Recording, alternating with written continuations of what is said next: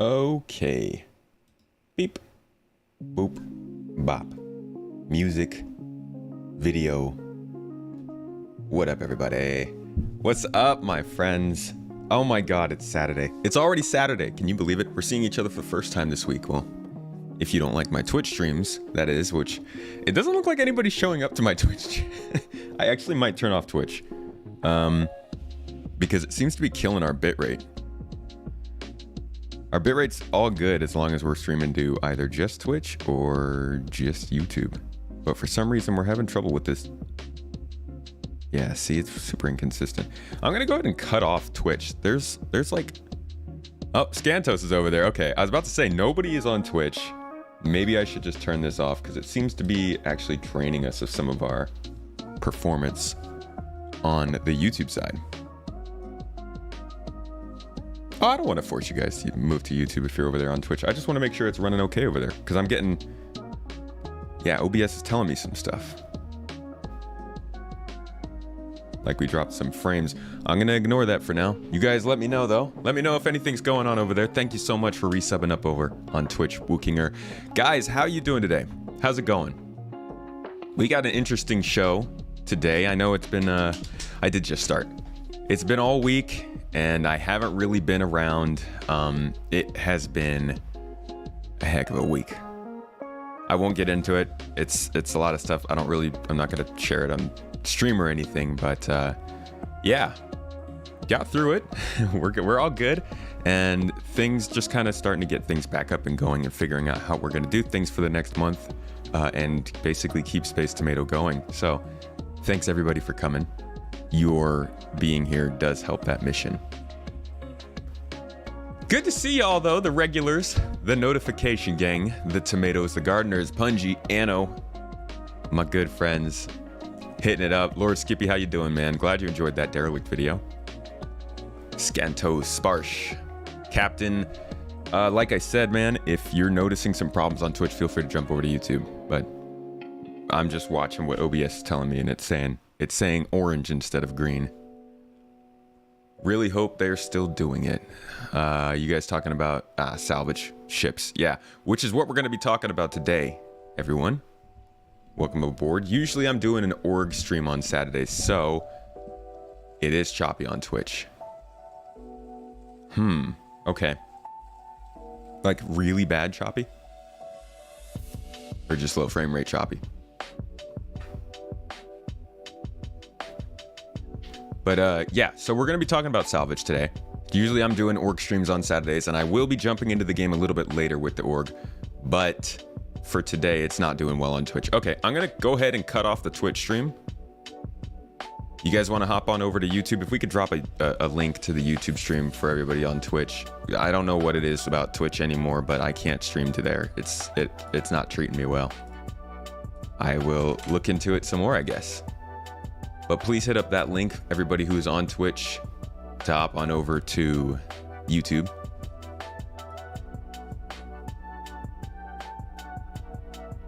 For you, it's the same on both. So I'm just dropping frames in general. More buffering sort of stutter. Okay, I'm gonna turn Twitch off.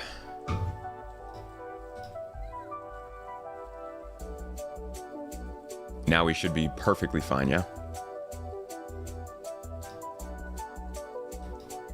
That's Twitch is bad. Sorry about it. I want to still be on Twitch. Like that's... I love it on Twitch. But Jesus, can they get their stuff to run correctly? Or is this OBS? Are we still having problems on YouTube? Let me know. But anyways, we're going to do the org stuff a little bit later. But for today, we're going to look at Derelicts. We're going to look at one of the biggest features in the game and how it's developed from 2016 all the way till now, what they said about it, what they told us they were working on, when they expected it, and how it's gotten to where it is now. It's actually kind of an interesting story. I just did a full video on this for my supporters. It's up on YouTube right now. Anybody who is a YouTube channel member, a Ko-fi member, a Patreon member, just supporting me in any way, you have access to that, as well as 2 other exclusive videos I've done this year, and every other video that I'll be doing for the rest of the year. But that one kind of covers in shorter, more cinematic, more quality kind of format, the production of this feature and why it has taken literally 5 years to reach a point at which people are starting to use it regularly. So, Broccoli, how you doing this morning, man? Good morning. Good to see you. Seems far better now. Cool. So, looks like the stream is doing okay. Everybody's filing in. I wanted to give people a couple minutes to get into here. We got all 15 of our viewers here ready to jump in with us. So let's go ahead and get started. I've got every video here that they've talked about derelicts in any major way, starting from this year, going back to 2017, 2016, more 2016, all the way back to the very first time we heard about anything that had to do with derelict ships in game, at least as far as I'm aware. There may be more. But this is the first time that I can find them talking about the actual in-game production of derelict ships. So I don't know if they do music for these, but I'll go ahead and turn off my music so that we can hear them a little bit better.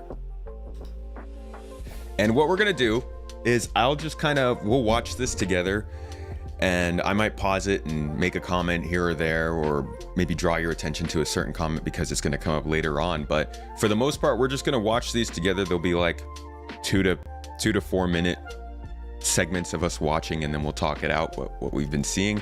And I'd love to hear your guys' opinions and see you guys get involved and talk about this. So kind of a new experiment for a stream that I haven't done before.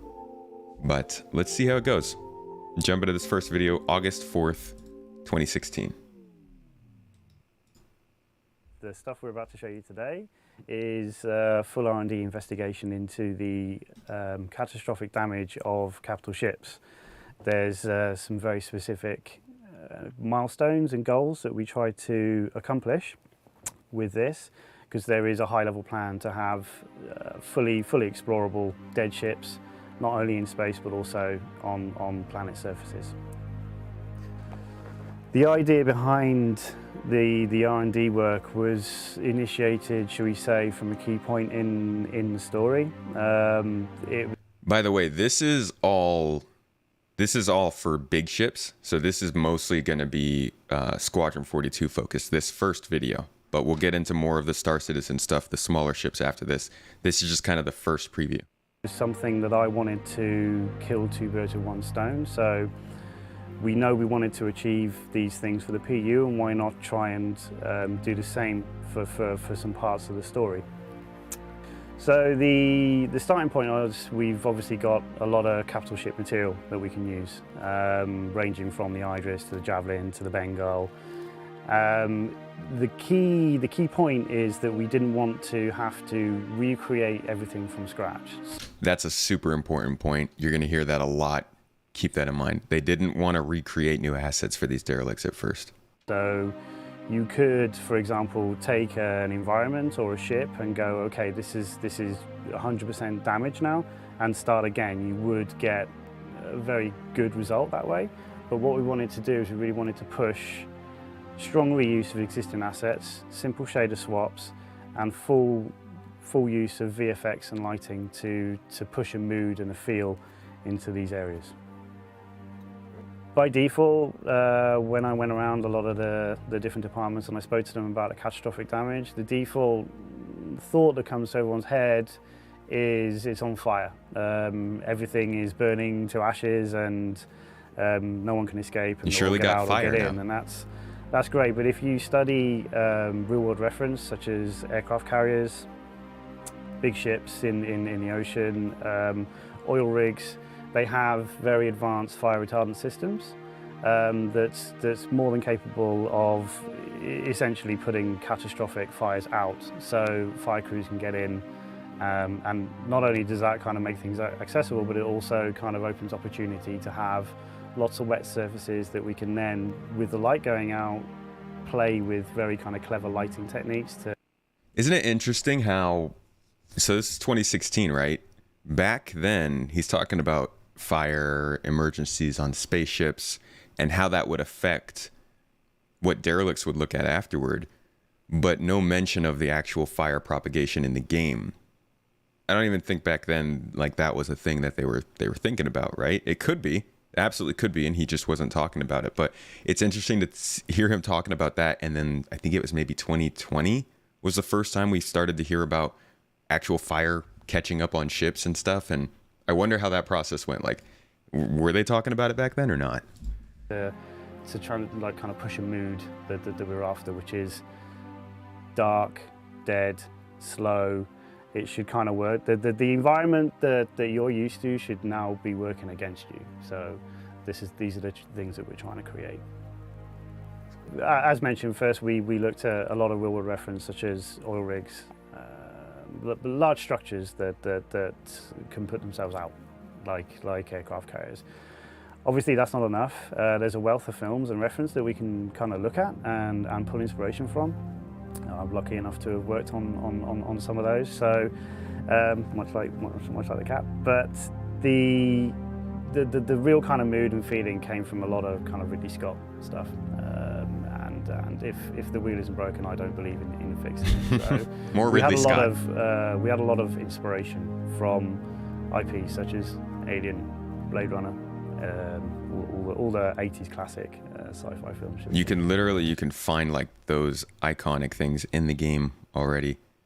Okay, so they discussed this for a while. With the VFX, seeing everyone come together to kind of produce these results is awe-inspiring, and I hope you liked it. Hi. So for the last couple of months, the graphics team have been working on a bunch of features to improve the quality of the lighting, predominantly so we can... So I think from here, yeah, they're just doing lighting stuff here. So that was the first sort of introduction to their vision of derelict ships. And you heard a lot of the same kind of stuff you would hear now, or rather the same stuff you'll hear throughout these videos, wanting to use assets that exist, allow them to be changed out with shaders, use the damage model to make them look more like derelicts, create a cinematic scene, create a place that players, while they're used to it normally, now it looks different. They've constantly been trying to go for this idea of derelicts being set pieces. And the first time we finally got to see this, I believe, so this is the first time, actually, after this is the first time we get to see Derelict. So they don't even go for a video. They just released this, revealed it in Gamescom, which is pretty cool. This was back in 2016. And putting out fires in space, just venting the room, well, that's not a great idea if you're not in the room. Or if you are in the room. Some fires can burn without its own oxygen. That's true, yeah. Engine fire, stuff like that. How you doing, Star Jump? Sorry about that.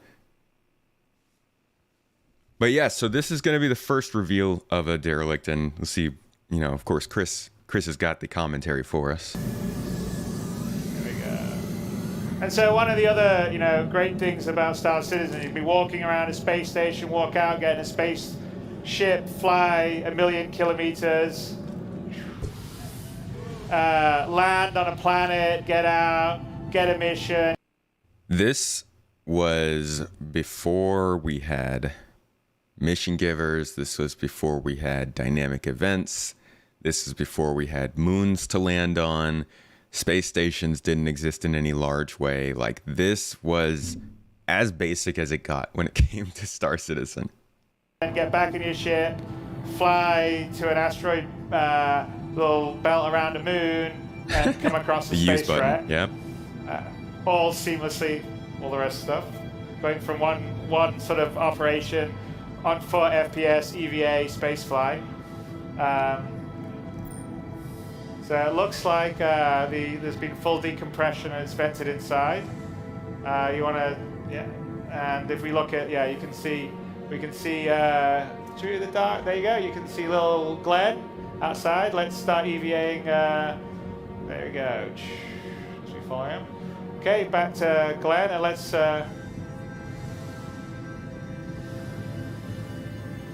look for a way in to the Starfarer.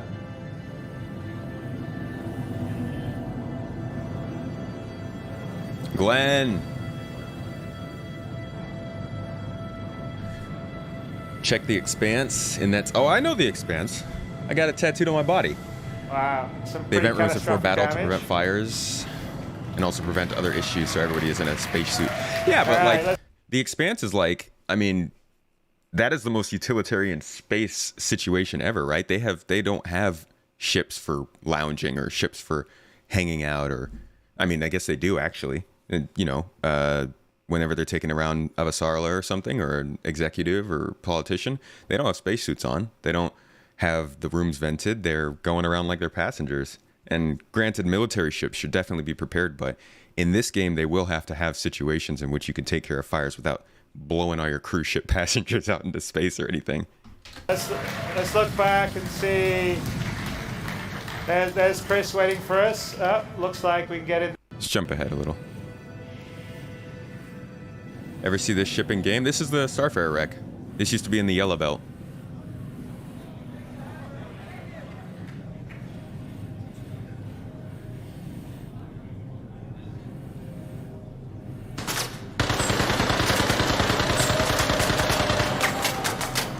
That's good. That's good. That heat registration.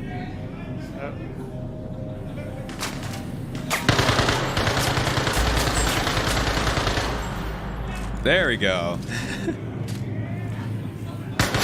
Do we fight zero-G NPCs in the game right now? So it looks one of the crew member that unfortunately didn't do too well. Okay, let's just push him out of the way a bit. Let's head on. Parzival, I think there's going to be there's going to be an intercom and alarm system on ships, so you'll be able to tell people what's going on. You know, maneuvers, venting, fire, missiles, all that jazz. The captain's room, so we can download the black box. Yeah, they're working on ways to get rid of fires. And so, if those of you that have a Starfarer, have hung out around a Starfarer, you'll appreciate that it's you know, not a small ship. So we're just moving around here. Oh yeah, in combat. Another crew member that had an untimely demise. It's actually that heads the scanned version of Kyle, who's one of our IT guys in the UK office. So why don't you give Kyle a bump? We only fight NPCs in zero-G when they bug out in the 890 jump mission. So this is likely a scripted. I mean, let's be honest. Who doesn't think this is scripted at this point? Because as we've seen, either they were working on a different system back then, or this was scripted and not a real NPC, because we've seen them working on the NPC EVA system last year on ISC. Now, I'm not sure, that might have been just them polishing it, but definitely we have seen development on EVA AI. God, there's so many freaking acronyms. And yeah, I don't think we've seen any others in the game. So obviously it's something that's a little more advanced that they're working on. Let's try to find the captain's room so we can download the black box. You guys might recognize and so this. Those of you that have a Starfarer, have hung out around a Starfarer, you'll appreciate that it's you know, not a small ship. So we're just moving around here. This is a really popular wreck. Crew member it's just usually on the ground side. Demise. He's in the UK office. So why don't you give Kyle a bump? Even less Sitcon's showcase on Pyro Towns was scripted. Yeah, but when I say scripted here, I mean like they coded that NPC to move in a specific place. The Pyro stuff last year, I completely could believe that those AI were running on the normal AI code that they run this stuff on, but I feel like this seems like AI literally can't even navigate in EVA, unless maybe they somehow got it to work here. Kyle. Space wrecks are zero-G inside if you find them in space, yeah. All right, let's head in. It seems the only non-scripted demo we had was the last Citizen-Con. I think they're all scripted. Right. I think maybe I used the wrong word when I say scripted. I think every single thing that they do is scripted. What I meant here was like literal code was written to make that NPC move from here to here to here to move towards us to die at a certain moment. That's why maybe when he was shooting him, the NPC wasn't actually dying. It was triggered to die at a specific time. I think that is definitely different from the demos they do now.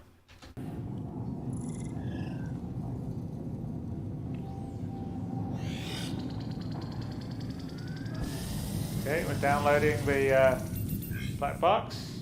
Poof, download complete.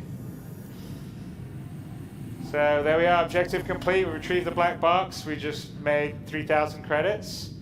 The head and camera movement in that demo was all by a controller. If you look, they show it on the stage usually. That's why they're smoother. Mission's now complete. Yeah, Xeno threats aren't 0G, but the ones that you find from missions are. Sorry for pausing so much. People don't like when I talk over them. So. We've just now got a video message coming in. So let's listen. Oh my God, the old Moby Glass. Coming in. So let's listen to that, Glenn. For anybody who hasn't seen this. Oh my gosh. Got the black box data and verified it. I'll send it off. Great job.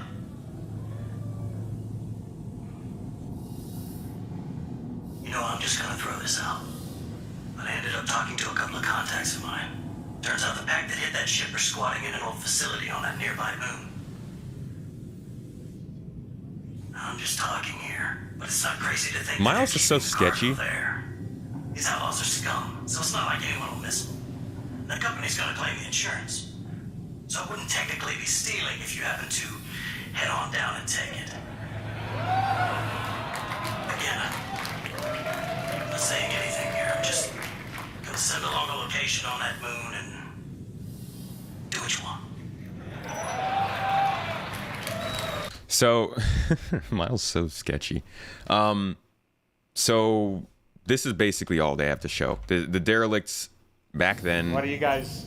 Were pretty similar to the derelicts now. They were very much about just having a location for things to happen, as opposed to, you know, getting to the derelict and like repair the ship or salvage the ship or something like that. And I think that's what they're going to be until we start getting things like salvage and stuff. But clearly back then, they were just trying to show this off. I mean, they didn't even talk during this presentation about what they wanted to do with it. They just used this as kind of site dressing for the demo. So now we're going to actually jump into the video where they talk about this, and we'll get to hear more about what their thinking is when they're creating the derelicts back in 2017. So let's back out of here. On to the next one.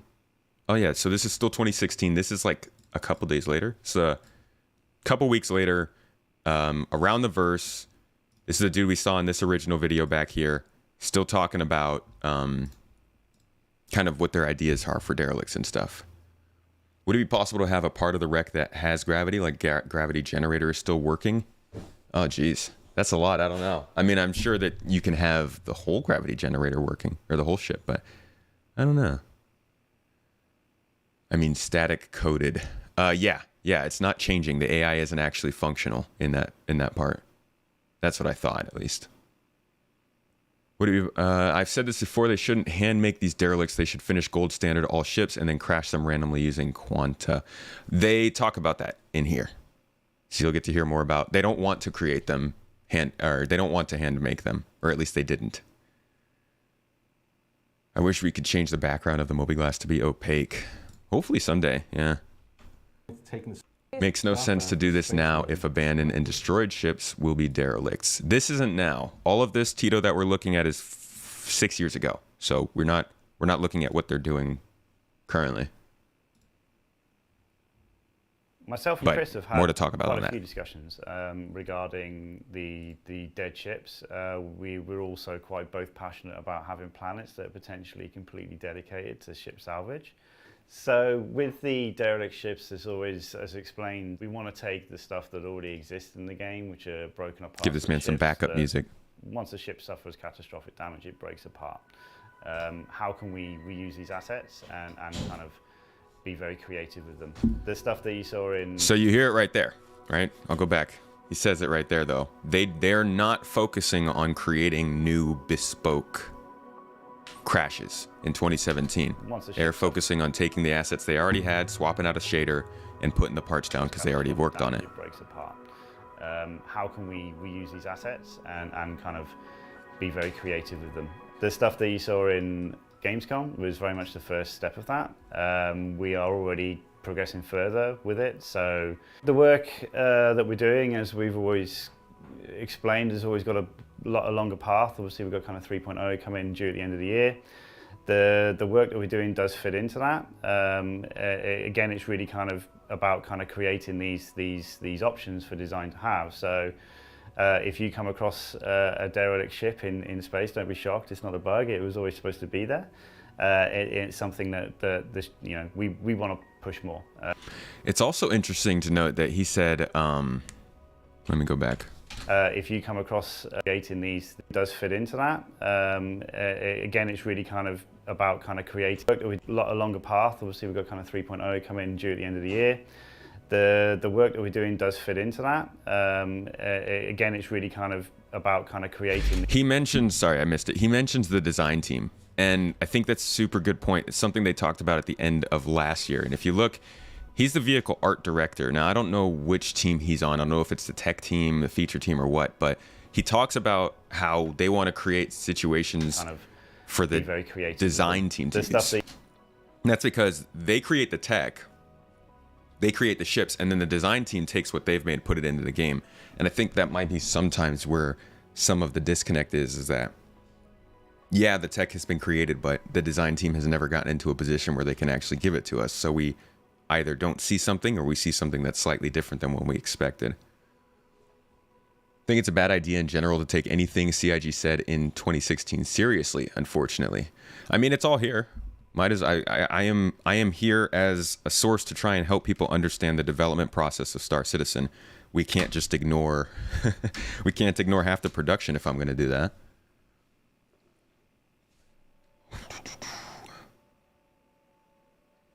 Hey, Wobster, thank you. They need the handcrafting to create and balance the traversal puzzles and reward distribution.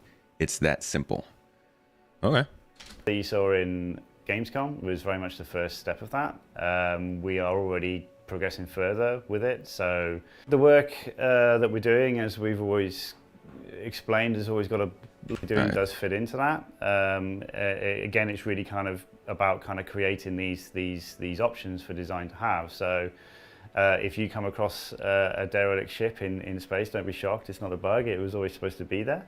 It's something that you know, we want to push more. The stuff in space is I wouldn't say it's easier, because the dressing of all that is you don't have to worry about like impact points and all that kind of stuff. It's there. If you think about the opening to episode 7, where you see a lot of kind of derelict Star Destroyers and whatnot in the desert, we can totally kind of focus on doing that, and the asset hit and essentially man-hours work that go into that are fundamentally less now. So we've got kind of challenges how we are going to blend them with the terrain. The terrain is very much kind of early days, but I'm early days to kind of experiment with you know, what would happen if we took a Starfarer. Oh, M Carr becoming a YouTube supporter. Thank you so much, my friend. That is your first YouTube supporter in like 2 weeks. I appreciate the support, buddy. Thank you. I would like to tell you immediately go on to Discord, check out the supporter exclusive channel, and there is a cinematic, highly edited video of all of this structured into 10 minutes for you, exclusive. Check it out. And also the other ones, there are plenty of exclusive videos for anybody who becomes a supporter. Tk you. And buried it in the desert. How something erodes and decays in a desert is very different to how something would erode and decay in a swamp. So you've got those challenges to think about as well. But the high level goal is for sure to have these in space by the end of the year. And then when the planetary tech kind of comes more on board, then we can kind of start collaborating with design. See, there's a date by the end of the year. And the environment. Oh my gosh, it was a year late. Guys, and get these nice pieces on planets for you as well. Which they did. They put them on planets. So that's 2016. And really, we just kind of have the same talk here. But instead of, so it was around the verse, and then the next day they had him on for Reverse the Verse. And we're actually, it's kind of redundant, but we're going to watch it because Jared asks some good questions. and we'll talk a little bit about the answers there. But yeah, I also, you know, it's interesting, this whole conversation, because they did originally kind of point to the idea that derelict ships are going to be, like, we have to salvage derelicts, right? When there's a battle and a ship crashes on a moon, we have to salvage it. So there have to be some form of player-created derelicts, or derelicts that are created by the quantum system with the NPCs flying around. But I do feel like whatever that is, like you're saying, they'll likely be different from these super highly prepared derelict ships with the custom stuff, unless they can figure out how to make enough of these that they can procedurally place them without a problem. But yeah, I do think that handcrafting certain ships is going to be a thing, at least for a while. Catch you later, MCAR. Thank you so much for hopping in, man. You can make other puzzles as well, and they can be automated. You can. I think the idea of derelicts is the same as the ideas with outposts and caves and ruins and all of these different points of interest. I think they're all going to have puzzles, NPCs, consumables, loot. I'm pretty sure it seems like they're basically just creating a baseline of things to do, or rather a baseline of places where they can put the things to do. Main problem was not having to build things for both games. I always thought all the delay and missing content of the PU was because of Squadron 42. No. A lot of it is just because the stuff they can't create the stuff on the schedule they think they can. Hey, Car, thank you so much for the $20 as well. Shoot. I appreciate you, man. That's literally like a breath of fresh air. Thank you. Much love, man. So let's hear what they have to say. Starfare, not just in space, but down on the planet's surface. Yep. So what can you tell us about creating that? Why does that exist? Why do you do what you do? So this is the idea. Again, like Thunderbuddy said, don't take this as gospel. This was their thinking on why they wanted to do these derelicts way back in 2016. Yeah, that is. No, it was always, when we discussed like the Hydra stuff, it was always a plan to kind of start these passes on every ship. We done the Gamescom Derelict, which was really kind of like the first step of that. And then from there, it's kind of, we've got these assets, we've got this cool kind of ship that the guys have made, and it's really about kind of taking those elements and getting creative with what we can do with those on terrain surfaces. So for sure there's been inspiration from, you know, the episode 7 stuff, which is kind of very cool. LV-426 with the alien downship. There's these kind of call outs that you can kind of refer to. The most successful ones for me are always the ones that have got the emotion and the human aspect in there. So with the Starfare, it's like, you know, anyone can go along and kind of plow something into the sand and call it a day. But, you know, I'm not saying that we're not going to do that, but there's also that kind of that emotional drive behind everything. So hence, you know, someone's kind of made it their home. There's a little chimney there. There might be a little boiler in there. You know, all these kind of little touches that we've got that stuff ready to go. So yeah, just kind of a little bit of ambient storytelling, which on the ship team we don't get to do too much of. It's more kind of environment driven, so it's a nice kind of break from that stuff. Obviously, production on the ships continues, but it's nice to kind of jump around a bit and like I say, just get kind of creative and tell a story without any dialogue. And if you can do that, you kind of win it. They focus a lot on, in all of these videos, you'll hear them talk about creating a story with these derelicts. Again, it seems like it's kind of sight dressing. Developing a proc gen tool smart enough to make satisfying traversal puzzles seems like more trouble than handcrafting. I think the best approach would be what they do with planets or caves or anything, which is generally they create these things themselves. They handcraft them, but they procedurally place them. Or sometimes they'll procedurally generate them and then go in with handcrafting and kind of fix them afterward. I think that's probably the best way to do the derelicts as well. You know, have a solid set of 50 to 100 different options that you can mix and match to create tons of different possibilities, and then place those procedurally throughout the game. You don't see why handcrafted and automatically created derelict shouldn't go hand in hand. Yep, Agreed. I also, Iron, I think trip mines probably would have been better in bunkers too, yeah. That doesn't mean I don't really love and enjoy the work you put in whatsoever. Keep up all you're doing. It's important to see what they were saying nearly 6 years back. Not as, I'm going to stand by you, not as a way for people to judge the game, but definitely as a way to add context. Make Mrs. Tomato, what's up? Do derelicts need movement puzzles? They can easily make logic-based ones that are easily automated. That's fair. That is fair.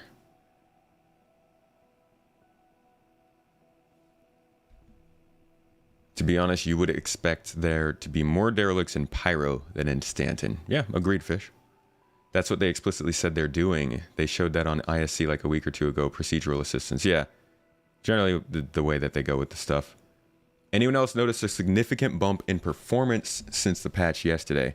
Man, I don't play enough to notice that stuff. All right, sorry. Sorry, come. Sorry. There you go. Pretend you like me. You don't want to put your chair on top of mine. Dang, Mrs. Tomato. Getting a bit close. Putting out the statements. So big surprise that LV, 426. I can hear influence on something you worked on. Really? No, not this one. No, not this one at all. I've not looked at anything alien related. Nothing alien related at all. No, not for this one. No. It was very much kind of. I've wanted to do it for ages, and the planetary stuff when it's come on board, and we got the proper scattering system for the light, so we can totally drive like a proper kind of desert feel or a sunset or a sunrise. So it's just kind of go for it. It's by no means final. It'll probably end up kind of looking a bit better than that.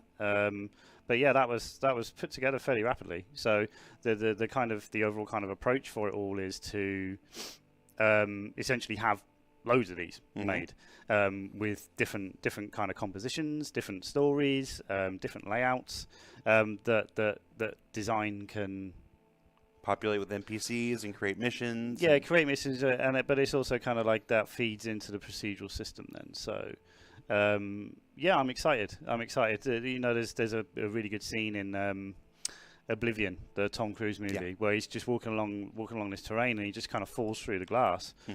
There's nothing there, and that excites me. So he falls through, and then all of a sudden he's in some sky. I think it's the Empire State Building. I'm not sure, but that's super cool. So like you could be walking along and you could hear the sound of the terrain change. You just, okay, what's under there, and down you go. So visually, it could be interesting, but also visually it could be nothing until you're on top of it. So yeah.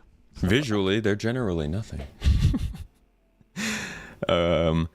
There's so much excitement back then for these things, and it's funny because now they're finally starting to come to fruition. Things like the actual dynamic events and missions and stuff, these derelict ships, some of the Gen 12 tech, server meshing stuff, like all this stuff that we were talking about so long ago is finally coming around. But it's cool to hear them. Throughout all of this, they're pretty consistent with their messaging on derelicts, creating a place for other types of gameplay to take place, stories, make them be everywhere. I won't say that they... Well, actually, we'll watch the next video, then we'll talk about scope creep. Cool. Gotcha. And those scenes that we saw in ATV yesterday, those are 100% in CryEngine. Those are rendered in engine, right? Yes, yeah, 100%. You can actually, you can just run around the map now. It's all real time. That's the best thing about our engine is just everything that you... Taco, I've got a real good point about scope creep in the next video. You see is what you play. So at any time, like I found myself today kind of with that scene because I'm just polishing it up a little bit more. Press Control G, you're in the game. And thinking about game kind of gunplay, so vantage points, view distances, all these kind of how I've done a lot of multiplayer map design at Crytek, so it's kind of like that never leaves you. So it's like, okay, when I come out the door here, where are the weak spots, where are the vantage points, and every area should have, should we say, a cause and effect or an equal. Does that make sense? Yeah. So high risk, high reward kind of thing. It's that typical kind of Quake thing where it's like, okay, there's a turret. Jared looks more fancy now. Jared's high great, class now. but it has to And be. he was good machine back to get then, there. but like, you So know, there's all these he's got things the that I'm threads. really sort of thinking about with design as well, so it could be quite cool. And he's got a dope setup. So one of the questions that we've gotten quite often since we showed that the Isn't the whole catastrophic concept of damage Star Citizen of- based on scope creep from the start? I don't actually know what that means. You mean like the idea of Star Citizen is all about continuing to just keep improving the stuff that's being built already? Sergeant Malarkey. Let me turn this up a little bit since we're just gonna talk. My wife pointed out that I sound ugly without music. Oh, dude, thank you for the $10 though. You enjoy SC and the creators and the community. I like the thoughts of derelicts, even though I'm just a space trucker. Hey man, space truckers gotta be derelicts sometimes too, right? No, I'm kidding, dude. I appreciate you coming by. Thank you so much. Come chill for a little bit, chat about it. We're just watching some old videos and stuff. You didn't miss much, Axis. It's gonna be a game changer, pardon the pun, when we can visit a derelict for the mission, but also strip the hull. Yeah, that's gonna be cool. My titles lately make me not want to watch, just saying. Don't know if you care about the feedback, but just in case you do. Like what, Godswin? You don't like the title of this one? What did I title this one again? Or Derelict's a product of scope creep? Why not? Agile development, Agile emphasizes adaptation over detailed planning, so a lot of gaps get filled in right when the work is about to actually start. That's also fair. So maybe, yeah, maybe they put it aside, wrote it down, sat on it for a bit. I just hope for the hull seat and cargo refactor in 3.18. That's all features I want. Cargo refactor would be great, yeah. Don't deny they have increased scope in some areas like eyeball wetness. Dude, the eyeballs were so dry back then. But it comes down to the team working on nothing or working on something. That's fair. Team's got to be working on something. They feel so negatively based. Do you feel like that question is negative? Because the question is a serious, like, when I put a question for my video names, they're serious questions. I'm trying to challenge people to watch this stuff with me and make a decision for themselves, because people generally won't pay any attention to it. Maybe it's your try to get more views, but it's working the other way around for me. Love watching half a year ago, just noticed it over time. Okay. Yeah, I'm definitely trying to get people more interested in my content. Unfortunately, I will put a video out and say something along the lines of, awesome funding model that does great, and I'll get 1,000 views, and nobody will give a shit about what I'm doing. Or I'll put out a video that says, this game has made $2 million, and everybody will watch. You know what the problem is, though? They're the same quality, they're the same content, they're coming from the same person who has spent 2 years proving themselves on YouTube, but people won't watch. So I have the choice of either sitting here, losing basically everything because this is my only income, or continuing along with very basic and boring titles and not trying to challenge people's thought processes getting in here. I try very hard not to go into areas that are explicitly negative or explicitly clickbait. I try to ask questions that are challenging, and I try to make titles that get people thinking. So I'm sorry if asking about scope creep is negative. I honestly was just trying to help people understand that this is a possible thing, and I'm trying to be more critical about some stuff. But I'll try and cool down on the titles for you. Title questions aren't satirical. There's a lot of snark on the internet, but that's not his style. I'm not trying to make a statement. I'm trying to literally ask people, look at this and tell me what you think of the last 6 years.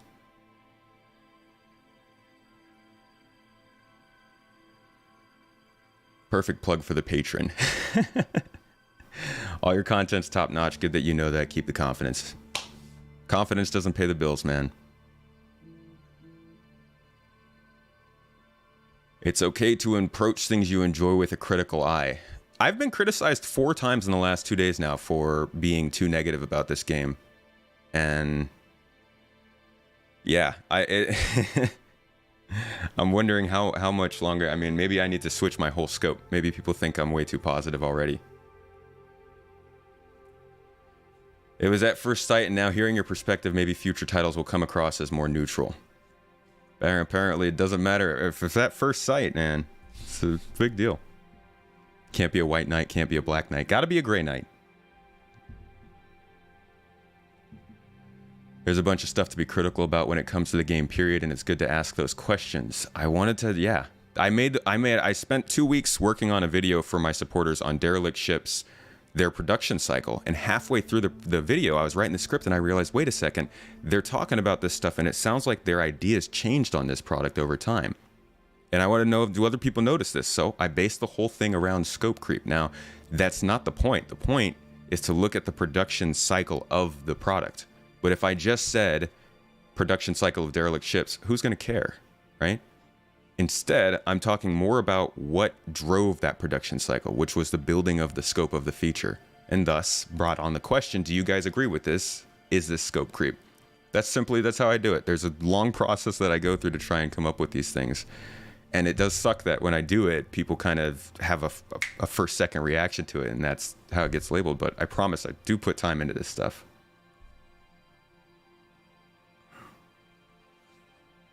Yeah, that's why I gave the feedback. Honestly, had almost clicked away again, but I did.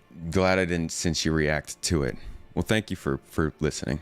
Criticized by who? Oh, I've posted about it on Twitter. Some screenshots and stuff. Draw people in, clickbait or not, anything to get the conversation started. That's what I'm saying. It's like being a salesperson. Anyways, enough talk about that. Let's get back to the derelicts. I'm sorry. Of the ships before and now this. Will derelicts, are they procedurally created, or are they artist created and then placed within procedural worlds? They're artist created, they're handcrafted.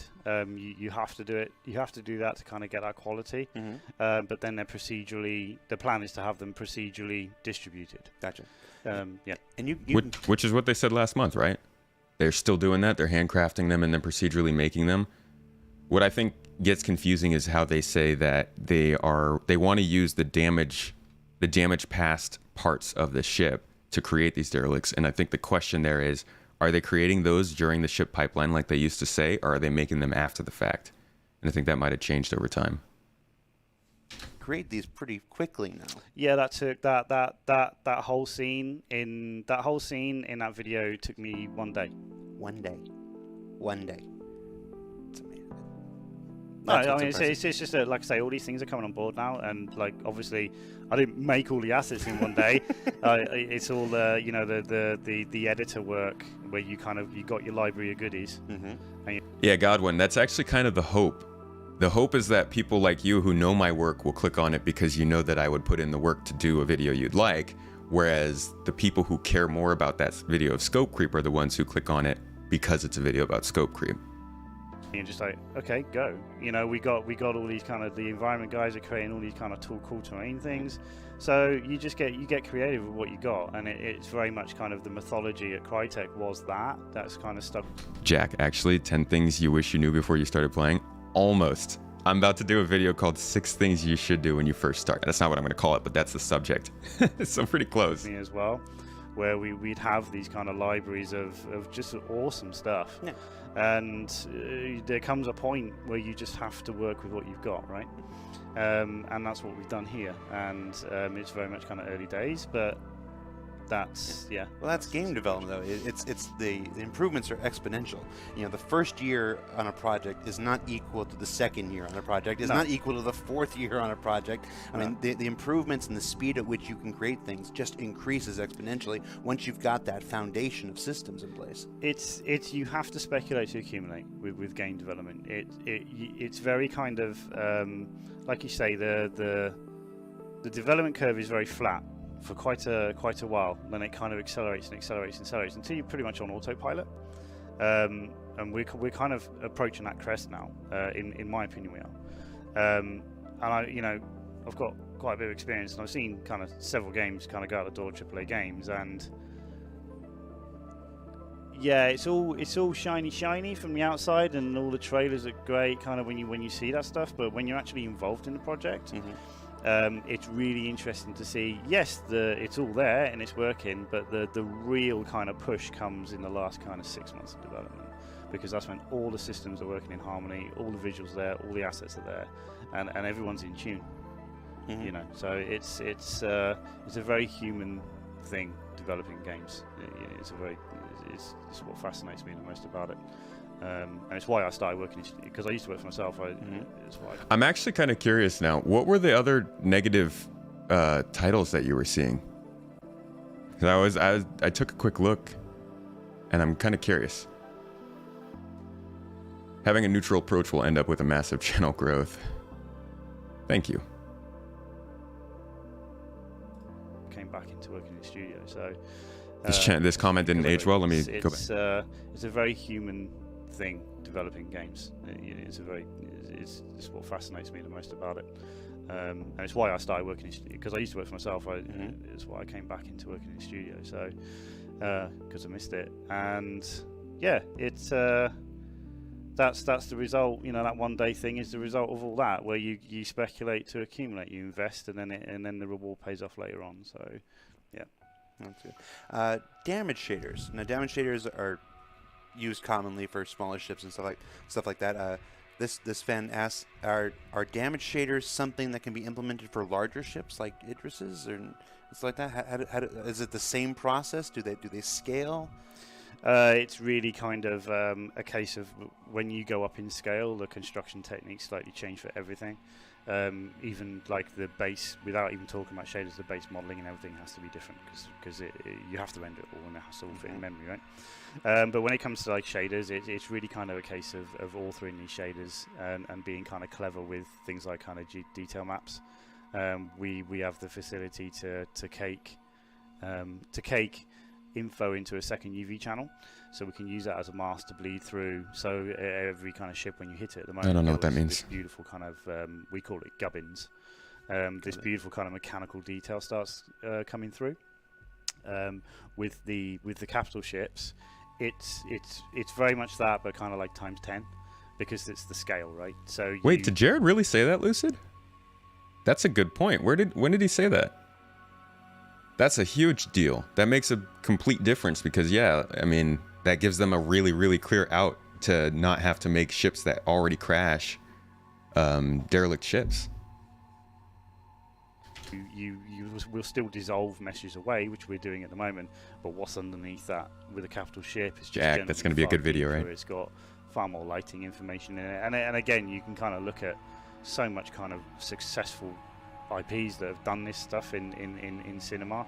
You know, the Star Destroyer's got what we call kind of sandwich design approach of a cavity down the side, and it's okay. For me, if you took that top skin off and you took that bottom skin off, it's going to be all that. It's like you know, R2D2, C3PO. He's got all that stuff kind of exposed. So it's like that, but on a magnitude of scale, and you need to think about that. Not for the flying of the ships thing. That's kind of easy to deal with because you're flying past things relatively fast. But what if someone gets out? And that's the really difficult thing about this project, is at any time anyone can stop their ship, EVA out, and study. So that's and we do it all the time. Okay, I don't know if they talk anymore about derelicts here. You can't be understated the importance of lighting and creating a scene. You can take the most beautiful asset in the world. And last time it was on ISC, and it'll look bad. You can take the most subpar. Right between the lines. Okay. Rig and it'll look okay. It's like, you know, people can make hair dryers look decent in catalogs. I want to buy one, right? But when you get it, it's like, oh, it doesn't quite look like the pictures did. It's that kind of approach. Light is everything. Gotcha. Yeah. Was the planet featured in your segment the same planet used in the 3.0 demo at Gamescom? No. A different planet? Okay. Were the wind effects real? Is with the wind, when things were flapping, is that a component? What do you guys think? Were they real? Were those a flapping cloth real or not? Of the procedural planet, or is that something you added in specifically? No, every planet, much like the original engine, the original engine has a what we call an environment tab, and in the environment tab you could change gravity, you could change the wind. They actually, Taco, that's a good point. In one of these videos, I'm pretty sure it's this one. He mentions that they want to have planets dedicated to salvage. I don't know if they still want to do that. This was 6 years ago. We're also quite both passionate about having planets that are potentially completely dedicated to ship salvage. Okay, I'm actually kind of blown away. Landed right at the perfect spot. That was cool. But yeah, he did say they want that, so. Wind direction, the wind velocity, the wind, Oh God, with the worm reel. Please. Dash, please. Called kind of events. So they're like pulses, and then it kind of cool down. We're transferring all that info to a sphere, essentially, which is a planet, right? Where the... are you talking about the podcasts? I think those are the podcast episodes. When would I quit SC? SC has a communication problem, is SC. Yeah, that's a different YouTube channel, man. That's literally, that's a talk show about those topics. Those aren't these videos. Originally, it was just on a flat plane, like a 4K terrain. Now we're doing it on a whole planet. And every I mean, I'm not going to speak for the VFX guys, but every VFX asset that's created directly ties into our wind system. So if there's wind on the planet, it will blow. If there isn't, it will just rise. Or those are also I do answer all of those questions in the podcast. The reason I name that is because that's what we talk about in the podcast. We talk about, is Star Citizen, do they need to pick up the slack to help new players? What would cause me to want to leave the game?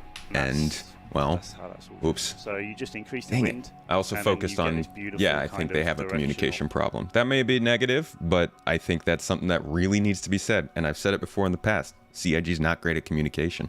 All kind of thing going across the movement. And then maybe the flapping was real. Like, real flapping. Already thinking about, like, okay, these beautiful kind of fields. And you see a field full of grass.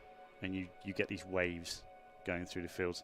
So there's all those kind of things. I mean, I don't want to... Good point, Taco. The environment guys, but I'm thinking about, I want to put these things in these environments, and I want to play these systems to the advantage of the ships. So, yeah, that's all 100% kind of driven by literally one kind of setting. Awesome. How awesome is your job, Nathan? So did he say the wind was real there? By literally, yeah, that's all 100% kind of driven by literally one. I don't even know if he's still answering that question. How awesome is your job, Nathan? I bet it's pretty awesome. It is awesome. I get to make spaceships all day. There's times when you sat in the studio and it's tough. It's really hard work. But you kind of have a reality check sometimes that, hey, I get to wake up and come into work and make sci-fi. So it's good. And the team that's a dream to work with as well. So. Do we see Nathan anymore? I don't recall seeing him anytime recently. Misunderstood. Glad to hear that. Really, yeah. I also think they have a communication issue, but yeah, it was just a very, very far away view. First glance, I'd consider checking them out. Most of the talks are really positive. Can't be a sunshine and rainbows in the videos. Sometimes a critical stance is needed. Yeah. Communication seems to be getting a bit worse lately. Not to say it was ever great. It seems like they're starting to finally realize that they can't. They're not good at what they were trying to do, right? Gotcha. Well, let's see if we can find one more question before we let you go now. Somebody asked, does that environment tab allow you to also change the water pane as well? No. Water plane as well? Well, kind All right, of. so I think we're out of the juicy comments on here. This is... 2016's over after this. Now we drop into 2017, and this is where we start to get a little more concrete information, a little more talk outside of just kind of what the feature is going to be, but rather here is the process of how we made them and what went into it. This gets interesting. We get a lot of info here, and we also get a pretty cool video. This is a very long segment, so we're going to watch this for a while and talk about it. And then we get a cool trailer at the end. So this is going to be a good long watch for anybody who's looking for the real B-roll around these parts. And definitely keep listening very closely to what they say. The whole Derelict process started last year. You probably remember the demo that we done at Gamescom. You saw a Starfarer in a kind of a derelict state. We also then took that information, or that kind of data, should we say, and started to kind of prototype using the same geometry on planets. So the R&D process was kind of done mid last year. It's kind of exponentially grown from there. So initially, the sort of task that was given to us was to create these derelict sites. So this is an interesting part because, and I try not to put this too much on the spot because I don't want to focus on this line. I don't want to focus on this guy. I don't want to paint what he says in a weird way because I know what he's saying. But given whatever the time period is that this happens in, this process that he's about to describe to us happens, I think it is reasonable. I think it's reasonable to look at this and be like, did they create derelicts knowing exactly what they wanted, or did they create derelicts looking for something to do with them? So, I'm not trying to weigh on this and bag on it. Just keep that in mind as you listen to this. I think it's pretty thought-provoking.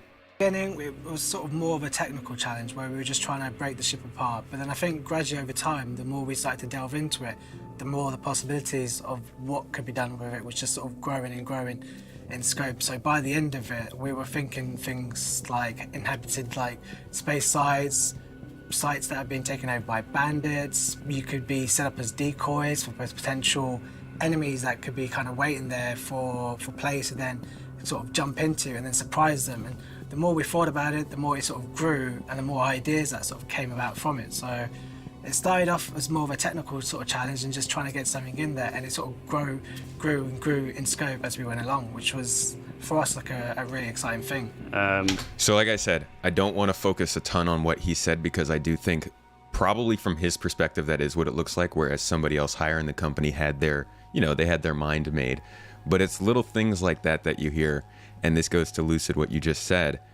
That honestly feels kind of like noise about the feature that they wouldn't have published today, right? Like they would have shortened this down and probably cut a section like that out. But it is interesting to see that, like, at least the messaging from up above to the people who are working on the feature was still sort of in question of what are we going to do with these spaces? And I think they spent a lot of the last 4 years really solidifying what they wanted to do with those spaces, and that's why we're finally seeing them applied to actual gameplay, like loot and puzzles and stuff like that, and hopefully the quantum system and other things. We have to populate the planets with a certain amount of stuff, like Outpost, which you've already seen, and the derelicts, which you see in today. Yeah. And it's kind of a really kind of good opportunity. Didn't have caves back then. To just sort of get really creative with the assets that we've already made. There's no real kind of breakdown of the ship that exists because we already have to kind of break the head off and break the body into parts for the whole damage system to work in. See, now there's another line about the damage system already requiring them in the ship pipeline to have the ships broken apart. So the engine. So it's about taking that geometry with its interiors, obviously, and getting really creative with it, and kind of scattering these things on planets. So you'll come across several different scenarios of derelicts. So we wanted to kind of get down to a key of like how long something has been on a planet, and that obviously dictates how it's aged over time, and potentially how it's aged. So if you come across something in a desert, it's generally quite a very kind of dry erosion kind of type that you see on metal. If you come across something in the snow, it's completely different. If you come across something in a swamp, it's completely different again. So we have all this information that we need to kind of make work on these assets with as little human input as possible, should we say. So we had to be very kind of clever with the shader setup to work in different biomes efficiently. It all really comes down to how big the ship is and how the interior was laid out. For example, the ship I was working on, the Caterpillar, is very, very modular ship by the design and how it was built in universe. So I was allowed to go actually quite big with how many modules I could use for it. And that allowed me to create as many different scenarios and sets, from just 2 small pieces to the almost full complete ship laid on the ground. But if it comes down to smaller ships like Freelancer, we pretty much resolved it by just using the existing damage and just spicing it up a little bit, because obviously when you don't have explosions, when you don't have all the fireworks, and it's just on the planet, and you can go there and study and can come up close to it, you kind of need to put a little bit more detail into it. With these derelict sites, we kind of wanted to give the player a point. Wanna hit? What's going on with your account? You can't play the game? Also, Godwin, I get where you're coming from, man. I understand the first look at the titles and stuff might not be that inviting to somebody who's looking for a different type of content. You know what I wish? This is probably going to happen at some point, because YouTube loves to do, I mean, Google loves to do stuff like this, right? Like dynamic stuff. Having thumbnails that fit for a person who's watching it. So like I could make 5 thumbnails and they show a specific one for a different type of person. That'd be insane. Granted, I don't think that would be a good idea. Oh yeah, their support team. Yeah, the support team has problems, I think, different from their communications, but it also has problems, yeah.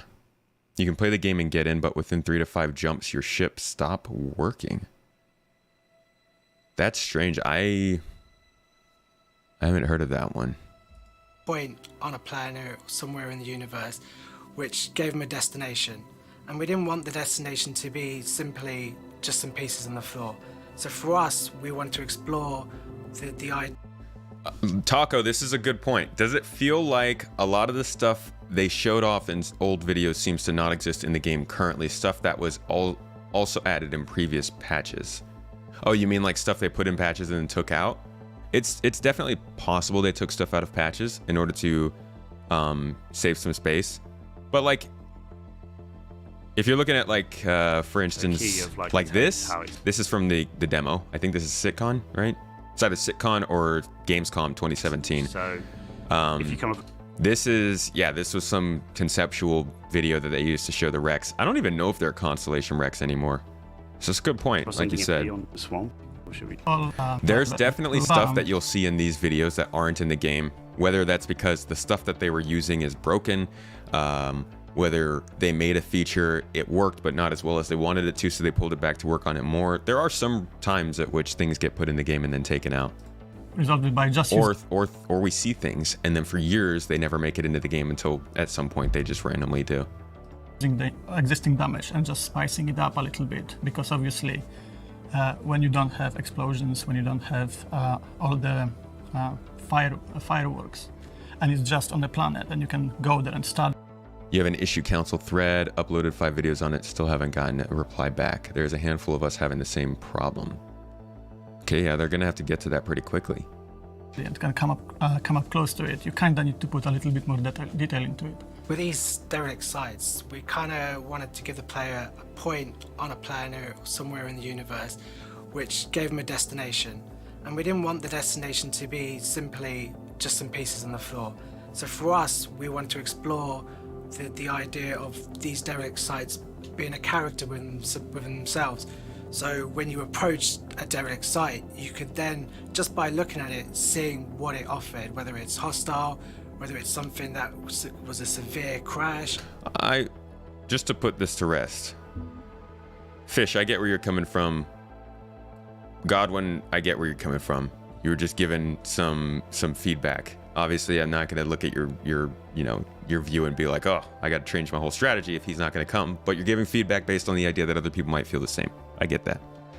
Whether it's a place that's been taken over by bandits, and so with that, we wanted to create these little pockets in space where players could go and feel like they were part of like history, and there was a bit of story behind them and a bit of growth behind them. And for us, it was a great opportunity. For sure, if a ship has kind of been laid to rest, should we say, in a desert, then it does kind of almost kind of mold in with the sand in a certain direction. So you can get very kind of creative with how that kind of merges in with different terrain types for sure. But also you can go complete other spectrum, like what are you going to do? Do you guys see the Connie in the background like vibrating? It's straight the Connie, the one that's actually landed in the very back. If you look at the cockpit, it's like shaking up and down. Certain direction. So you can get very kind of creative with how that kind of merges in with different terrain types for sure. But also you can go complete other spectrum, like what are you going to do if you find something in a lake? What are you going to do if you find something hanging off the edge of a waterfall? So it's doing it in this shot too. If you come across something in a desert, shaking, it's getting it. Dry erosion kind of type that you see on a waterfall. You know, there's so many kind of creative opportunities to create these moments that a player vividly remembers, like the first time they come across that site. It's our job for them to just, switch the game off and go, guys, have you seen this crash site here? It's totally awesome. So we want to create opportunities like that for the player to see. Captain we Matthew. Then need to kind of go hunting across planets to find sites. So if you worked in film, you'll generally have like a location scout at pre-production who will kind of go through the script, and they'll be appointed to go out around the world and find these key locations that would suit the script. So it could be anywhere in the world. So it's very much, we have to do like a mini version of that in the editor. So we have to go out and find these locations that kind of complement the sites that we're trying to make. It's not as simple as place, site here, done, and walk away. If you were to fly around a planet on a ship, it would take you an extremely long time. Phallic. Right, so you'd have staff sat there all day flying their ships, just going, oh, I think down there look nice. And this is the crazy process to me, because they're talking about how, like, they can do procedural placement, but they still kind of have to find the general location, which is just, oh my god. At some point, I really, really do hope that this is taken care of by a computer. The fact remains we can't do that. So in the editor, we can just kind of essentially warp speed around these planets, locate sites, locate valleys, and you just... I mean, maybe it already changed since then, 6 years ago, so... It's really interesting that a certain site may look a certain way at a certain time of day, but when that planet rotates and the sunset kicks in, it's a completely different animal. So we have to kind of, you think about that as well. And the habitation side of things, like we want to get into sun goes down, lights go on. There's all these kind of cycles that we need to think about. Maybe a campfire lights up. There's all these kind of things that add so much more than just a derelict lump of metal in. So that is a feature that still doesn't exist. We've seen, let me see if actually I can find, we have seen that they're working on this. Bear with me, guys. I'm pretty sure I have some footage of this happening. Engine, maybe? Lighting? No, I might actually not have footage of this.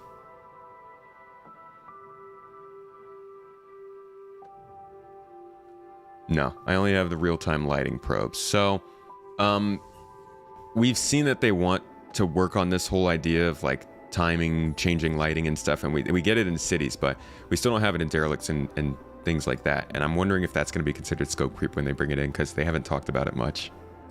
In the middle of nowhere. You want to also have enough room. Oh yeah, so they did show that tool, yeah. Derelict in such a way that the light just goes exactly where you want it, so it's like a nice glancing or a nice kind of complementing light on the derelict itself, which further kind of intensifies the effect. It's interesting because it's almost you're doing exactly what they're doing in real life. Kind of you're setting this scene up to be hopefully beautiful when the player comes across it. When players sort of navigating around, they might just see a sneak peek of a little bit of a Starfarer or a little bit of a Gladius or whichever ship that may be, and suddenly it becomes an intriguing Outpost point, and then suddenly you're lured.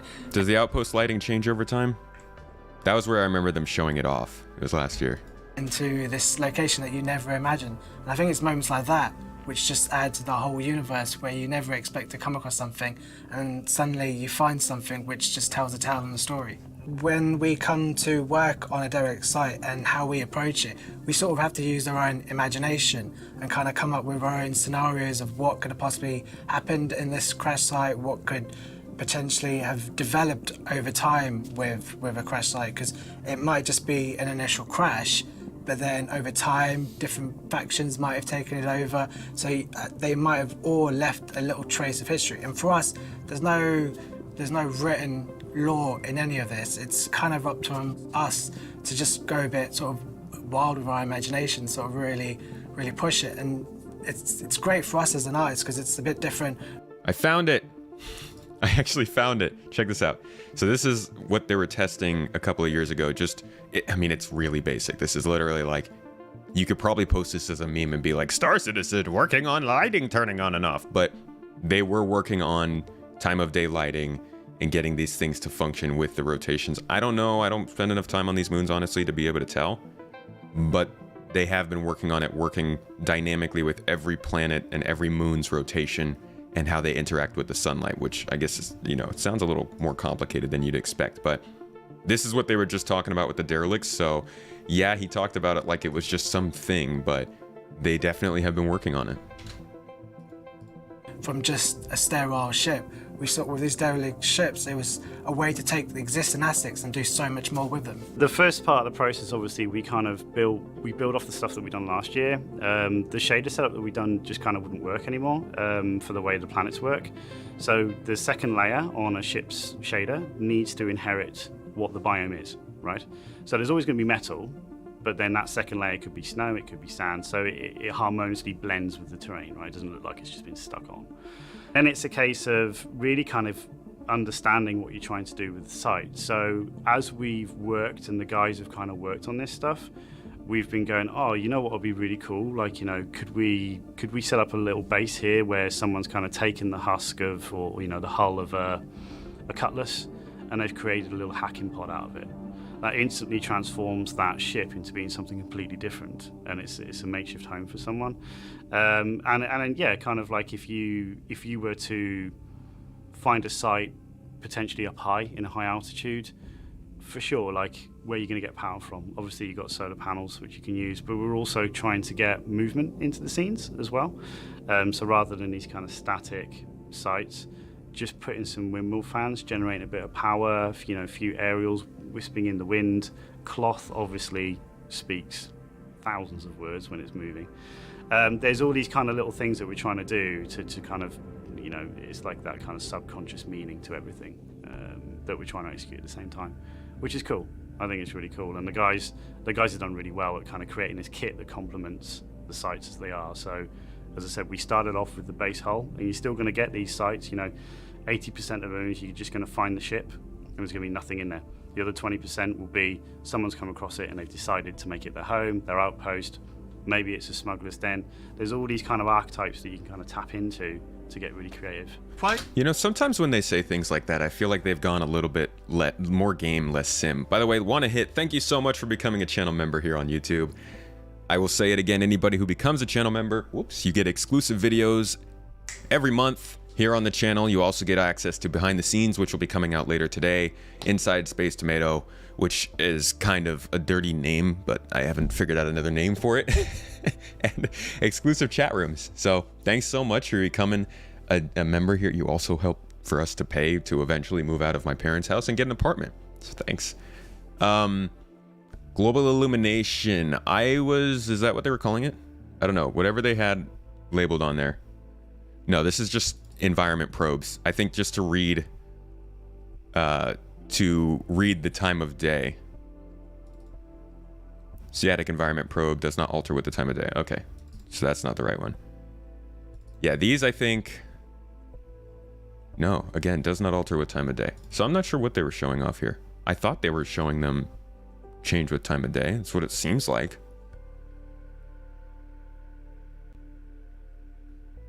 But yeah, they have talked about global illumination at times. The big technical. Sorry. Which ships will be derelicts? It sounds like they want almost all of them, if not all of them, to be derelicts.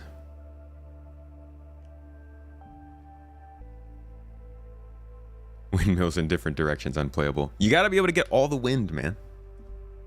Technical limitation that we had to always keep in mind was that the derelicts, we're not going on a planet and we're not going there and just creating piece by piece like we would a bespoke city or a bespoke location. They have to kind of work wherever future artist or a future designer would want to place them.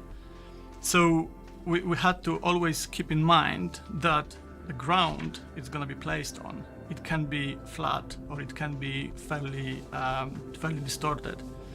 Which was a big challenge in of itself to find out that balance between how granular it has to be so it can conform to the more kind of difficult terrain and how detailed we can make it while keeping those limitations in mind.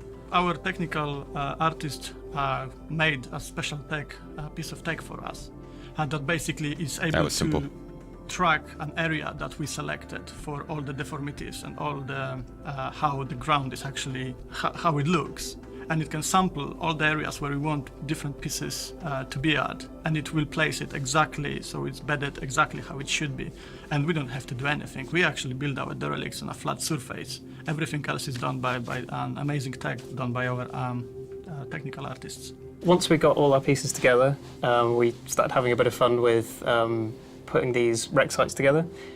We looked a lot at reference once again just to see what happened when, say for example, when an airliner has a crash, how it burns, how the different components break and lay on the ground.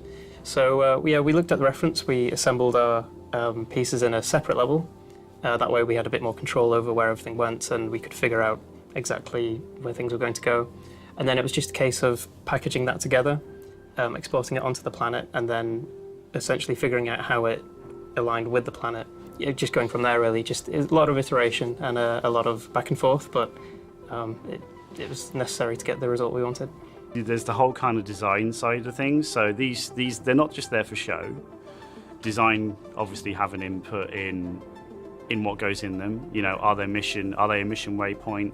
And then you know, once other systems start coming online, of course, like, you might come across a site and it may be massively hostile, you know.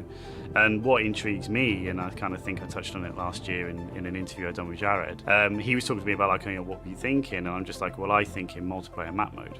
So I'm just like, okay, there's a Starfarer here. There's kind of a map in itself. But now I've got the luxury of kind of spreading that map around a kilometre square if I need to.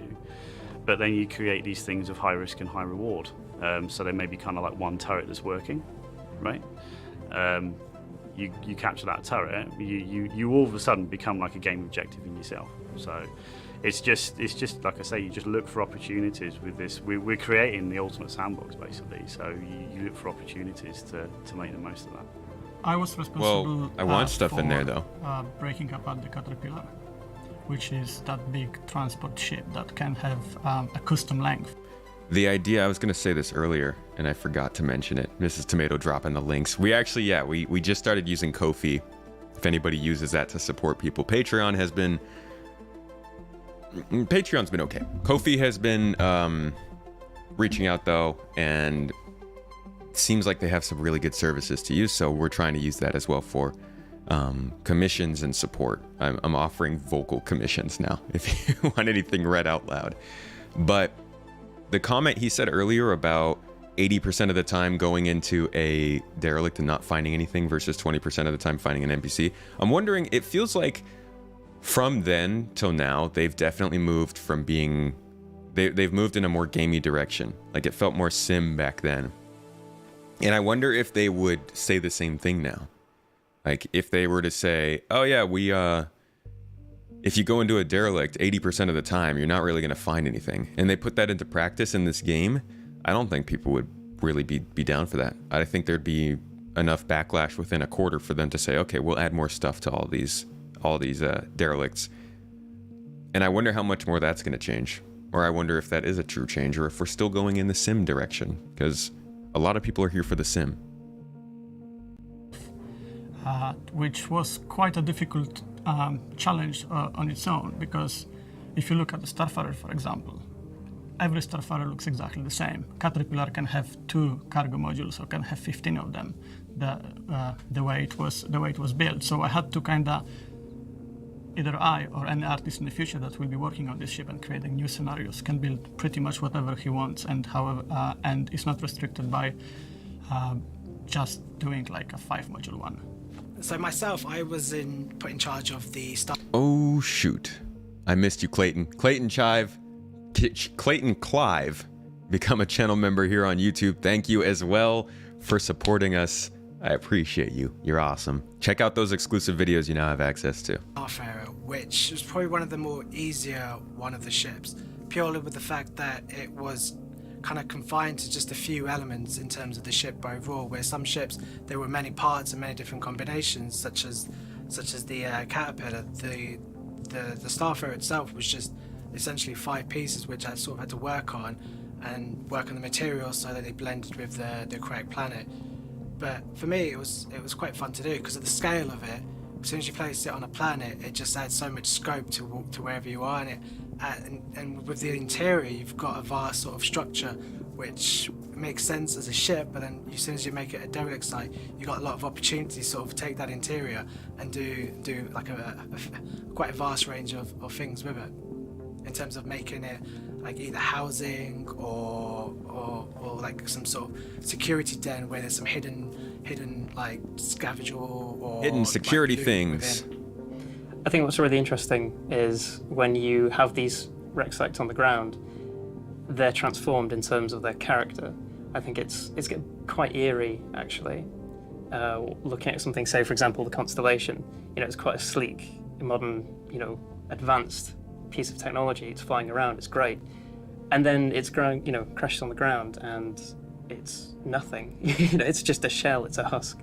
But what we really tried to get into the character of the wreck sites is just how varied they are. They could be, for example, have people lived in them, have creatures lived in them, how exactly did it crash, what caused it to happen.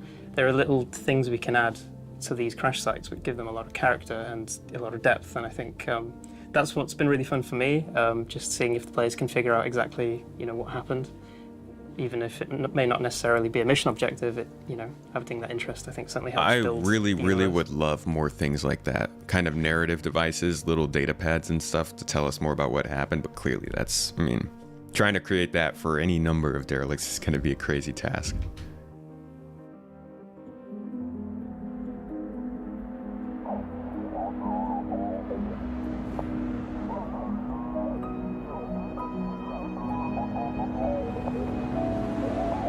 Yeah, I guess you could say ships have always held kind of a power over me. Growing up, I couldn't get enough of them. I'd hang out by the pads any chance I got and listen to the pilots swap stories. My dad used to tell me, "You weren't born, you landed." But yeah, there was always something about them.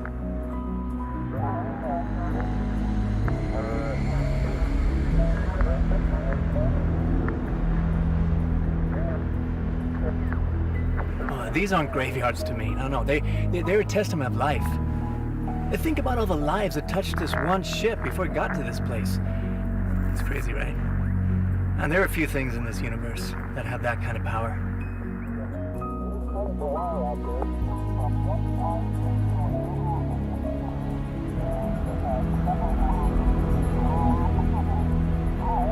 To me, it always comes down to the people who flew it. The modifications that they made to make it theirs. I mean, we could find 10 Connie wrecks, and even though the layout's going to be the same, every single one of them is going to be different. There'll be some kind of... Can somebody explain to me what the heck is going on with this woman's stance? Like, is she need to go to the bathroom? What is that character model? By the way, this is an independent video. You can find it on their channel. It's called...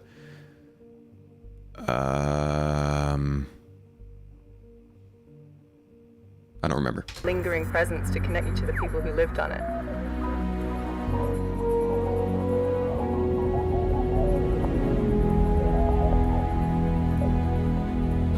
When I look at a ship, I see a person. Now, I know when people find these wrecks, all they see are mounds of scrap or a payday or whatever, but to me, maybe it was just growing up on a dusty rock, but a ship was freedom. There was limitless possibility.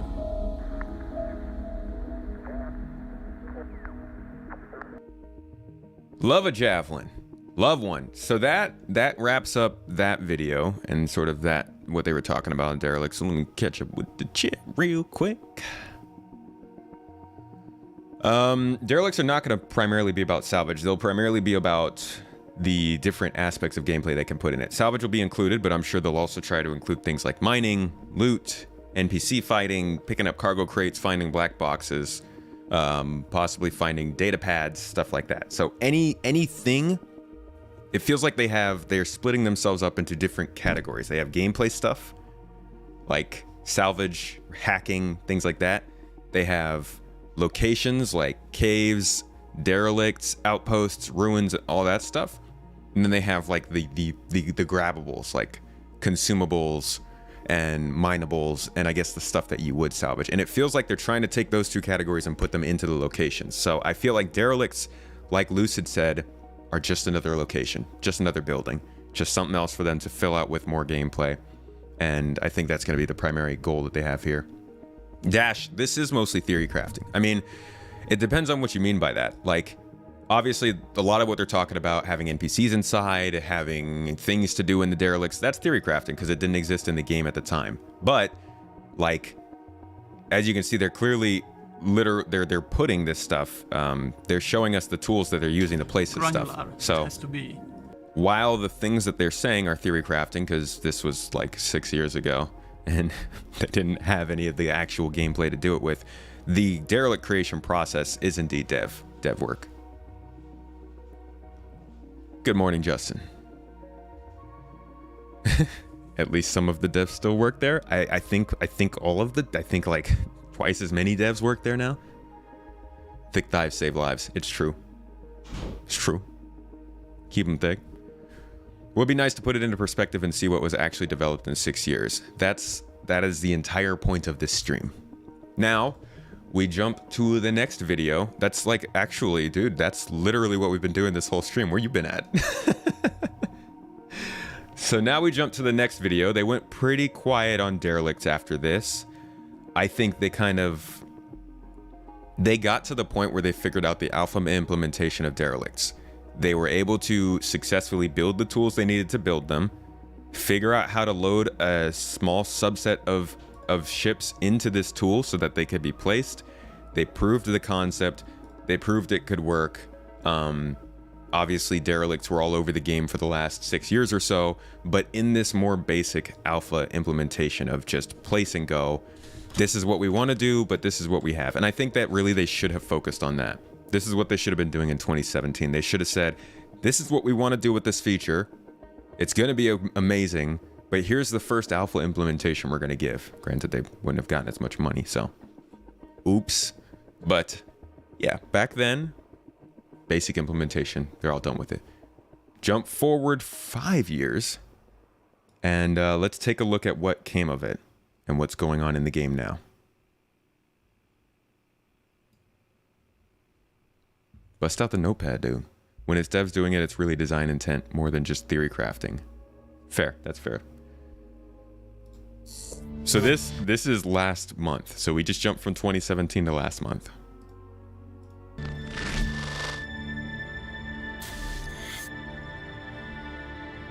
We figured we had some cool crash sites already in the game. Yeah. We wanted to bring a sense of wonder and some mystery. And make the players want to explore, like, oh, what's on the other side of this derelict?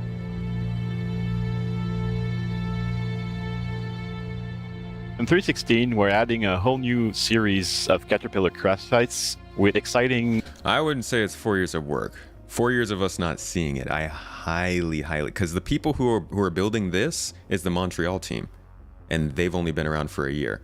So I'm gonna go ahead and assume that most of the work that happened on this happened in the last year, and up until that point, they were probably just chucking more ideas in or working on the background tech that would help this. Things like the planet tech that they were working on, the ability to flatten the ground, the ability to interact with the environment. Those kinds of things were being built in the background, but I don't think this specific derelict work is more than a year and a half old or something. New puzzles and awesome environments to explore. The dangers that the players are going to encounter in the new Caterpillar crash sites are the laser trip mines. There's a sense of some people have already been there and have rigged the crash sites. Players will have to get really clever to find new ways to approach the Caterpillars or find ways to deactivate them. Just shoot it. Along with increased danger comes increased rewards. So we really wanted to make use of the new loot system and give a reason to the players to explore these locations. Now that we produced those Caterpillar derelicts for 316, that was... So, I wish they had focused, like, it's pretty... It's kind of telling that they only spent a minute talking about this new Tier 1 version of Derelicts, and I call it Tier 1. They have these tiers for their features. The first one we got was Tier 0. Second implementation usually is Tier 1, which takes a while to come back. And then the next one's Tier 2, which we'll see after this point. Kind of annoying, though, that they spent 1 minute recapping the work they did on the stuff. It really does feel like this implementation of the Derelicts is a halfway point to the next version, which will have more stuff. Because like you said, man, laser trip mines in a Derelict, meh. And also like Moondog said, there's not that much stuff going on in these to find on the other side of these things. So I think this is kind of like, okay, we got this in, but we're going to improve it over the year. The jumping scene from CitizenCon was not a derelict, that was a crashed satellite. That was made for a mission, something that they're going to be building on more as points of interest in the game. But that's a crashed satellite that you can go and, I guess, take part in using the mission given by Clovis Darnley. Was just the tip of the iceberg. We had this long-term vision of a systemic, persistent kind of derelicts that can go on through the universe. We start looking at what the future could look like in the next few patches. That's so confusing that he says few patches, because he also says long-term vision. So I guess he gives us a long-term vision, but the next few patches are not going to be that long-term vision. We wanted to introduce the spaceship derelicts into different biomes across the universe.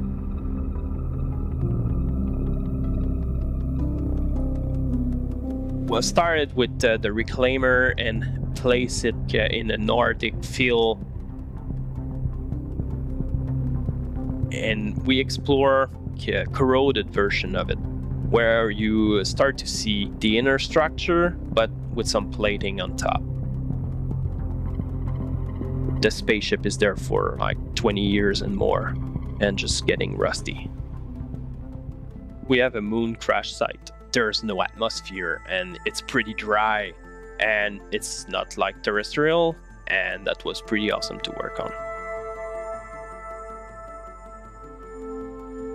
This spaceship was crashed into a forest.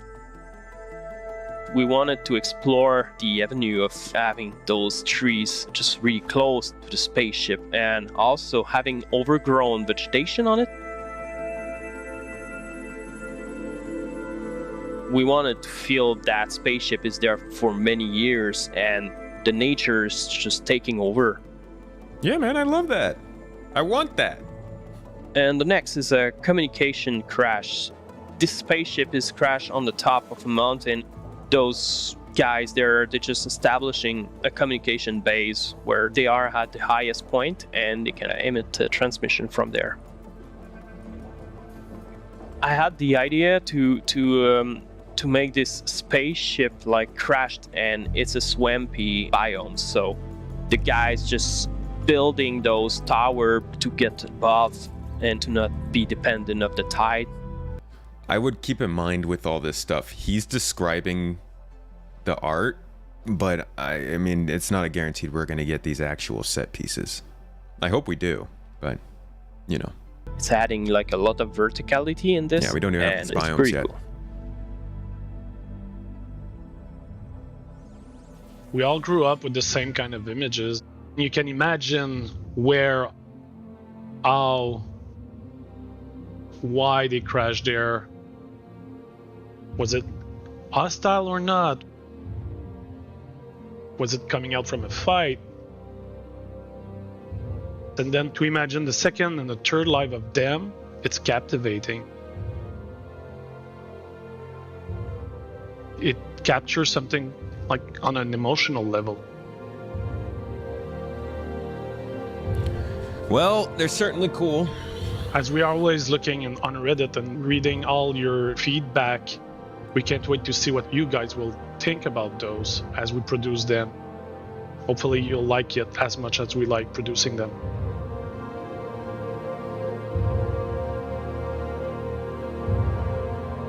So there's definitely a large range of ships here, and that it's kind of confusing,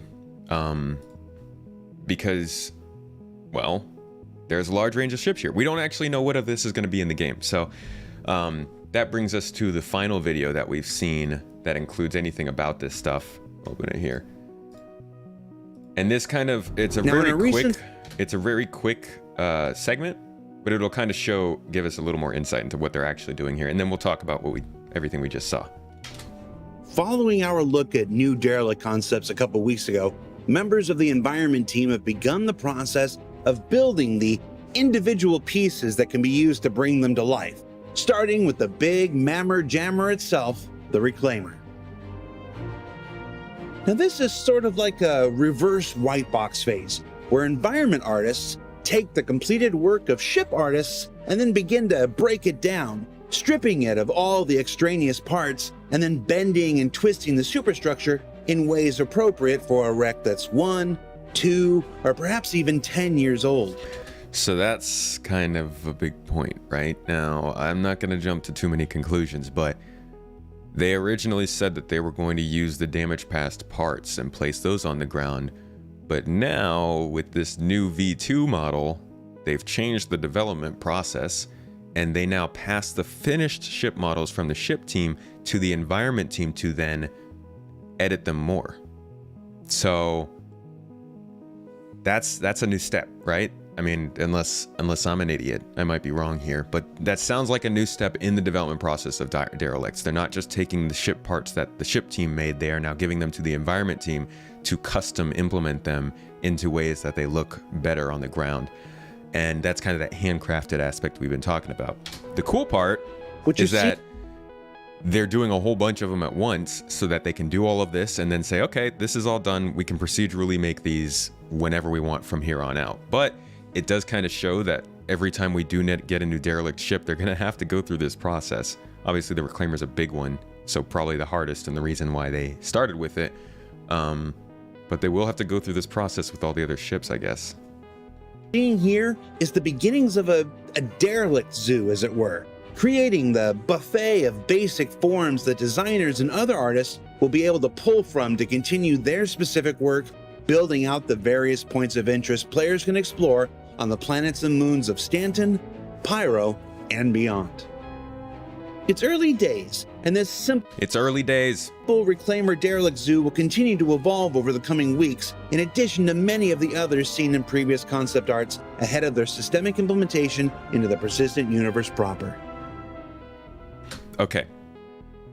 One final, before we go back and talk about everything, one final point. He did just say the Reclaimer and all of the other ships we've seen concepts for will evolve over the coming weeks, in addition to many of the others seen in previous concept arts ahead of their systemic implementation into the persistent universe proper. So there's no time there, obviously, because they don't want to do that. But we did see a lot of interesting concepts here. I think this is this the Talon?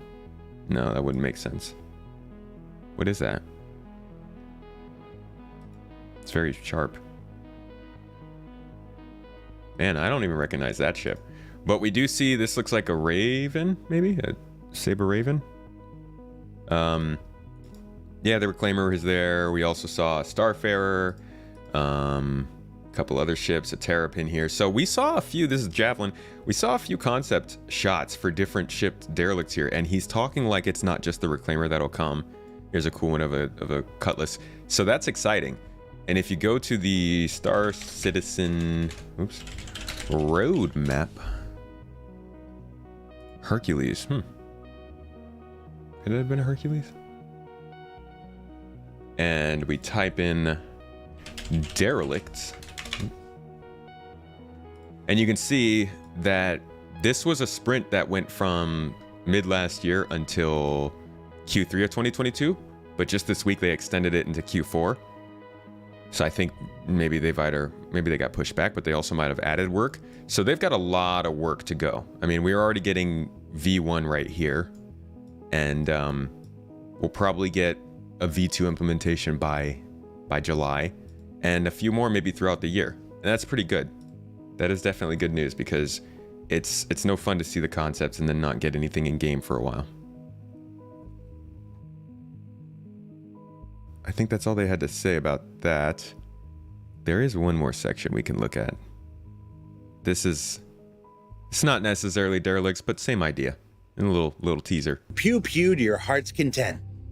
Yeah, merchantman people, this one's going to be worth the wait. Crucible fix a Derelict per se. And finally, before we let you go, we started this week with Derelicts and a mention of those colonialism outposts, so let's combine the two and look at an initiative the teams undertook to explore outposts of days gone past with these concepts that you can see here. Now, one of the many projects the team at Turbulent is working on are the systemic tools that will one day bring these to life across the Pyro system. But as with all concepts, artists must first explore the ideas further and set the goals for those systems to build towards. And just like the Reclaimer Derelicts from before, work has also begun creating the Derelict Outpost Zoo that will one day serve as the basis for hand-placed points of interest first, then the systemic implementation still currently in development. Now, whether it's brand new or 100 years old, each location is a new opportunity for story and gameplay to be found throughout the upcoming Pyro system. I honestly believe that CIG is in a place where they're much better about showing stuff that they're actually gonna have functional fairly soon. So while maybe a few years ago, or maybe even 2 years ago, I would have been like not too jazzed about this, even last year really, they're starting to prove that the things that they show us are things they're actively working on. And I hope that we start to see, I hope we see this regularly in sprint reports throughout the next couple quarters. If we do, that means we'll probably get these features next year, the ruins, because this is about where they were with the homesteads 2 years ago. However, they got rid of a lot of that work, obviously, because these are just broken down homesteads. But this is an exciting feature that I think is going to be pretty cool and sort of bridge that gap between derelicts and buildings. But yeah. So that, honestly, that's the majority of the development cycle of Derelicts up until where we are now. And they've gone through, they've been super consistent with a lot of the messaging around there. You know, creating stories, creating a place for new gameplay, and having ships that you can look at and kind of get an emotional response from. That's always been consistent. The one thing that feels like it's changed is how they create these derelicts for the ground, which seems, you know, to be a little bit more intense. So it does go to show that when you're making these features in a game, from what I'm getting, I'm not a game developer or anything like that, but from what I'm seeing that they're doing, you build something, you prove it out, and then you find a bigger and better way to make it if you have the time, the money, and the scope for it. Was it a product of scope creep though?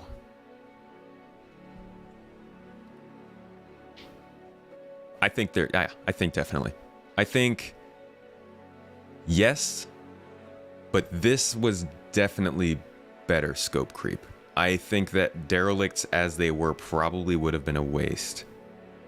If they were just kind of a location to chill in, you know, and like, and you find it, yeah, and you go inside of it, sure. I think this idea of using derelicts as a way to include more gameplay inside of it though, maybe that was what they originally wanted to do, but it sounded like it took them a little while to settle in on that idea. And I think that was a good idea to come through, because trying to separate derelicts from the other gameplay and make them their own thing is going to take too much time and probably lead to them not being focused on that much.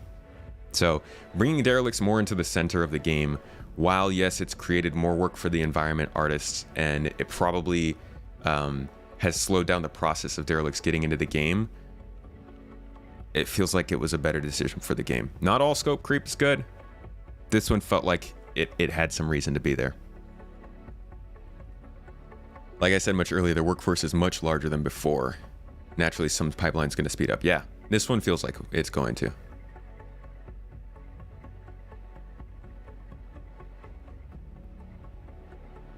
Gameplay over screenshot locations. Cough, cargo decks, cough. Well, Shifty, do you use cargo decks for screenshots? To be honest, I don't think that's a very beautiful location, right?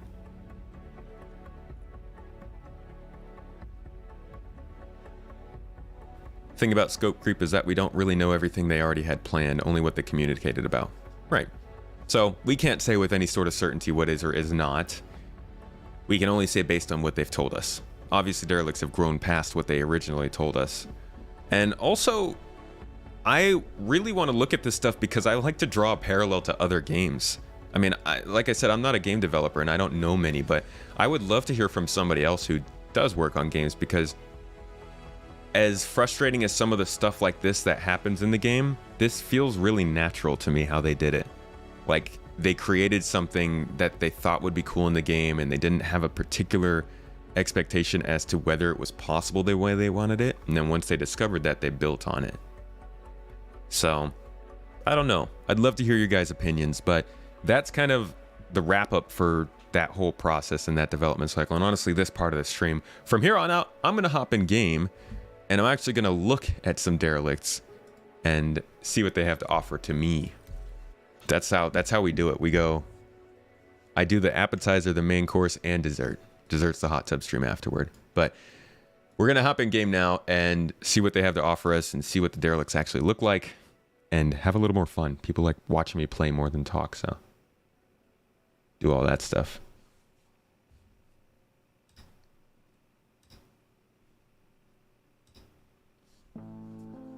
And we let people into our org probably like within every 3 days. 72-hour max wake time as long as you are hitting all the steps to join. Hope we get server meshing this year too. Static server meshing would be cool. Punji, I knew you'd jump on that. You'd rather have more derelicts with loot instead of locations that look cool but don't do anything right now, like the cargo decks. That's fair. Yeah, they're definitely, they don't do anything. Although I don't think, so I'm wondering who built the cargo decks and what did they move on to afterward? Or what did they push back in order to build the cargo decks? Because that really did feel like something that should not have come in when it did. I'm wondering if they brought it in because they thought the cargo refactor would be done earlier. One doesn't jump on hot tub stream. They jump into it. Indeed. One slides right into that hot tub stream. It's a slippery motion. Alright, I don't even know where I am, but we're gonna grab a ship and head straight into some derelict exploration. Or would you guys rather see Jumptown play? Would you rather me just solo Jumptown? Or we could jump in with the org and do some Jumptown.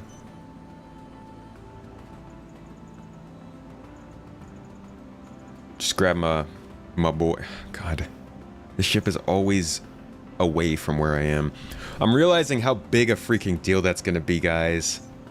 I don't know about all of you, but how often now have you had to claim a ship because you just took a ride with somebody somewhere else and forgot? Like, every single time I load into the game, I'm somewhere different from the ship that I want to fly. And I realize, holy crap, that's gonna be... I mean, imagine when we're in multiple systems. How do you even manage that? The logistics of this, the amount of people who are going to be paid to transport ships, the amount of planning that you're going to have to do to make sure your ship... I mean, I'm going to have to hop into the game, pay someone to transport my ship, hop out for a few hours, and then... Oh my gosh. Isn't that intense? You second the hot tub stream, Fish? Are you about to slide in? That's also a good point, Wobsterk. You keep an Aurora to claim to go to your ship, so you do. Yeah, that's what I usually do. I keep this Pisces here. I claim this and use this to get everywhere I need to go, but like even then, that's not going to be as easy in the future.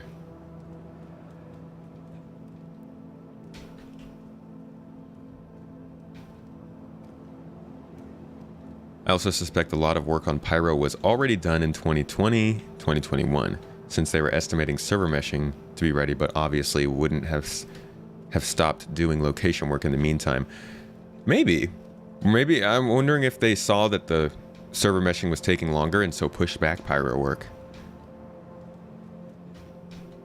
Hopefully, I'm hoping you're right, Lucid. I hope that they just have had a lot of time to polish the work on Pyro.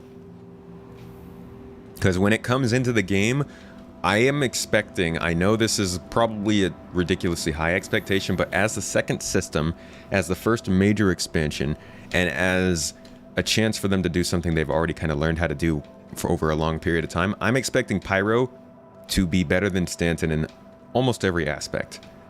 In terms of the planet tech polish, the spacescaping, the amount of things that we can do, the amount of AI and factions that are in the system, all of that stuff I expect to be a step up from Stanton.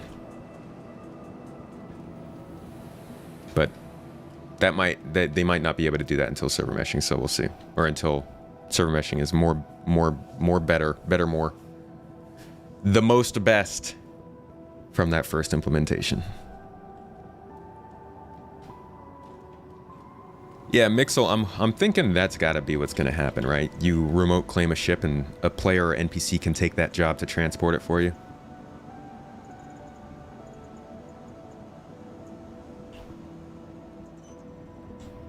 Cargo decks were started in anticipation of the refactor and continued because it had already started.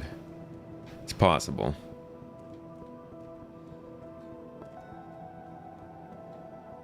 Kind of like the raft for me. Like, yeah, you can use it, but the main reason for having it there isn't in the game yet, so maybe delay it? Buy a permanent Aurora rental for wherever you are. Be out in Pyro? Pirate Space Station?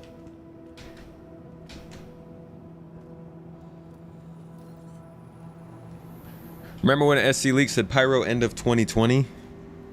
Pepperidge Farm remembers. Remember when Star Citizen said Pyro end of 2019?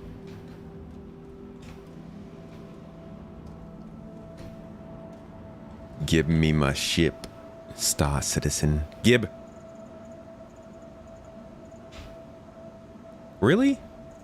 I swear these seconds are slower than normal. Hey AI guy, what you doing?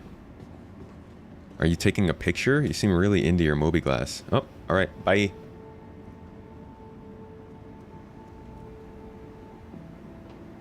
These NPCs act kind of like how I feel during the day. You know, you're just walking around in public and sometimes you just want to like stop and think. You got something to think about and you just want to stop and sit there and think for a while, but you don't want people to think you're weird. That's these people.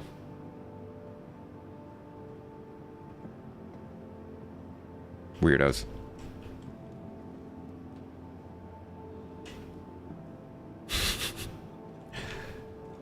We should probably get equipped for this trip, right?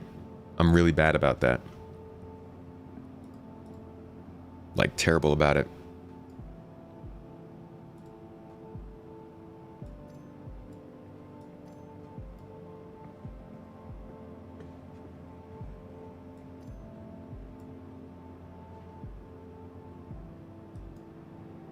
These arms look kind of goofy on me, don't they?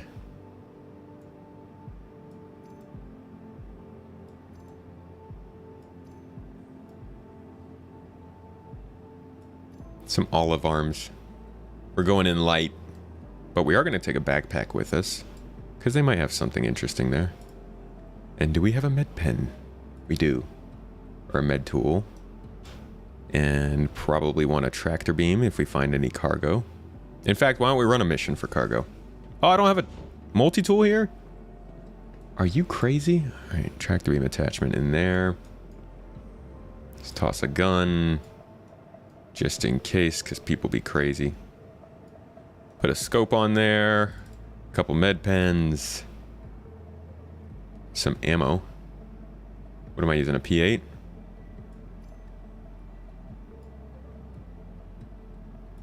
P8.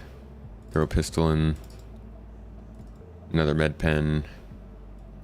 Put on a helmet. And I think we're good. Got a pyro multi-tool battery. I'm gonna take one more tractor beam. Oh. Okay, it's not gonna let me take it. Where are we? Are we at an L1 station? Yeah, we are. They have tractor beams here. Alright, Anno. I'll see you tomorrow, man. See you for the org meeting. Going for the just fell out of my wardrobe look? I'm going for the I woke up like this look, baby. You don't like what I'm wearing? You don't like my threads? I'm looking hot, man. Nobody else can rock variety like me. I love that when people say that. When they're like, oh yeah, nobody else can rock this like I do, and they're just wearing like the worst thing. It's like somebody made that shirt as a joke. Like, oh yeah, I make it work. You know what?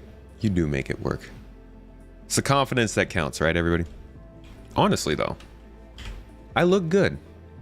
And I don't give a flying what you say. Because I got a white chest and green arms, and damn, it works for a tomato. Look at that. Even the door opens for me. And check out that butt. Look at it when it runs. That is the nicest running butt in Star Citizen. Just perked. Feeling the work. Got lifetime insurance on it. It's the setup. Let's follow this butt as it goes to buy a... Yeah, man, I'm back again. Grab ourselves a multi-tool. Oh, no, that's here, huh? There we go. Grab a few extra. Always try and grab extra stuff to keep at the stations. Any space station you go to, if you have the money, buy materials and then leave them there. Because you're going to end up coming to one of these stations, you're going to want to get some stuff, you're going to be with your friends, you're going to like respawn in a medical gown or something and have nothing. Enough to go and do all the shopping again. Stone in a pond look? Dude, you wouldn't know a good butt if it shot you in the face, man. Need the scrappy undersuit and taped helmet from Grimm? Why do I need that? Is that the best attire in the game? Best way to look good? I don't think you guys are respecting how good my style is. I mean... Come on, man. Yeah.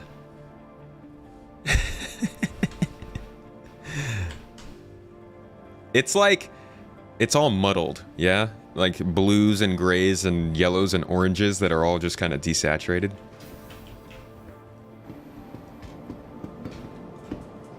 I do want to get some different legs. These legs are not doing it for me.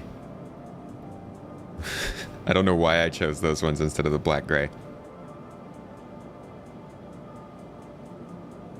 But now I need to make sure...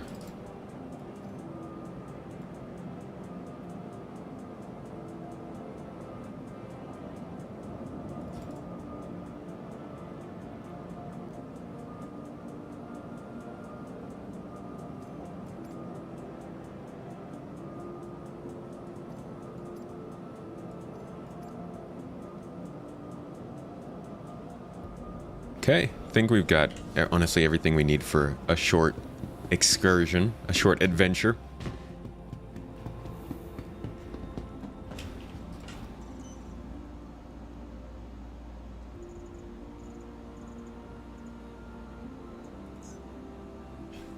It's a completely different game when I see it on stream. Jealousy. Why is that? Does it not run smooth on your computer?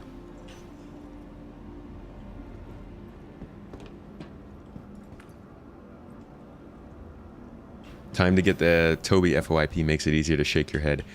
I actually have FOIP. Actually, Toby doesn't work with face over IP. Oh, no, you're right. Yeah. The eye tracker does let you move your head, though, yeah. For some reason, It hasn't been doing it for me lately. Maybe that's because it turned it off. That wouldn't make sense though. Yeah, it doesn't. I think I have to reset my game, but it hasn't really been working for me. The eye tracking over the last couple weeks, and I can do the face over IP with my webcam.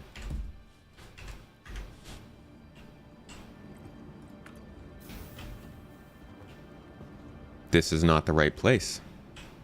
You have not taken me to the right place. Take me to pad 8. Now. Really hope they improve the inventory management soon. Having to drag everything from one inventory to another gets old real fast. Yeah, what would be the best? What would be the best way to transfer this to my leg armor though? Because if I double click, the first thing it should do is put it on my body, right? Should there be like little, like change the overlay so that there were little designators, arrows that you could click to send stuff to certain places? What would be a good way to do that? Loadouts would be very nice, yeah. Being able to auto-equip something to your character is going to be hopefully something that we use soon. I've got the hotkey for the eye tracker. I think I need to restart the game though.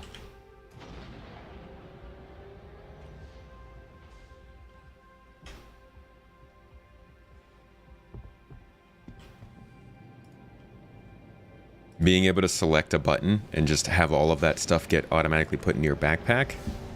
Not automatically, but like if you have it on yourself. Shift click to put in torso, control click to put in pants, alt click to put in backpack or similar. I guess, yeah, make key bindings for it. Metallic copper silver scheme. I'm actually not a huge fan of silver things. That's why I don't fly MISC ships that much. I could see it though.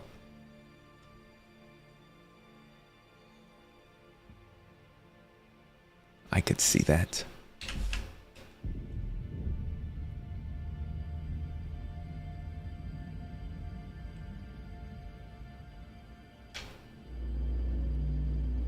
Come on.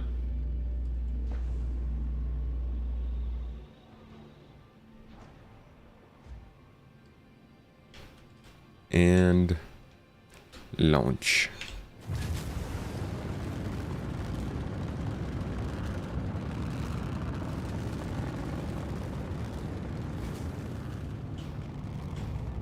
Okay, and away we go. Now we gotta find our first derelict. Let's see. Probably gonna have to make a jump to a close by planet. Medical rescue. God, at Jumptown? Are you crazy? Bounty Hunter trial contract at ArcCorp. All these missions be so far away. Confiscated contraband. Okay, so I think we're gonna need to make a jump to a planet in order to find it. We're at Mike L1, so let's go ahead over to Microtech. We're actually really close to Jumptown. I thought I was on the other side of the system.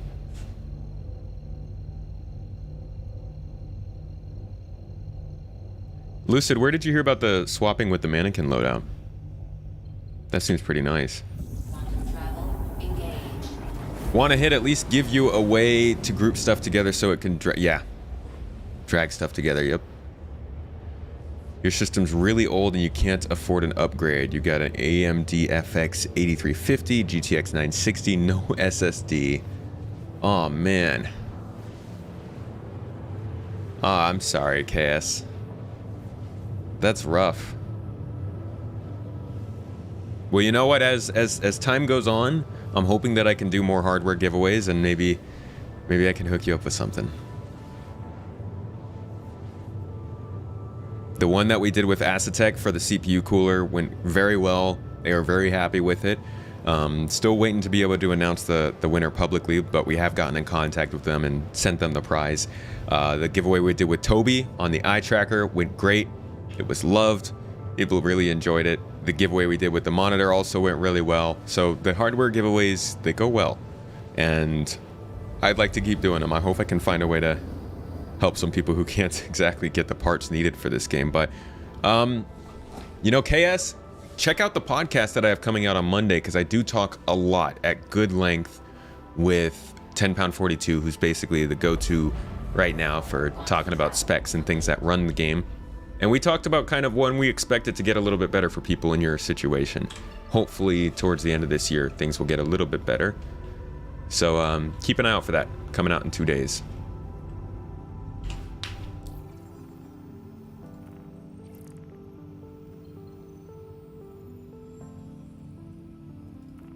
Here we go. Here's our missions. So we got a wreck on Calliope and a wreck on Cleo.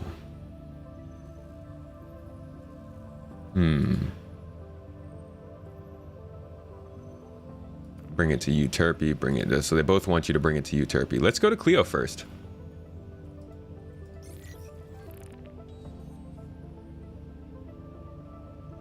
Did they break the ability to lock the internal doors open? It seems like it, yeah. Haven't been able to do that.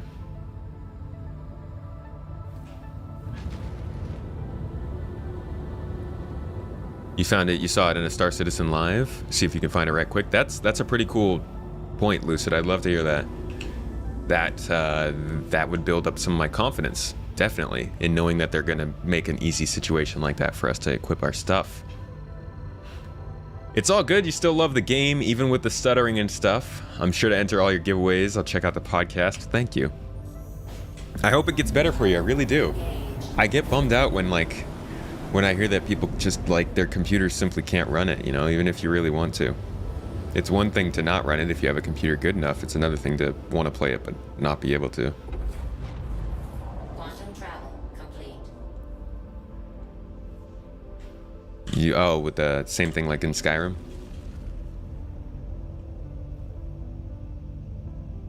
I really do like the way this moon looks, but getting to that derelict does not look like it's going to be fun. Let's try jumping here.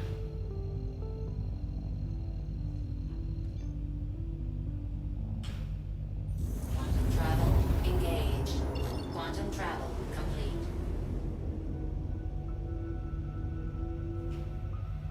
Oh boy. Yeah, this is going to be a tough one. Where's my spline jump? Over there? Alright, let's see.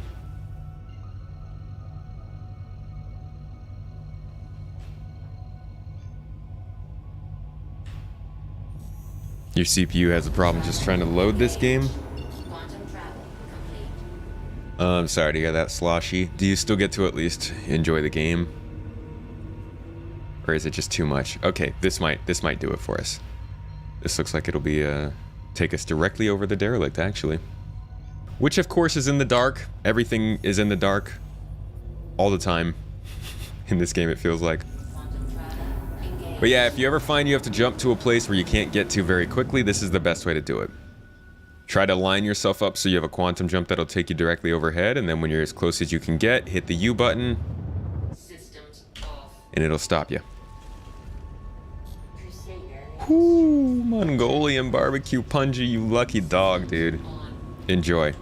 That's gonna be delicious.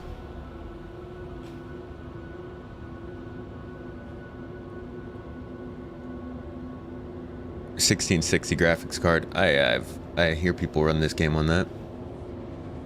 You're saving for a new CPU so you can play. You have ships and want to play. I hope you can get it soon, man. The good news is that CPUs are getting very good at running this game. And even older ones can handle it fairly well at this point. Well, let me say fairly well. They'll get you like 30 frames.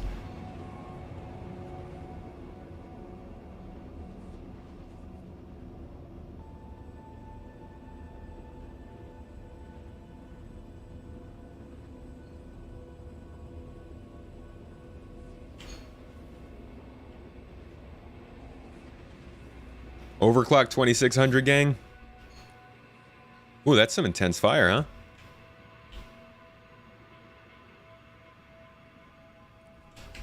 I've never overclocked before. I feel I should to try and help out my production, but it scares me. You're playing on a 1060 right now? How's that running?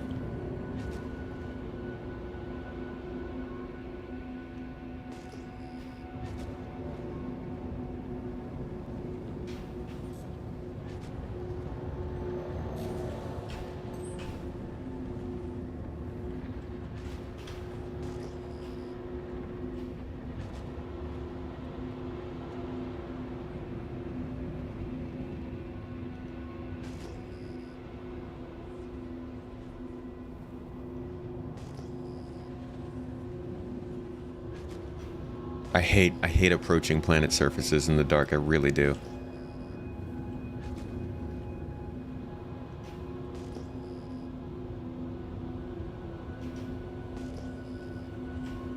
Coming up on it now.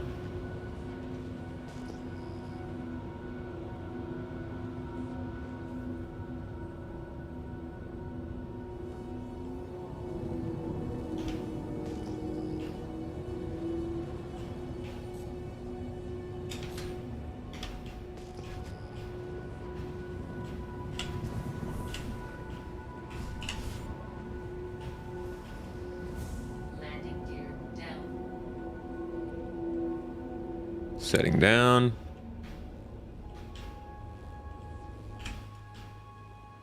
Little bit too close.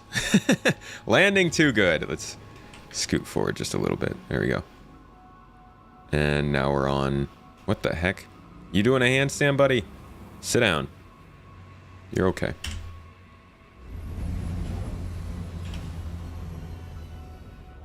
Okay, let's see what we found.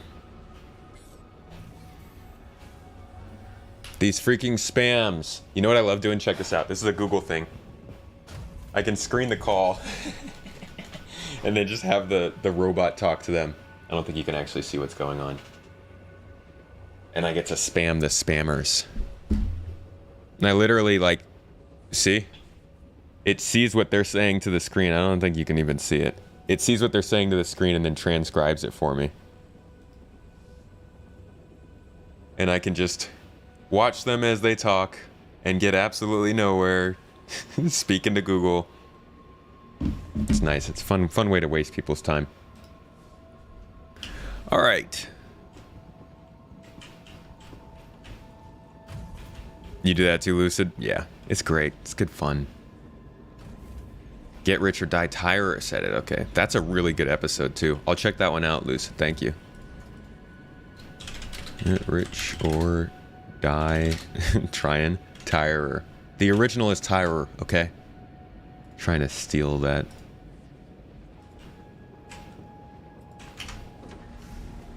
I may make a video about that.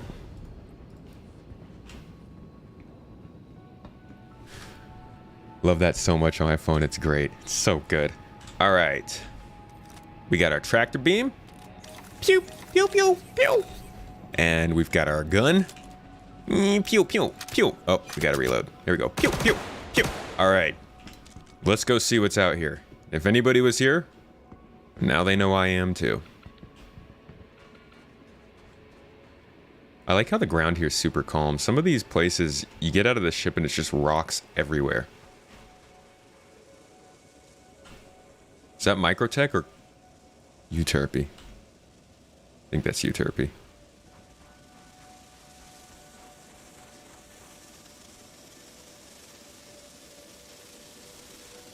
So we've got a caterpillar here. This is one of the new crash sites? I actually don't know.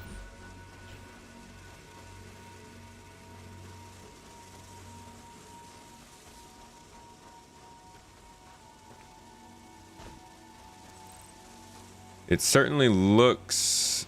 I mean, it looks like the old crash sites, so I guess we won't know until we get inside. I don't think this is one of the new ones, though, right?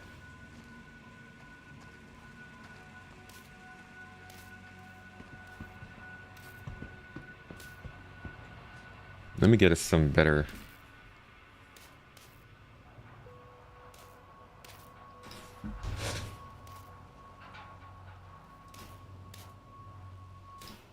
Oops. Nope, nope, nope, nope, nope. Don't play that. That is copyright. Sorry, guys. Music problems.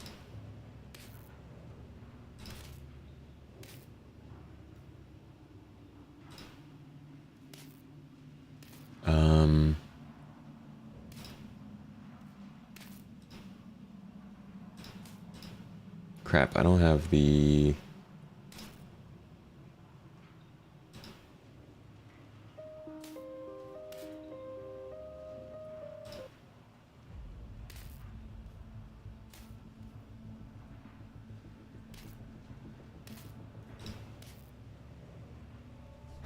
Okay, I don't have the playlist on here, unfortunately. It's a mission now, so it should be a new one.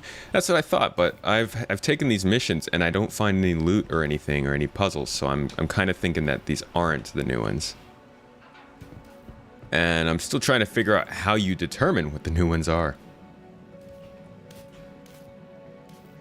You fell in love with the game after you learned how to fly. Don't know, it's just something special flying in a cave or just getting it across a frozen lake. People will say that there's not much in this game, but they're really, I mean, a lot of people get a simple enjoyment out of just existing in a world like this. And that's why a lot of people just say, fix the bugs. I mean, obviously Star Citizen wants to build a game, but a lot of people are like, please just fix the bugs and make it stable because I just love being there. And even being there can be annoying right now, so... I get you, Topsy. It'd be like that. But there is basically nothing to do here. And this is that tier 0 version of Derelicts that we talked about, where we're here for a mission. Yes, they put the mission objectives in there, but there's no NPCs. There's nothing else really to pick up here. There might be a couple cargo crates here and there that you can grab, but we're not finding any in-depth puzzles or anything like that just yet. No laser trip mines. So this is a tier 0 Derelict, like we were looking at. We'll see if we can find a tier 1 after this.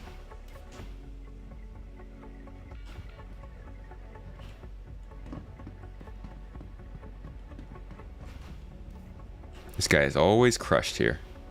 Got any loot, dude? No? Could take his boots. Guy with nice boots. Boots guy. Hey, what's up, man? What are you doing? Oh, I'm just robbing Boots guy. Taking his boots. Do I need to crawl through here?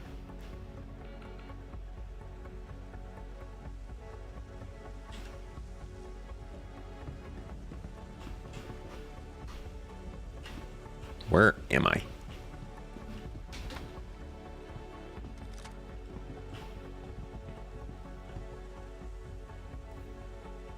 See, if this was a tier 2 loot or a tier 1 loot, I think there would likely be loot up, or tier 1 Derelict, I think there'd likely be loot up here. But because when they built these Derelicts, all they had were dead bodies to work with, all you'll find here are dead bodies that you can pick stuff up off of. So that's, I think, probably the clearest sign of what kind of Derelict you're dealing with. And as they turn them over, we'll see less and less of these throughout the year. But let's get out of here. And let's get our objective.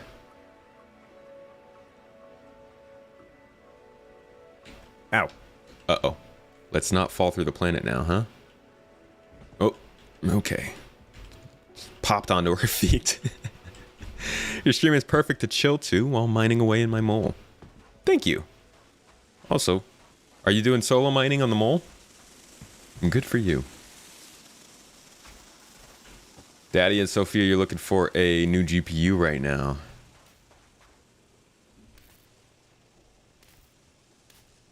But you think you might upgrade to a Gen Zen 4? That's cool. Chris's theory is that more immersive details, I just lost my spot, enhances the player's satisfaction. Absolutely.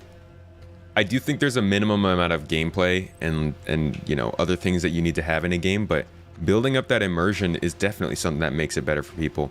How often do you see a game like a AAA game come out and they do something small, like something really small, but it adds a lot of detail, you know, like, oh, if you look at the NPCs, they're actually doing stuff, and people freak out about that because everybody wants to get to the point where we're playing video games that don't play like video games, so that kind of stuff feels like the future, and it adds to the experience, definitely.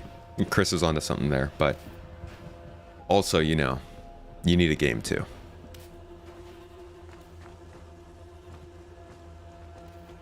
You can only find the tier 1 derelict missions at the Crusader. Wait, the tier 1 is in like the new ones?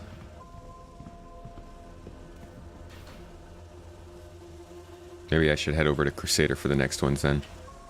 I'm gonna go ahead and pick up some of this cargo for us now so we can start taking it back.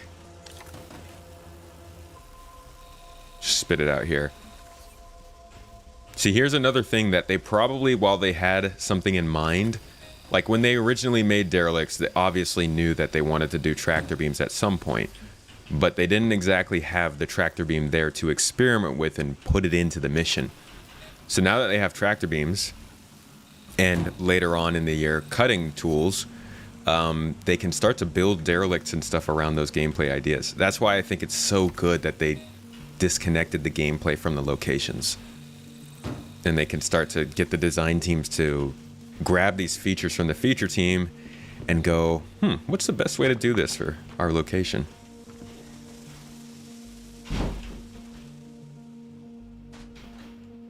You don't want it to be so real that it's just a job. Well, when I say when we're talking about real in details, we're talking about real like you can vent your room and get rid of all the oxygen in there.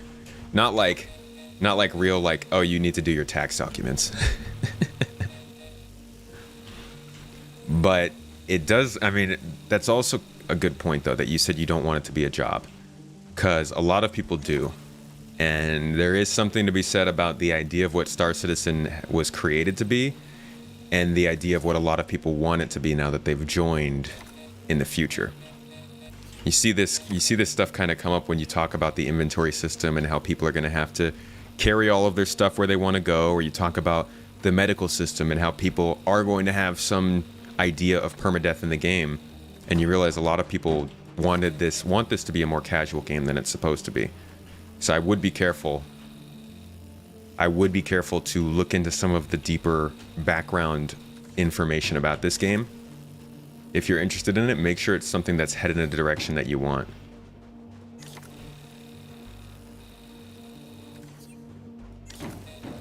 Just chucking boxes. The boxes don't care. Case in point, the crowd's in Cyberpunk. Right, now people are excited because the crowds are actually going to be in Cyberpunk. You love the MSR, Wopsterk? Push to the point of realism, pull back to the point of fun. Yeah, they say that a lot. Can't wait for Red Giants. The sky it will create on a rocky volcanic active planet. Park the glaive out there for some cool screenshots. It will not be for everyone, yeah. Yeah, this game, I think, is going to disappoint a lot of people in the next few years. This summer, physical inventory starting to actually be a thing. We saw it, we saw a snippet of it last fall when they added the medical system.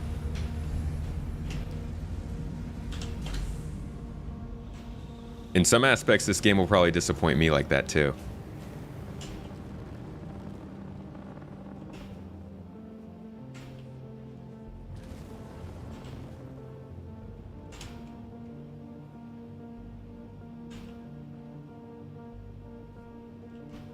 Tau this summer. Okay. What exactly does permadeath mean? Permadeath is, in this game, I don't want to call it permadeath. I don't think that permadeath really does it justice. It's called Death of a Spaceman, but that's obviously like a proprietary sort of like their own thing. Permadeath itself in this game is best described as a hit to the things that matter. So in this game, the things that matter are your reputation, the components and things that you've added to your ships, and I mean, I guess your character. Like if you know, we get attached to our characters. The idea is going to be, I have a great video on this, by the way, on the YouTube channel if you want to check it out. But the idea is going to be that you live these certain amount of lives, let's say 9 lives, let's just call you a cat. It's not 9 lives, but we'll just put a number out there. And these lives are the things that you are dying on a daily, weekly, monthly basis. Now, you're not actually dying that much. We don't die that much. As you see, most of the times we go into a down state. And the idea is if you end up in a catastrophic disaster, like a ship explodes and you're on top of it, or you get hit by like a size 9 railgun, you're dead. You're gone. You get re-imprinted. We already know about this. I can't pull it up right now, but in the game right now, you have an imprint that you put on a space station. Once you die, you get sent back to that imprint. The same thing will happen 9 times. You might lose your inventory. You can go pick it back up. You might fail a mission. That sucks. You might, I don't know, get somebody else killed in the process. That also sucks. But the idea is you won't lose that much when you die these times. You lose that inventory. You lose your progress for that day, whatever, you restart. After a while, though, after those 9 lives or 6 lives or however many you get, your character actually dies. The imprint has degraded so much that your character now implements permadeath. It's not permadeath for you, just your character. So your character's body gets destroyed, you get wiped out, and your next of kin or your secondary character, your son, your daughter, whoever it is, takes up that spot. So your profile just shifts over to a new character. You inherit all the stuff you had on your previous character, all those ships, all your components, all your items. You might need to like pay a fee, you know, a fee for the funeral costs or something. I don't know. There's going to be some sort of an economic hit, and you will also take a pretty significant hit to your reputation, which again, like I said, is one of those things that matters, that gets you missions, that gets you rewards and stuff like that. So there will be some sense of loss when you hit that permadeath, but the primary reason that I feel like they're doing this is so that they can make death be important enough that people are paying attention to it, but not so bad that people feel like they can't do anything that's risky. And I think they've hit a good middle ground with it, but we'll have to see ultimately how they put it into the game. Yeah, an inheritance tax, that's it. But yeah, that's generally the idea of what permadeath would be in this game. A long-winded explanation, I guess. Is my ship even small enough to fit here? I feel like I can't land there. Let's see. Right here? Oops. MSR is a fat boy. Kind of big for a daily driver, huh? Maybe I should start flying around in a... Whoa! In like a 300 or something.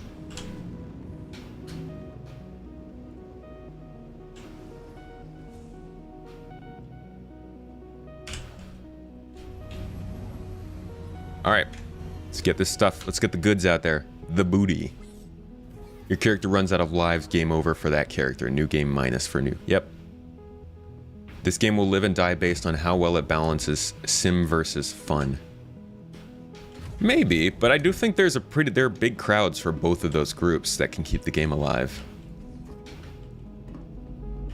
This game, if this game went full sim, I think they could basically steal Eve's player base. That's it's a uneducated opinion.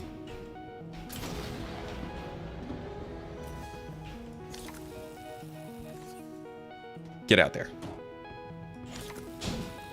Let's go. Move it. Get going. You don't want me to transport your packages. Like, if you ever have a delivery, don't ask me. Let's go.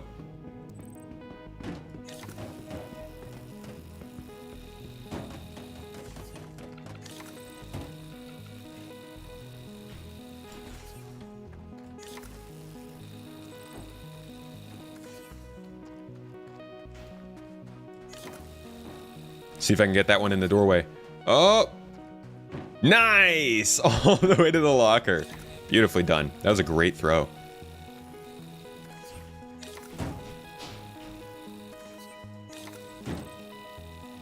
Just straight up UPSing it out here. Alright. Let's turn these in.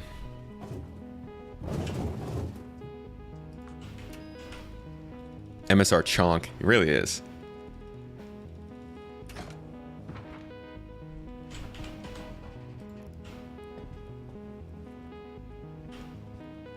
Only uneducated opinions are welcome. Yeah. We're the uneducated garden normies. The fruits that should not speak. Next. This is a very simple mission, by the way. Anybody who hasn't seen this before. I have a script that I wrote a couple summers ago that I want to do about missions in this game. And I'm just waiting until we get just enough information from them to do it. But the premise is that I think most of the missions that we do in this game should be this simple. Maybe not this simple, but they should be relatively simple. Go here, do this. Bring this here, find this here, all that kind of stuff. I think where they should try and complicate this stuff and make it better is the quantum system, probability volumes, and building in conflicts into the simple missions that we're already running.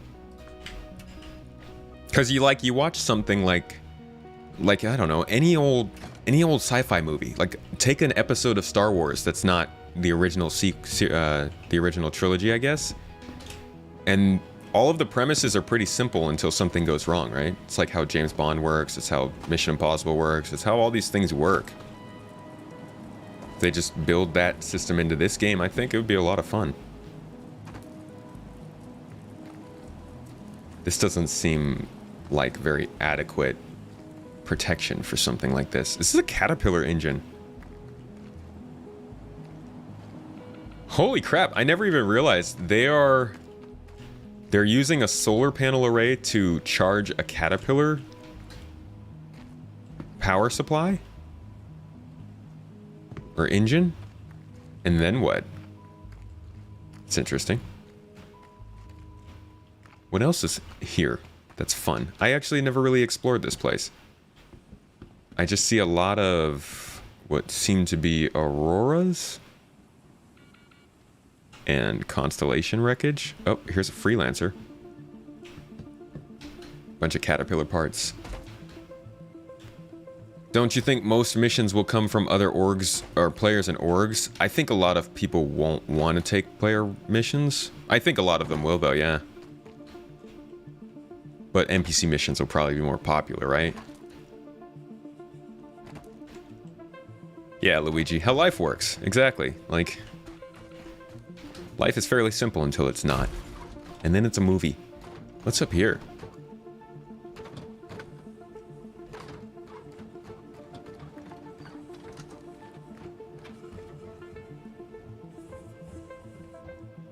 Peekaboo.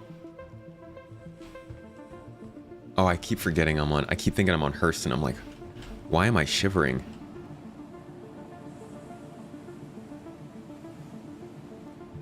So this feels like this is meant for the FPS gameplay, right? Overwatch. Oh, that thing's blowing in the wind. All right, let's get out of here. Let's go to another mission. Let's try and find a tier 1 derelict ship now.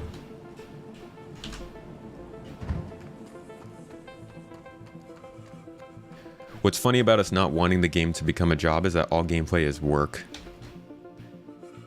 I'm gonna be a salvage worker.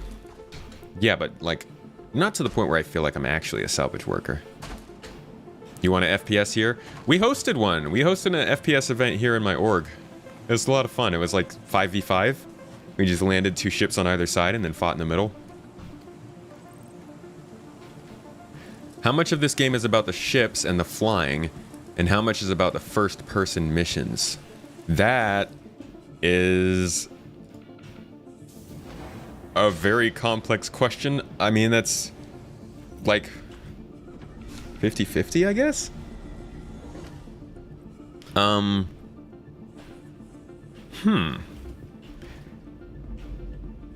It's up to you, to be honest. You could play this game and get full enjoyment out of it and never fly a ship. You could also play this game and get full enjoyment out of it and never take part in first-person missions.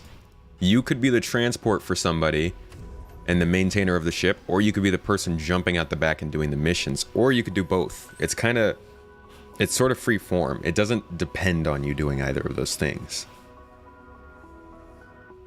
There's grinding in just about every game. Yeah, not necessarily talking about the grinding here. We're talking about they try to put aspects into this game to make them more realistic.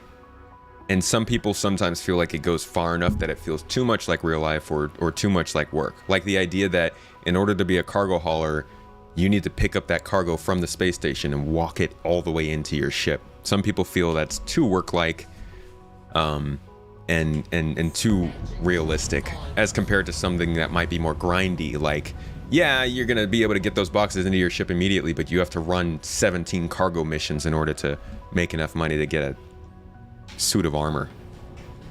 I don't think they'll ever necessarily get that grindy with this game, but I do think that those details of harder work are what turn people off.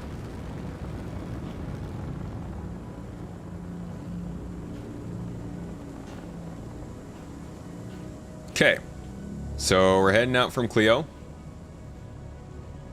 and we're gonna make our way to Crusader because you said that they were doing the tier 1 derelicts over at Crusader? Was that what I've been told? The only one I found so far was on Ida, I believe, in Hurston. You like the ship? Yeah, this is a great ship. This is my favorite ship in the game right now. My daily driver. And I think somebody asked for the name of it earlier. I called this one Good Listener. You can see it on the side right there. I really like Culture. The star. Hold on.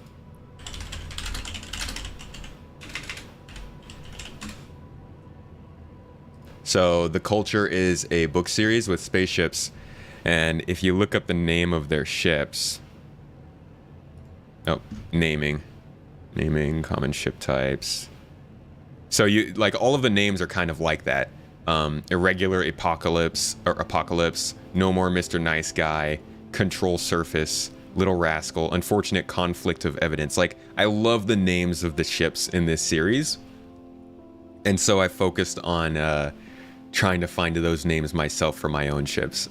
And the first one that I wanted to do was Good Listener, because the MSR is a data data running ship with the ability to capture data. So, sit around listening good. But yeah, the Culture, Halo, I really like the way they name their ships.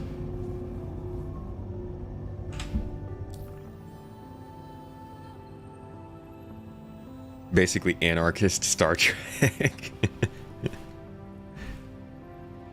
Okay, so one last check here. Microtech rec site. That'd actually be pretty cool. We should do a Microtech rec site. Let's check that out, because Microtech has the best environments in the game, in my opinion, right now. That will quickly be taken away by the Pyro Planets, because holy crap, have you seen the Pyro Planets? But Microtech's pretty cool, so let's go there. Your 600i is GCU necessary means. Reference to Malcolm X.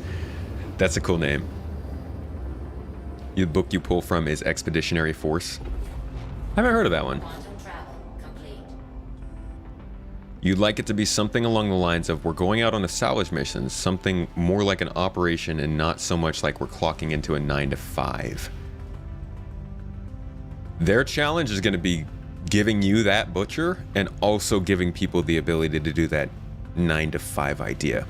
Because I'm not going to lie, one of the biggest things that people were trying to, well, actually, I guess one of the biggest things they're trying to do in this game, and I say this all the time, so it probably sounds like a broken record, but they try to build all of the features so that new people can do it and have that sort of casual fun, like you said, and then also people like us or people like other people, those people, they can get into salvage and be like, yo, I want to take a crew and take a week-long voyage where we don't leave this spaceship, we just log in and log off right there, and we all take turns salvaging this massive wreck out in this system. And we're on shifts, we're hitting a certain amount of profit. Like, they've got to facilitate the means for people to be able to play in both styles, you know? Facilitate. I don't think I can jump straight to this package. No, it can't be on the planet. Boo. We're gonna have to find a spline jump to take us over there. That same sort of strategy I was telling you guys about earlier.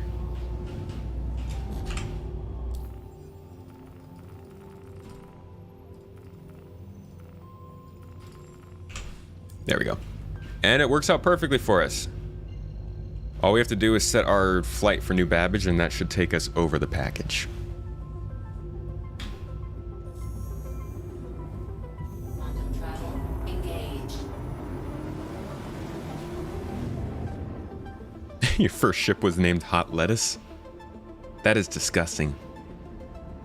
I reheated a burger yesterday that I had. Okay. I got burgers for dinner a couple days ago, and I reheated one last night just to finish it. And the lettuce on the inside was hot. Ew. So that's just what I think of now that I hear your ship name. And I don't like that. I don't like hot lettuce. Low barrier for entry, high skill ceiling. Yeah, exactly. It's why the medical design is so good. The auto version, Lucid, we're right on same page on that. And it's the same with mining too. With mining, you could go out there and just like crack a rock if you want to and bring some stuff back. You won't make the most money, but you'll make some money. Or you could spend all of your time figuring out how to do the best at mining. I expect them to do the same with salvaging, with exploration, with hacking. But I think that's why it takes a long time. Your first ship name was Black Fang? Shadow Fang?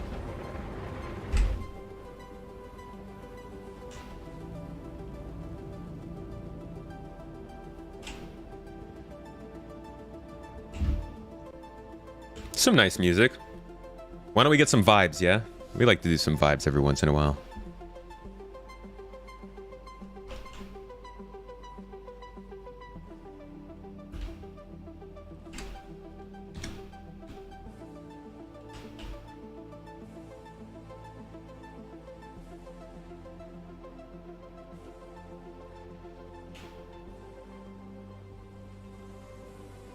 Unfortunately, I don't have my controller plugged in, so these shots aren't as great as normal.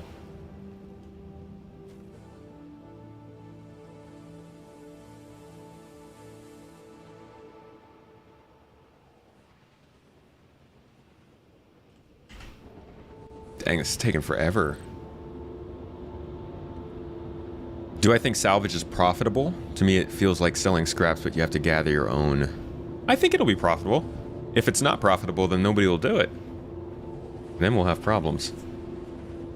That's also kind of the thing that we're at least hoping is going to happen with Quantum. If something's not profitable and nobody does it, then the prices should go up enough that people start to want to do it. But that's very much theory. And we don't know if that's going to happen.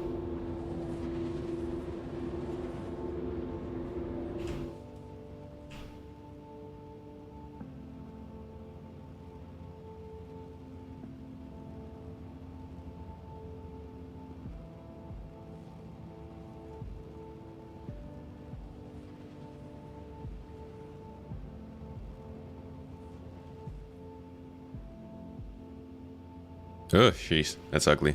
We'll keep looking this way.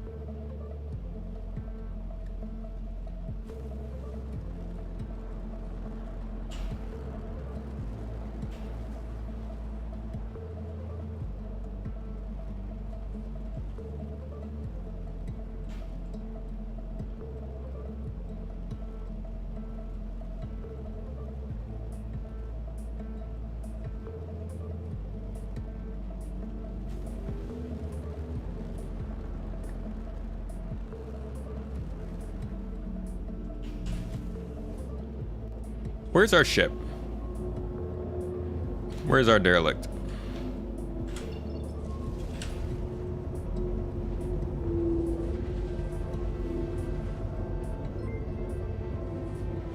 Love myself a good sunset. Oh, this is beautiful. There we go. That's where we're headed.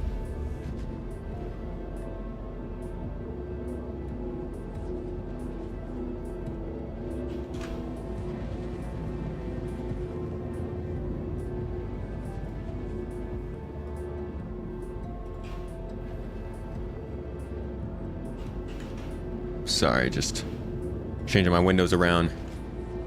We need to see more cloud types as well. I'm seeing is a lot of cumulus. Need to see stratus and cirrus types. Yeah, I think we'll see a lot more clouds. They've talked about it I think they talked about it just in Star Citizen Live last week. They said they were working on different types of clouds. They were talking about how no planet's going to have the same clouds, how they're going to be different formations. Actually, they showed it at CitizenCon. It's different types of clouds, so we know they're working on it.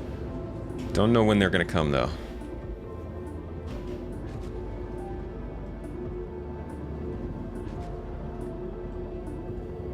Wonder if they will add loot items for salvage, like a broken cooler or shield generator.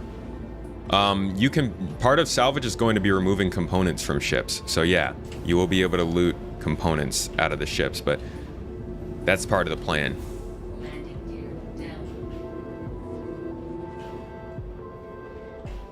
We're down. Oh. Did we land on... Did we just land on the derelict ship? This is a very spread out ship crash. Oop.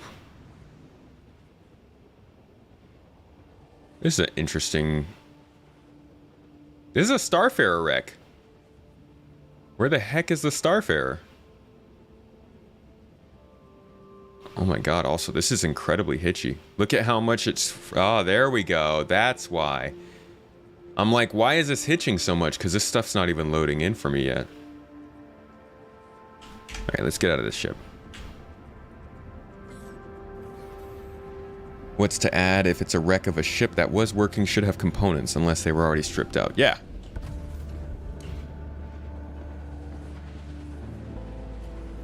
Is the Culture a good book series? I can't actually tell you that because I haven't read enough of it to know. From what I have read of it, yes, I like it. And obviously I'm a huge fan of the fiction, but haven't had a chance to read through all of it. I don't like it as much as The Expanse, or even the Halo novels, but I do like it.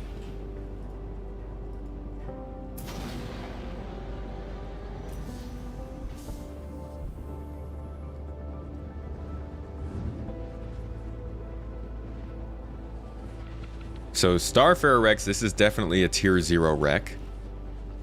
Also worth noting that Starfarer wrecks sometimes will have AI inside of them.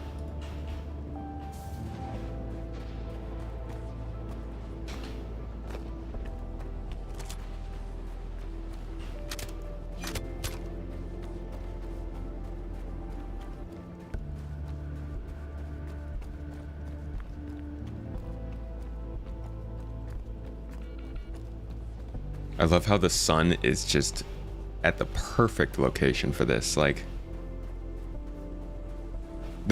some of the craziest parts of playing this game for me are when I come to a scene like this and it all kind of comes together. The amazing derelicts that they can build, the awesome planets that they can develop, the amazing cloud tech, the fact that like the sun is orbiting and can actually hit these great angles at random times. Like, it all feels like it's not a setup, but it comes together so well that it feels like a setup. And like, this is literally the absolute version of what we're going to be getting. So like, it only gets better from here, right? I don't know, that feels... As much as I get annoyed at the development of this game and kind of like, ugh, God, hurry up. Every once in a while it comes together and I think about how much better it could be once they finally get their get their act together.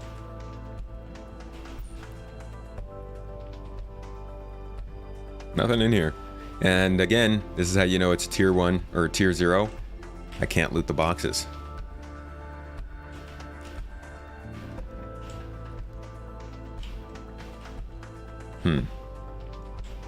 Good fun. This is what he meant by the 80% of the time nothing will be there. Just wait till planets start moving. Yeah, that'll be cool. The way that the red flares reflect off your weapon. I didn't even notice. Oh yeah.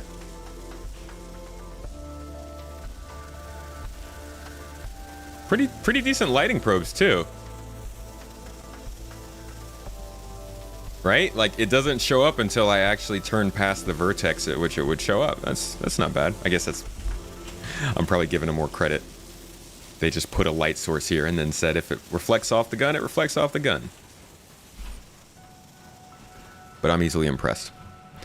If a society moved beyond scarcity and each member has freedom of a kind far beyond what we've ever experienced, what problems would still remain? That's basically the culture.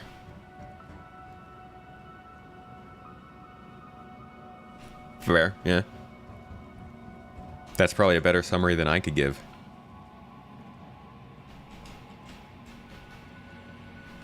You guys think there's anybody in here?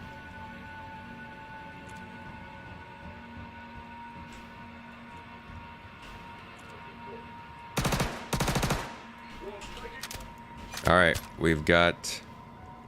Oh! Jesus!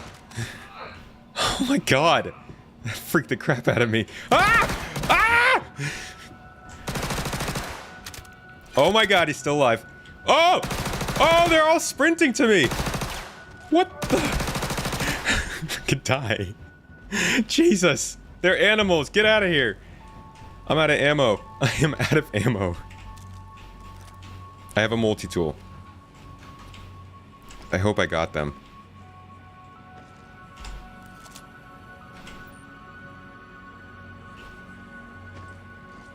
I think I got him.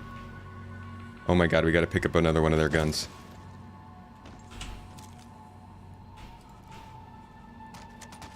Okay, we're good. We're okay. Freaked the crap out of me. Dude was just like standing there. So much for empty wreck, right? 80% of the time, huh? It's kind of funny, these dudes are just chilling here guarding the cargo that they probably should have been taking for money, but I think that's all of them. I think they all just straight ran to me. Oh!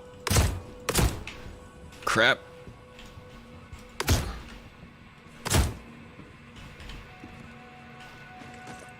Okay.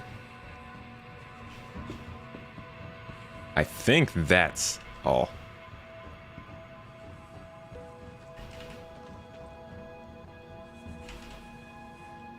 Oops.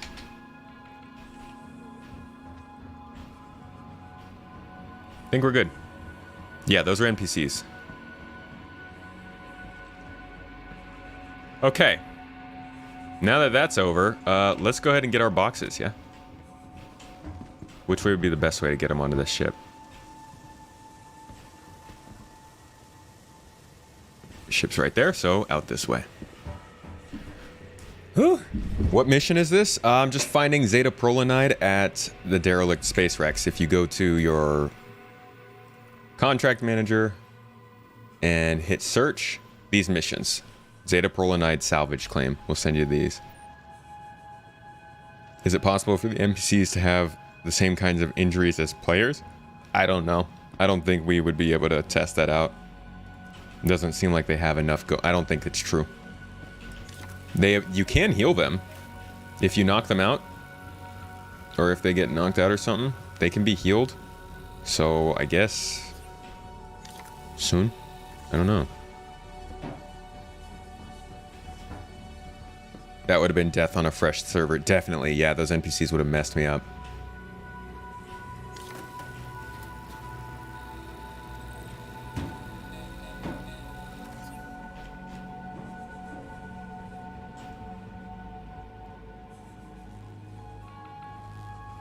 Oh, crap.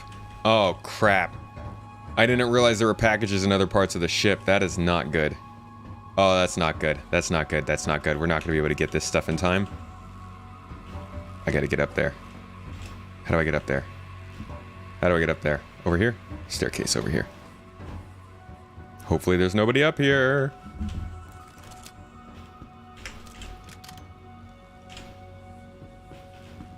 Oh man, this isn't good. I don't think we're gonna have the time for this.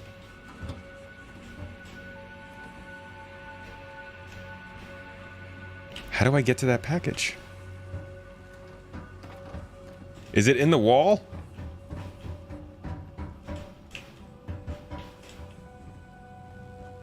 Here we go. Okay. We're on a time limit now. We gotta go. Come on. Get out of there. Let's go.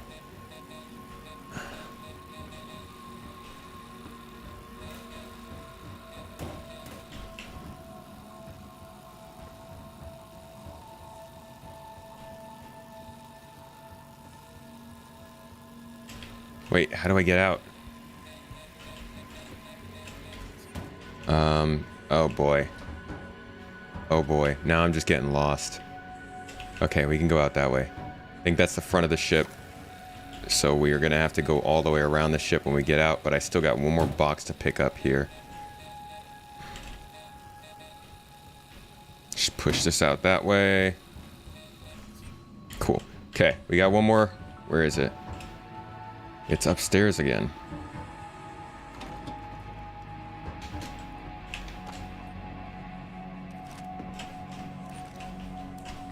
Oops. Okay.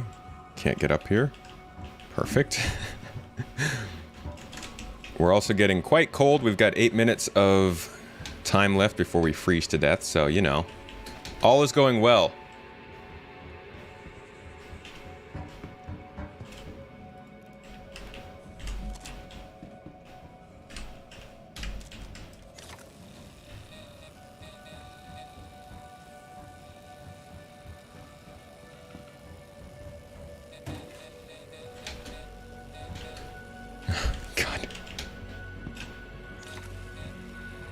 Alright, we're good. We're good, right? We got this, right?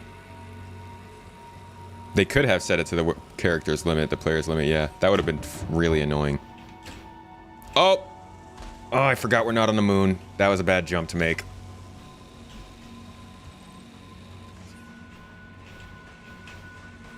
Okay, where's the other stuff? Is it all on the other side? Oh, we got one here. I'm gonna put the ones we took out first towards the end of the ramp so that that's the first stuff we can remember to drop off. Ooh, playing Horizon Forbidden West. Oh, God, I'm so jealous. You had an item you were trying to get, ended up being in the environment, inaccessible to me. Dang video games. See, if that had happened in Star Citizen, it would have been just regular old Star Citizen. It does happen in other games, even really, really good games.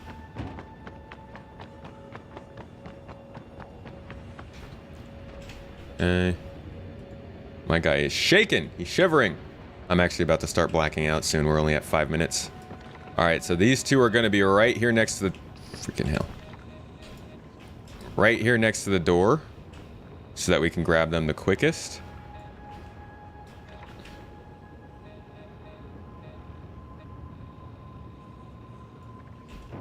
And then these two, we just took these out, so we're just gonna chuck them in there.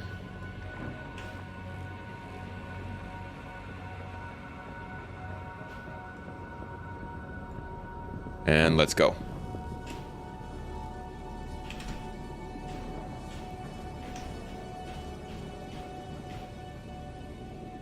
Eight minutes. All right, we got 8 minutes, guys. Look at, I'm blacking out. You can see my tunnel vision creeping in. I'm inside! Warm up, dang it. Got ice all over my suit. Oh, okay, we're good. Body temperature's at 31.2.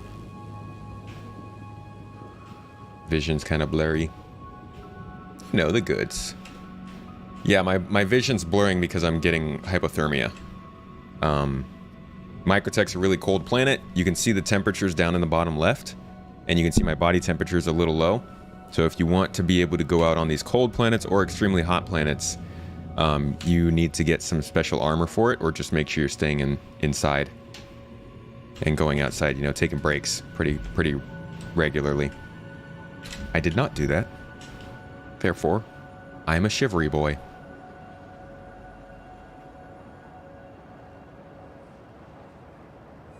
Okay. We got our goods. Let's get on our way. Dang, these colors are beautiful.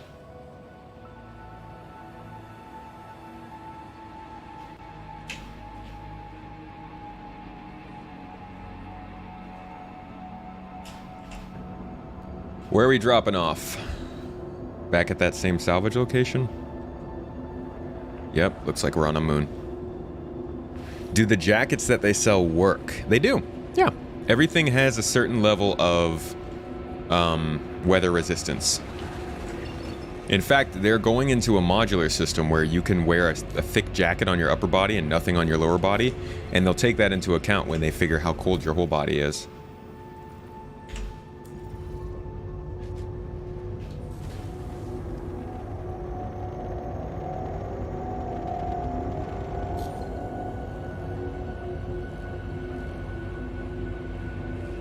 Remember when dropped mission boxes used to phase through the planet?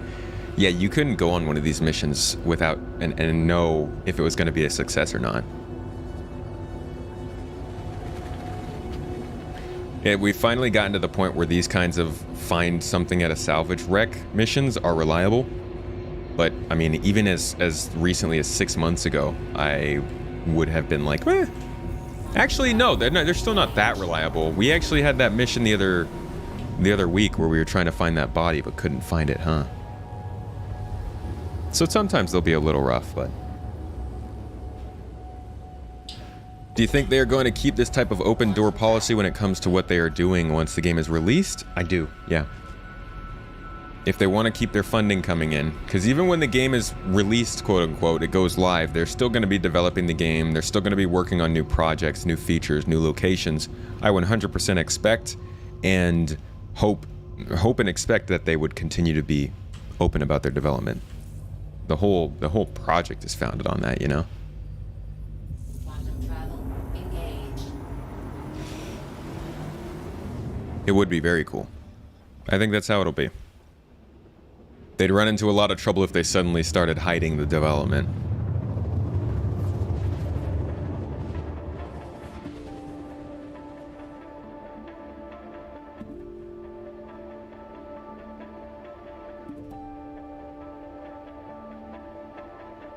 Quantum travel complete.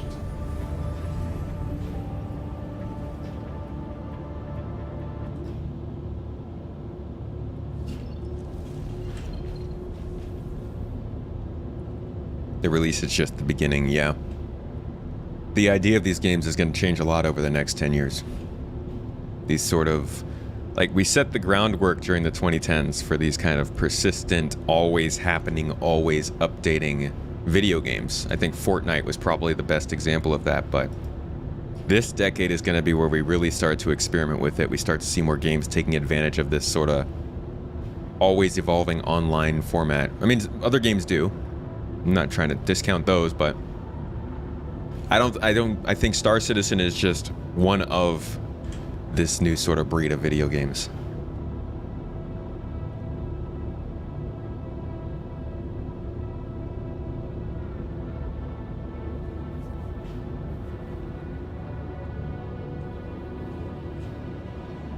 All right, coming in. Landing gear. Where are we setting down? Whoa! Landing gear down. Jesus, I forgot that my speed limiter was so high. I'm like, all right, counteract the turn, and just like completely overdid it. I also need to get used to not parking the MSR right where I'm supposed to be. It doesn't like that. It's too big. The ship's too big. Feel like they've created a good community and people are really into the game. I just hope the barrier to entrance isn't too big. I don't think it will be once the optimizations are better. Managing expectations of gamers is a headache. Yeah. As we've seen with CIG.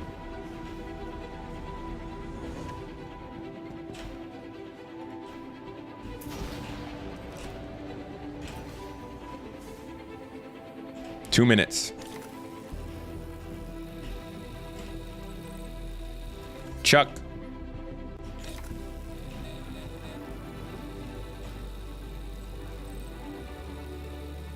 Chuck.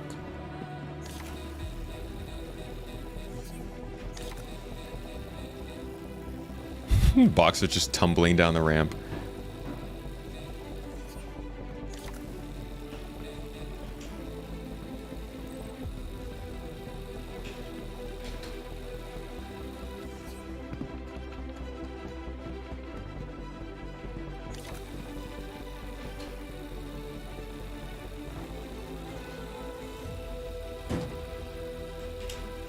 Get in there. I don't even know what the short ones were now. I'm just spazzing out. I just want to make sure to get all these. This music's also kind of hype, so, you know.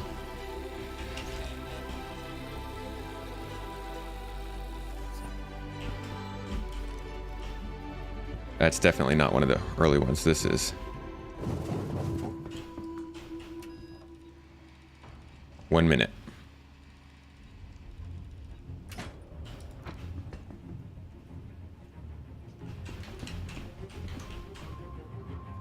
Three minutes. 2 minutes. Wait, where's the fourth? How did it get in there? Oh, no. No, no, no, no, no, no, no. No! No! How did one of the boxes get in there? Dang it. Oh, crap. I can't even get into that room.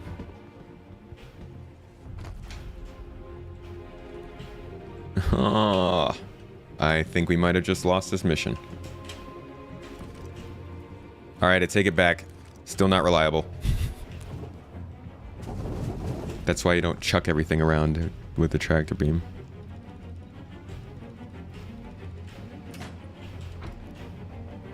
A darling of the gaming community still holds their cars close to their chest.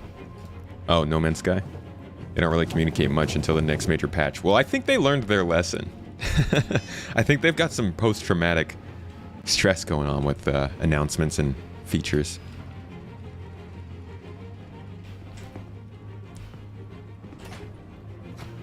I will say getting rid of the roadmap was what they did, but simplifying it definitely helps. They were not good at predicting things more than 2 quarters out, so that's probably for the best that they're not going to say anything too in-depth about that stuff. I honestly...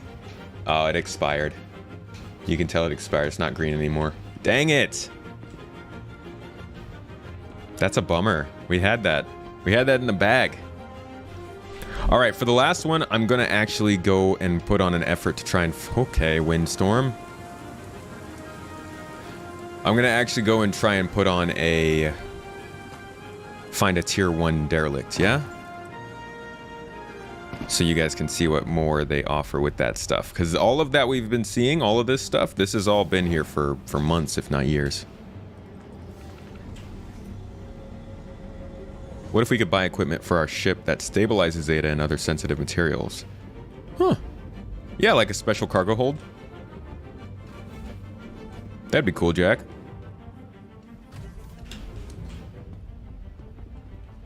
CIG had to get absolutely chewed up to learn their lesson. Yeah, I don't think it blew up in CIG's face as much as it would have needed to. And I guess they kind of... Yeah, I don't know. I feel like CIG should have learned their lesson a while ago, but they also... It's a lot more important to them, the whole sharing thing, right? No Man's Sky was just trying to generate hype. CIG's literally trying to stay in business doing this, so... I guess for them, they're going to push it a little bit further.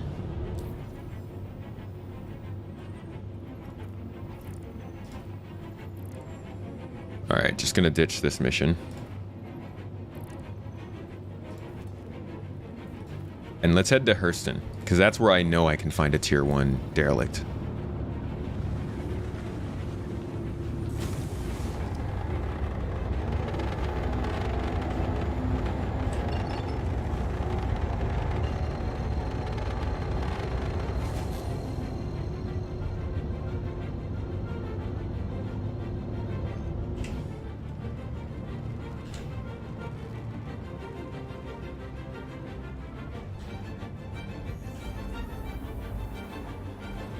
Bye-bye, moon.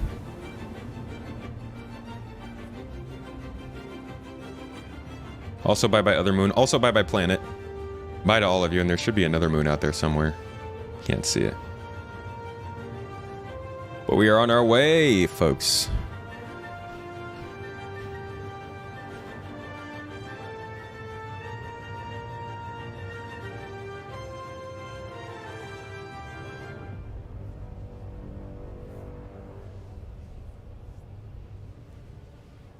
Hey, guess what?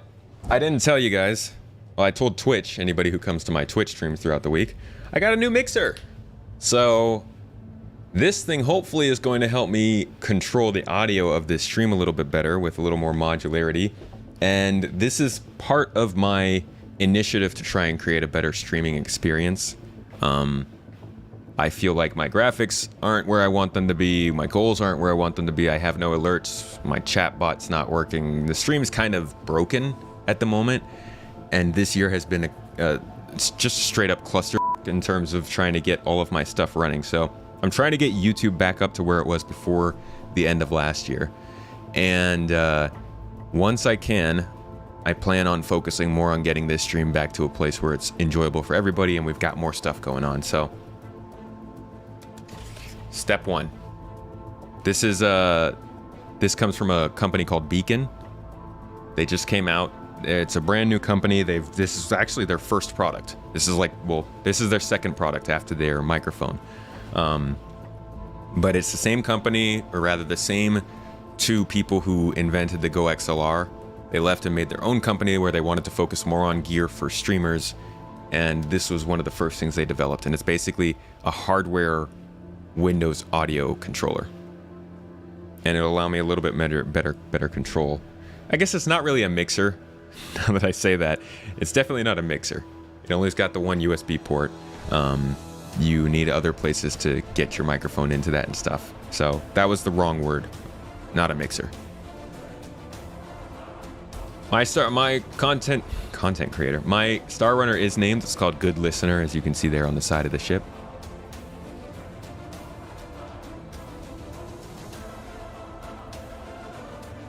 Review video. Yeah, I don't know. I might, but like I said, my YouTube channel right now, I'm just trying to get it back to a place where it's producing good content. And currently, I mean, the YouTube channel has dropped a lot in terms of the revenue that it's making. So I gotta try and figure that out first, and then hopefully I could do a review on this and get the stream back up and running. Streams are enjoyable, you're too hard on yourself. Well, you know, we can always improve. Unfortunately, enjoyable doesn't pay the bills. Why isn't my thrusters charging?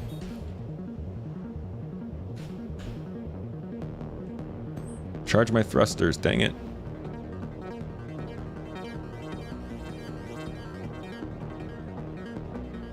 It's an all audio, do it all connect box. Yeah. It's a cool little thing. It's a cool little gadget. I'm excited to try it out.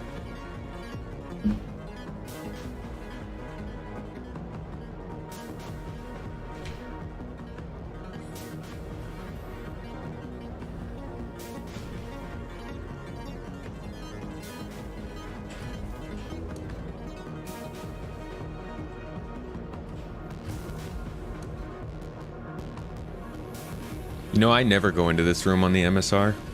Never. There's still not much reason to sleep on a multi-crew bed. I wonder when that becomes a thing.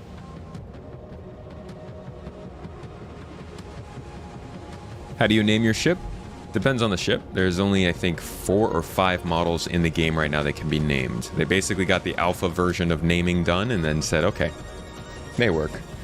I believe the MSR, the 600i, the Carrack, and there's one other ship you can name, I think. And you do that in your hangar on the website. We got any mods in here? Some spammers.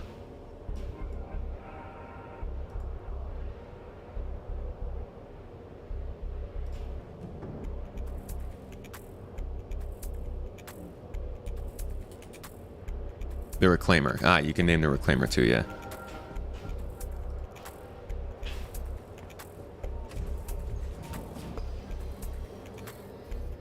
The Corsair was sold with naming, yeah.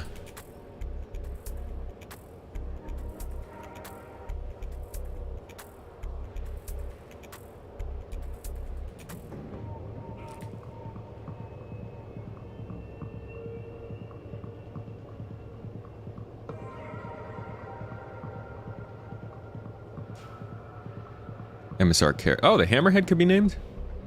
So there were 5, okay. Well, yeah, so it's just like the Derelicts. They made the feature. They said this feature works. We've applied it. Yeah, it needs to be worked on some more, but like the initial version works. And that's like the exact same thing we're seeing with Derelicts. They put in the feature. They made a couple variations of it. They kind of worked. They were kind of broken, but like fundamentally, they were in the game. And now they came back to it. I don't think it's going to be this. I don't think they're going to wait 6 years to come back to ship naming, but it's a pattern for sure. I think they do the same thing with Outposts. Like, we got the first Outposts. They made a couple different types. They showed us what we could be used for. They worked. They weren't fully featured, but whatever. Now, they're bringing in a new version of Outposts, and we're going to get to see more. It's all the things, all the times. We'll probably see it with fauna as well. We saw it with planets. What else would we see it for? What are we seeing that for right now? What did we just get alpha implementation for, and they're probably not going to work on for a little while longer?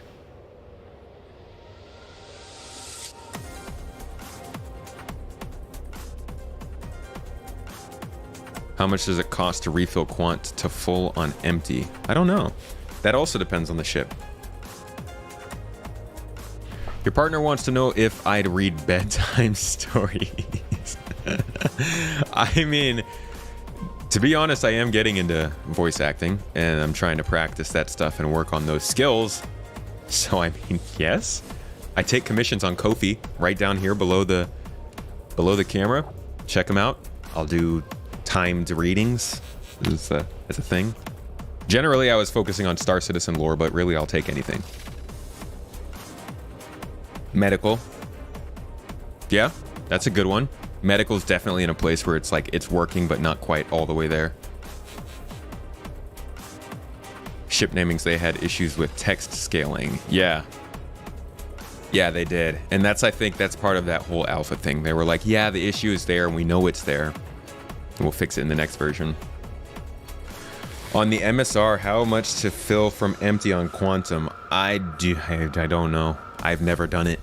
I've never drained the Quantum engine on this thing. I always fill up as soon as when I'm like hitting 90%. Torque imbalance is, I can't tell you with 100% certainty, but it is something that pops up when you are working your thrusters too hard. Generally, if you look into this menu at the heat system, or no, sorry, is it the heat system? Yeah. So you can see right here that you can see all of your thrusters and what they're doing. This is the health that they're at. This is the temperature they're running at. And this is the amount of wear they've received. So at times that wear will get higher, or that temperature will get too high, or power won't be sufficient enough, and you'll get torque imbalance. I think. Might be a glitch too. At least it might be a glitch when applied to the wrong time. The font is really crappy, Jack. I don't know what they were doing with that. Okay. Aberdeen. So these are both old.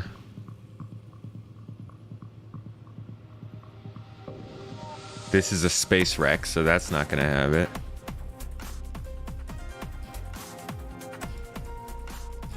So I don't think I'm gonna be able to see a tier 1 wreck.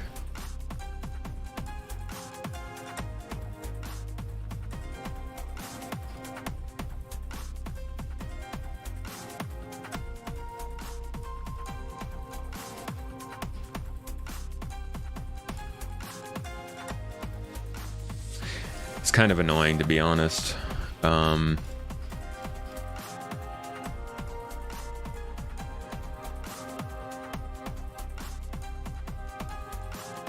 Point them towards the Kofi. Thank you. Thank you, Car. So, yeah. Honestly, this kind of bugs me that, like, we get this new feature, but there's no real straightforward way to find it. Hold on.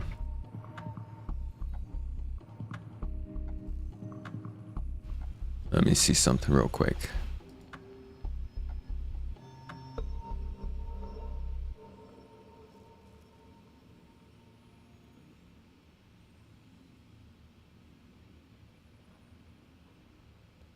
So there's definitely one on Magda.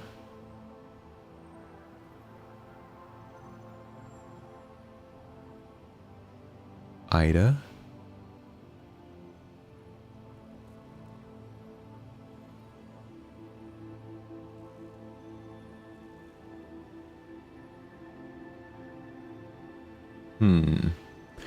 Well, let's try and find it, I guess. We got a couple minutes here. Because it's not going to give us a wreck to find ourselves. Very, very annoying. Let's fly to Ida.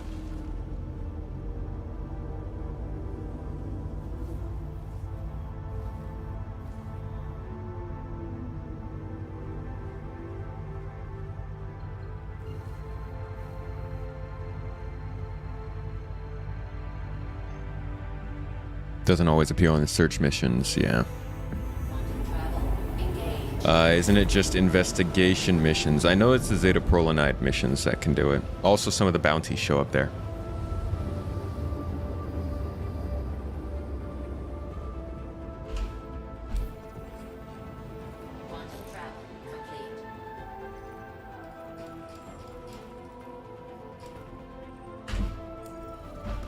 We're going to Woodruff. Please be in daytime. Oh my god, please be in daytime. No! Oh god, it's always nighttime. Okay. So this is probably not gonna happen. But we'll see. Hey, Deadhead. A little bit late to the party today. Good to see you, though. I'm glad you were able to hop in. Do I run into a lot of players out in space? Not really, no. You occasionally see some players out in space, but right now the server population is still pretty low. Mainly you'll catch people coming and going from Outpost, hanging out around space stations, maybe hitting up a local city, but just casually flying around in space, it's more rare. Probably once or twice every couple hours.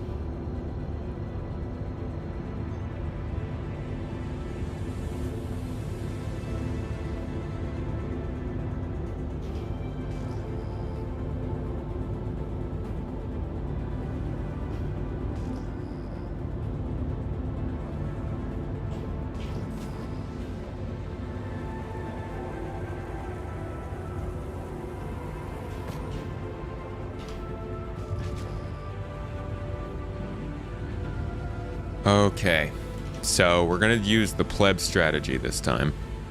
I'm gonna get right above this outpost. I'm gonna point in the direction that we're supposed to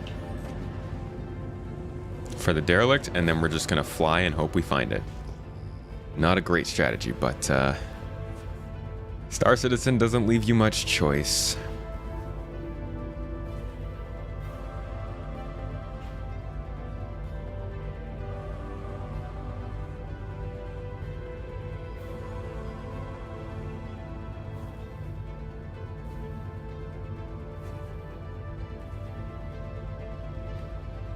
Okay, so we're going that direction.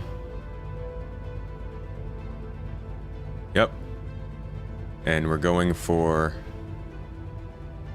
25 kilometers. So when Magda is 192, 959?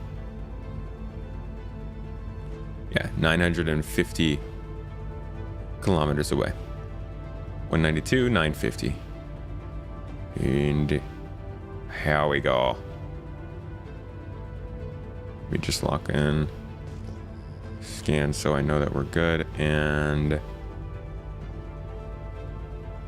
actually, here's an easier way to measure this. Where's comms? Where the heck is oh. No, we have nothing to track. Okay, we're just gonna have to wing it. Here we go.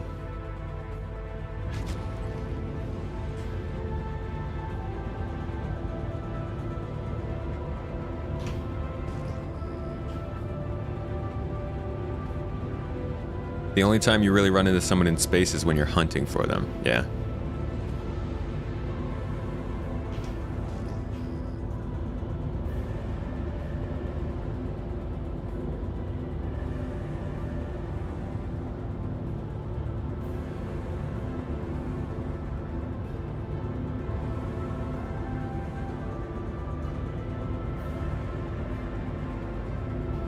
Okay, what's the number that we needed to meet to be lined up with Magda?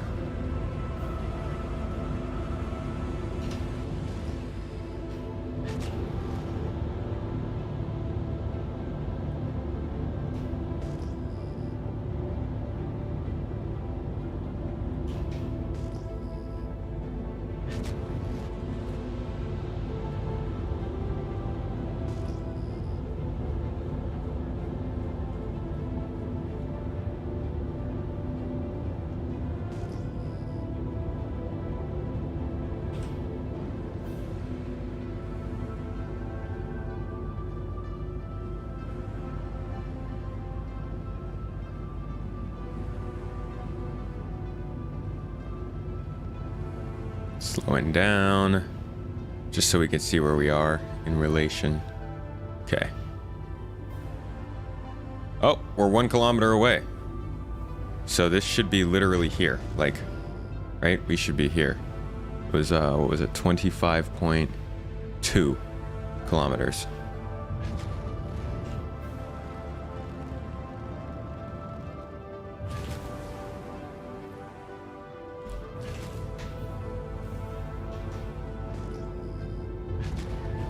Man, if it was daytime...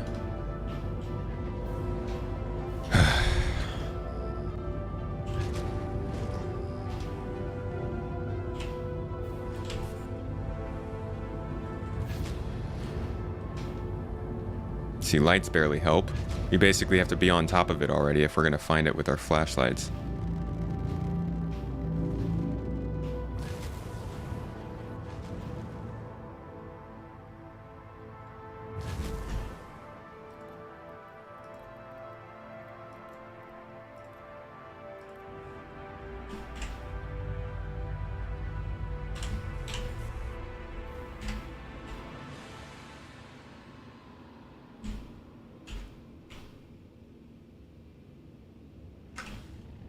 Okay.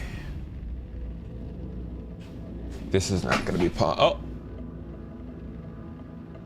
What is that?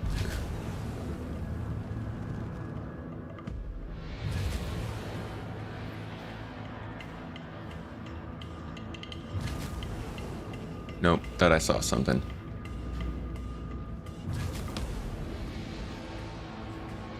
Oh my gosh.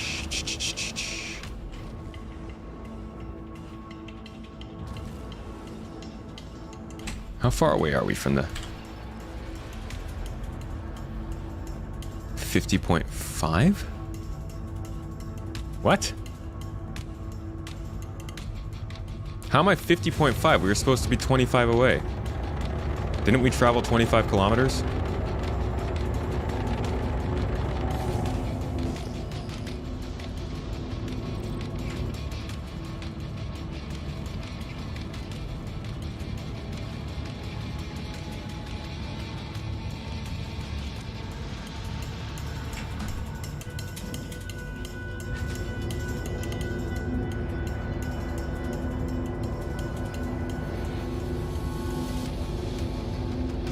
QT drive is corrupt. Yeah, that's probably it.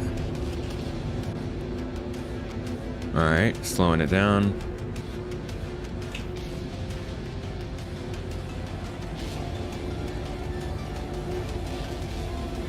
Okay. Should be here somewhere.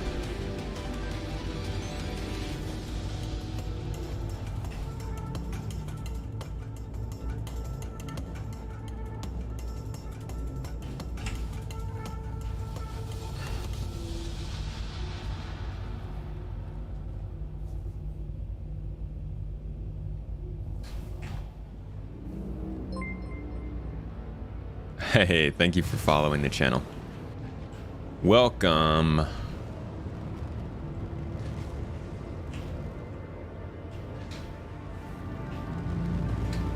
Okay, get right up on the ground here. Ah! That looks like a derelict ship crash. See, you can already tell it's better than the older ones. You got fire. It looks a little bit more dynamic. It looks like it was placed a little bit better. So this is Derelict's Tier 1. This is what the new versions look like. They definitely have a look that makes it seems like it happened more recently. Obviously there are fires blazing and stuff. But it looks better. It certainly looks better from the air. So let's go ahead and bring the ship down and see how it looks from the ground. Whoops. Let's not crash the ship while we're doing it. Okay. I actually don't see anywhere this ship might be able to land comfortably.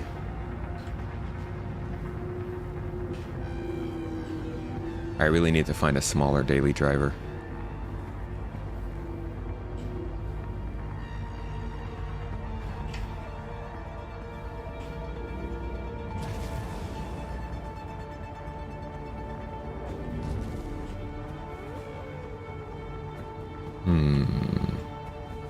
Could set down on that rock right there. Or what about...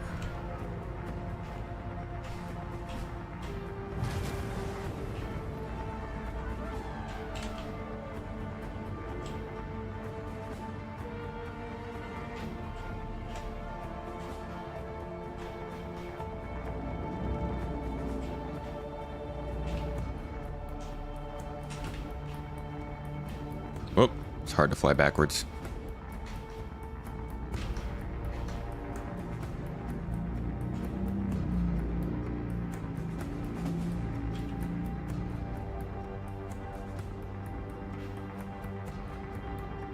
Ah, there's not enough space.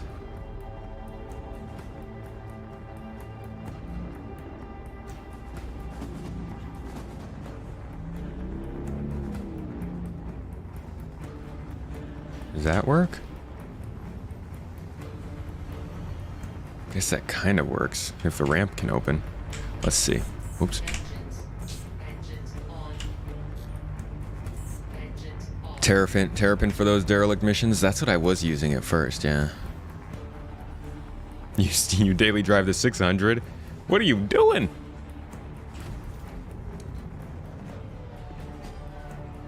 It would have been nice to have a hovercraft I could take in here. Yeah, I gotta see what my ramp's gonna do.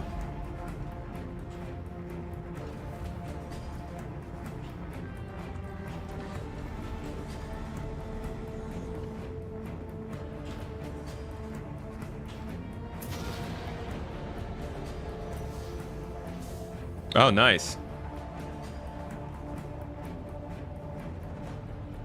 I mean, it's iffy. But it seems to be okay. Okay. We finally found our tier 1 ship. Can I get more fitting music for this, please? Way too intense.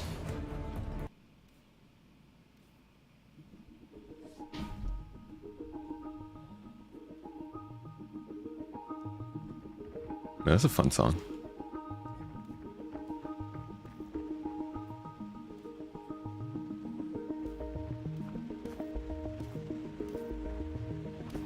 So in these derelicts, we still can't cut our way in.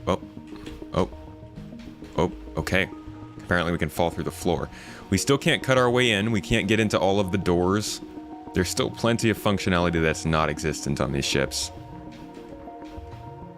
But there's fire.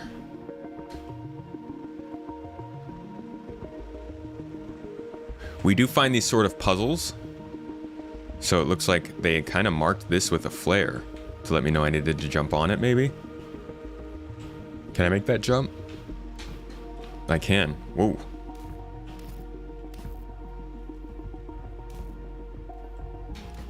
So there's more interactivity here already in terms of movement and challenges and trying to figure out ways to get into ships.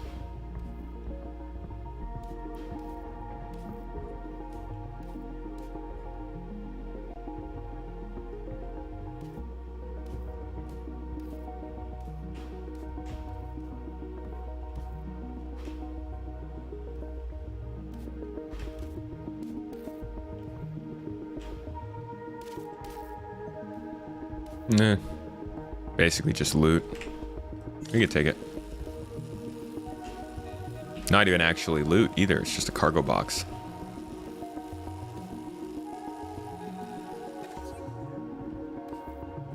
How do I get back up there?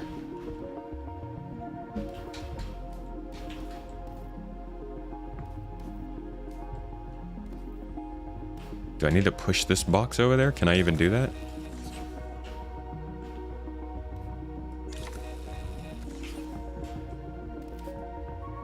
Okay, so there's got to be another way out of here then?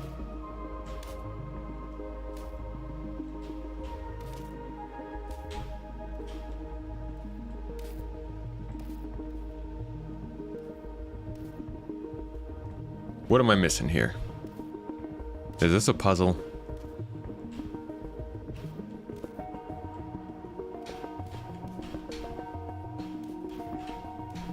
Just like tractor beam myself up there?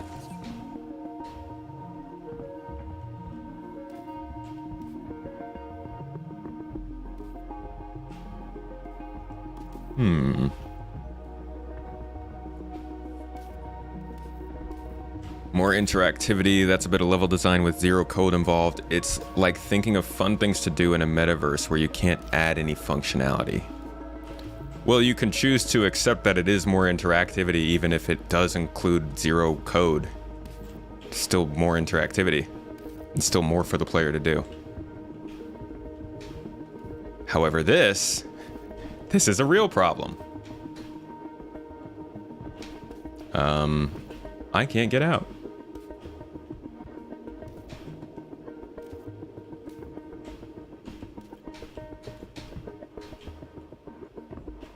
So I guess this is it. This is the end of our Tier 1 Derelict look, guys. I'm glad you enjoyed it. Obviously worse than Tier 0 since the box may have been the way out. Well, that wouldn't be a good move, huh? That'd be pretty bad on my part. You think that you were supposed to jump on the box and then jump onto there? Ah, that would be very frustrating. Why did I get rid of the box? Can I create a box maybe?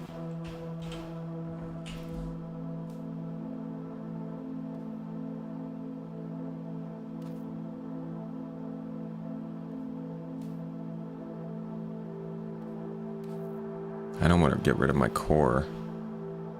And I'll lose the backpack.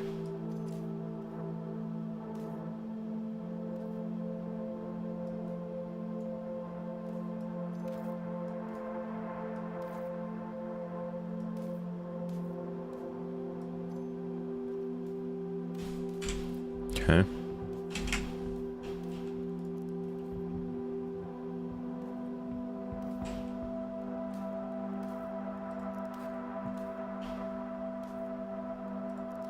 Nope, don't store it. God dang it. Grab it.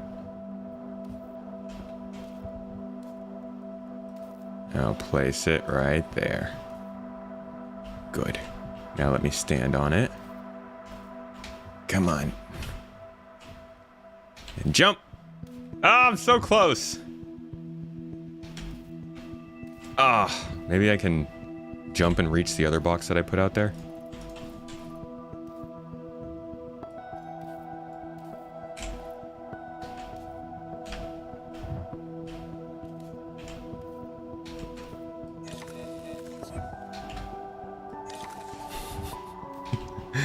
This is so hopeless. Maybe I can just open the door. Oh, wouldn't that be... Oh my god! Oh my gosh!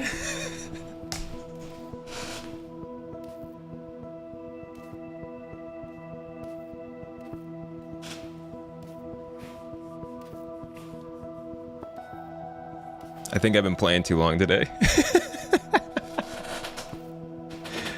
Oh, Adrian, you genius. Oh my gosh. Why didn't I think of that? Let's put our pants back on. Sheesh.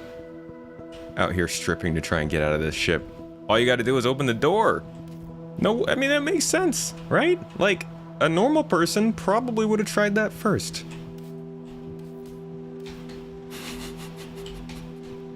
I'm actually really dumb.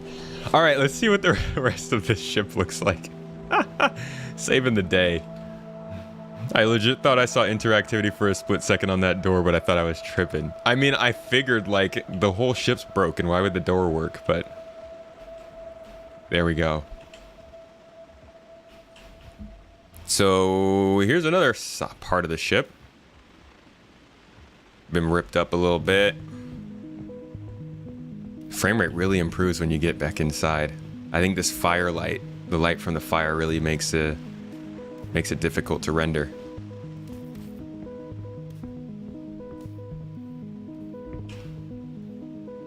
Second part of the ship, multiple decks. Not much going on in here though. Here's the other entrance into this part of the ship. And the cockpit is gone. Oh, it's down there. Okay, and I think there's nothing else in here. So still very bare. Oof. In here, we've got cockpit. Oh, God, another space to drop into. No, that never goes well for me. We got a couple beds. Maybe you can sleep in one. Nope. That would be really, actually, I feel like that should be a thing. You should be able to sleep in these beds. It looks like nothing else in here, though. This is actually very bare.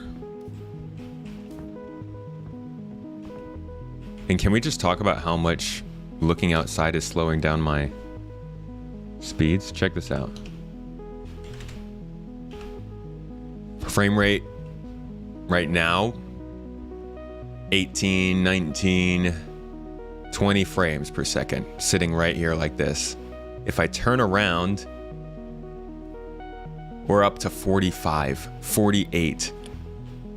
Look, isn't that insane? And we're back down to 23. And we're up to 45. You can see it in the top right-hand corner. Can you see it on the stream? Yeah, you see those yellow numbers at the very top? They're really small, so you might not be able to see them, but they're right next to chat, to the right side of them. And you can tell, like, right now I'm walking and I'm running at almost 60 frames per second, and then I turn around, and you see the outside, and it halves it. That's pretty nuts. I mean, that just goes to show how much better this game would run if it weren't for all the massive environments that they're trying to render. All right, let's get out of here. Let me out. Don't do this to me again. I will end this whole ship. Literally, I'll salvage you. Can I just walk out of the front window here? Yes, I can. It's the simple things. So we're rocking at 20 frames per second right now. But once we step inside this ship, we're up to 48. Curious how deep resource management will go in terms of cutting off power. Would it be possible to end up trapped in some ships? Well, I hope so, right? Should be able to lock someone in your ship.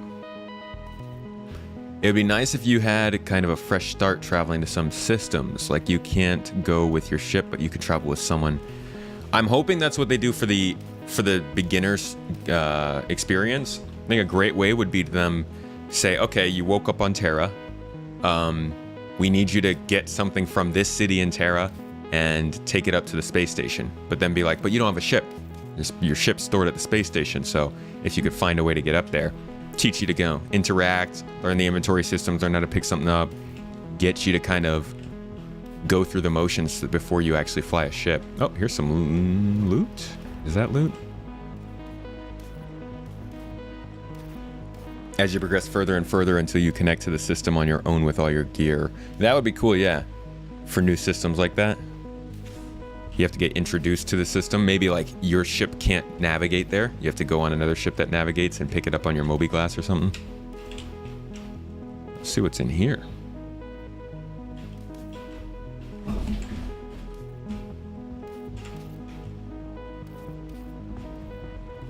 You know what? I'm thinking that the loot...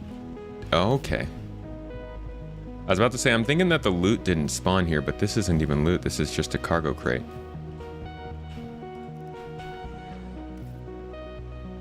And our frame rate just tanked.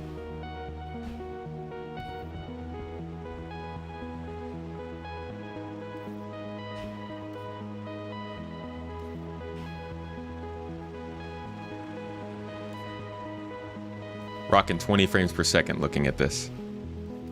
Which was considered good 3 years ago. So, I guess progress? What's in here? I think this is our last segment of the ship. But it does really seem like their trip mines, their loot, all their stuff that's supposed to be here did not spawn in. So I'm thinking they're having not the greatest time with these derelicts, and we might want to wait until 317 before we really see what they're gonna do with it. But it doesn't seem like they're doing too much just yet. Not till they get to tier 2. And even then, I don't think these derelicts are going to be anything special until they have the better stuff to fill them with, like salvage and hacking and more NPCs and different objectives. Because loot's cool, but it's not really enough to get me to come back here. And to be honest, the loot's not spawning in, so that's that. And I think that might be the last segment. Oh no, look at that. Jeez, there's a lot.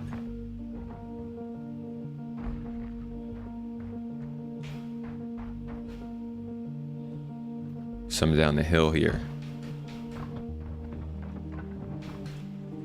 There's your trip mines.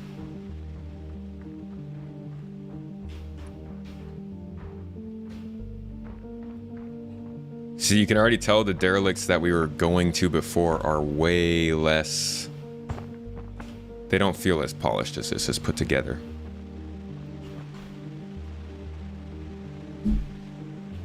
Alright, we got trip mines in here. Is there anything we can throw at them?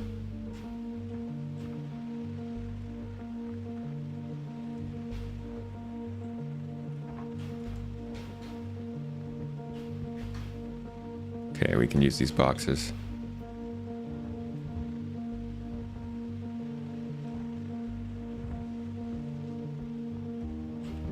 There were some canisters to collect from here. I wonder if somebody had a mission and already got them, or what?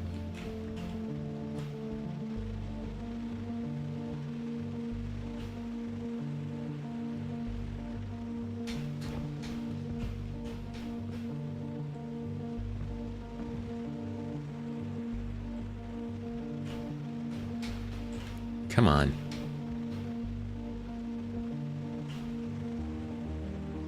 Get up!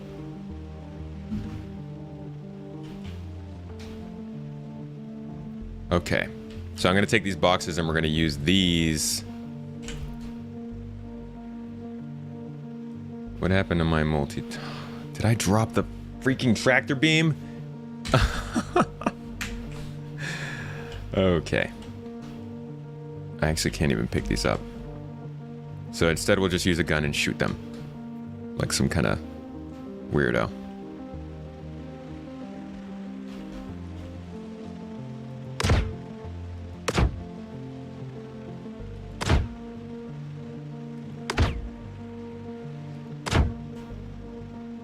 Is it gone?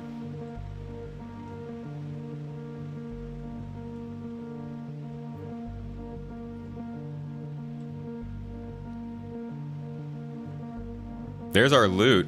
Jesus, they made it so difficult to get to. Is there a way around here? Yes. Oh, there's a little puzzle inside of the derelict. Okay. So this is the main attraction of this whole ship. And it feels very bespoke, right? Or whatever you want to call it. I don't know, somebody...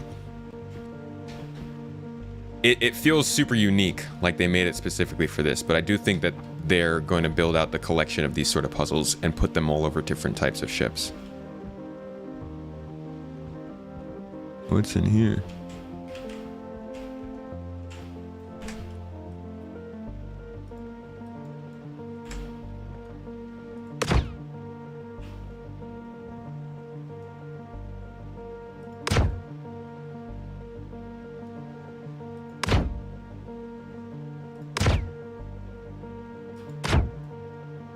There we go. Okay. And we'll climb all the way up here. And then I believe we're gonna need to jump over there. Does that seem right? No? Okay, maybe not. Oh, it's just another way into the puzzle.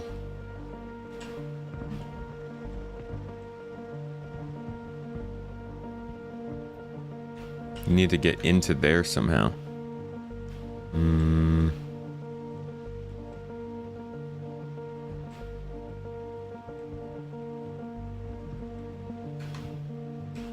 So there's a whole area in that ship that we need to get into.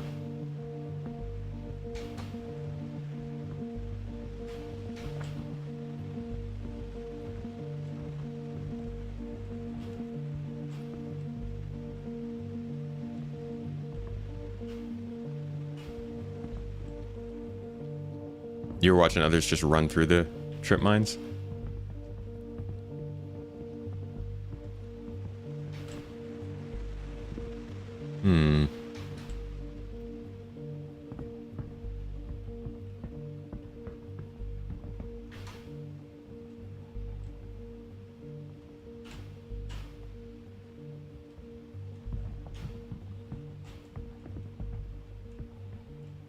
A cutting tool would be nice. I don't see any openings down there, though. Let me go down to the ground. Nothing on that side. There's one opening there. It's too high.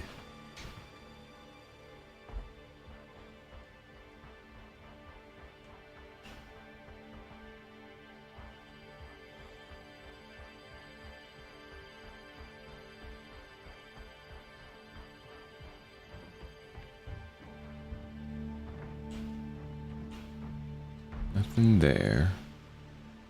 Ah, frame rate.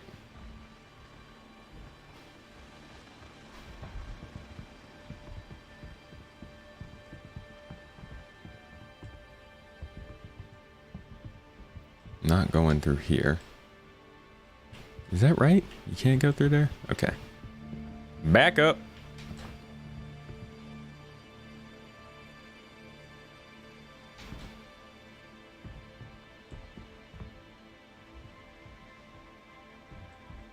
So that's the only other opening in the room right there.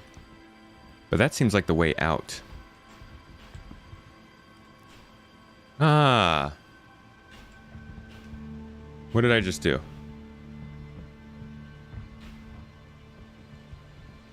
I just moved something out of the way. Is it something up here? No. So is it down below?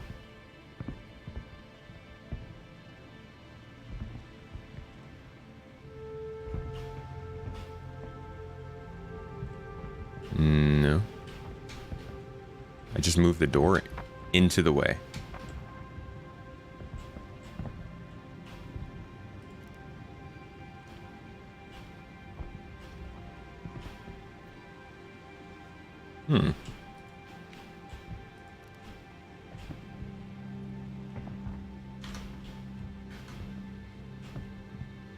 I'm not smart enough for this puzzle.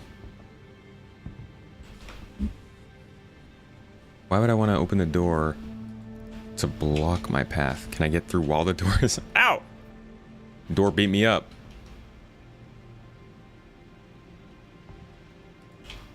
Get through it. Go, go, go. Go, go, go, go, go, go, go. Yeah, I can't get through there. Why would I want to open that door?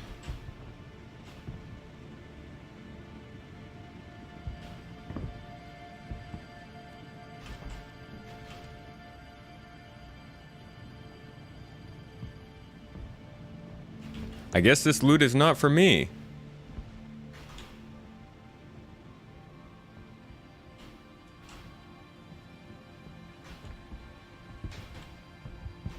All right, I'm coming to chat. You guys see anything? Open the door from the outside. Go to the puzzle again. There's a button to open the door. Yeah. No, it's like step 1. Lower level. That's what I was also thinking. Like maybe it was moving something out of the way below, but I can't get over there. That's all blocked off.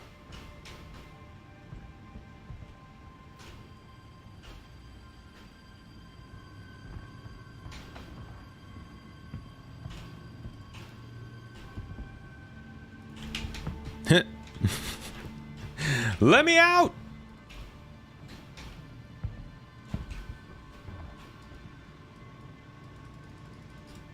Oh, my headphones are about to die. There was a healthy looking door at the front side of the wreck, lower level. Okay, I'll check that out.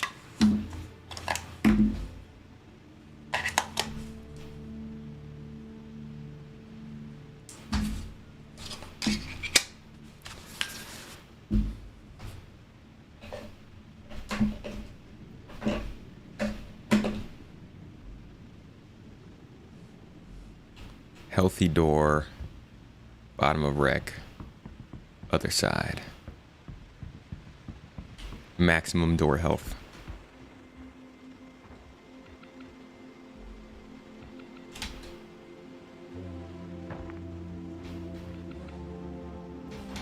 I hate how the wind slows you down even if you're on the other side of a mountain from said wind.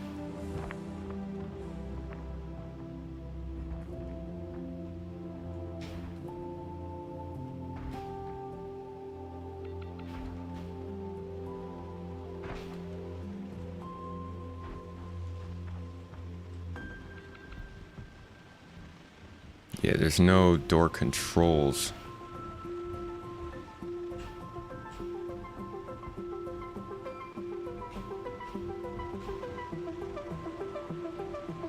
I don't see any door controls up there either. The heck? Oh no. Oh no. What did I just fall into? Ah! Let me go! Okay. Sheesh. There is a flare here, so that must mean that there's something to do here. I think.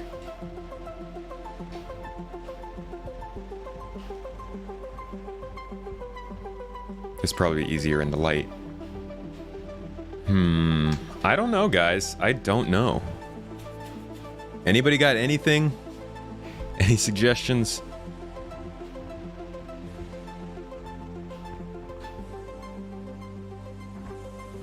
Either this puzzle is too hard for me, and I should not be an explorer, or it's broken.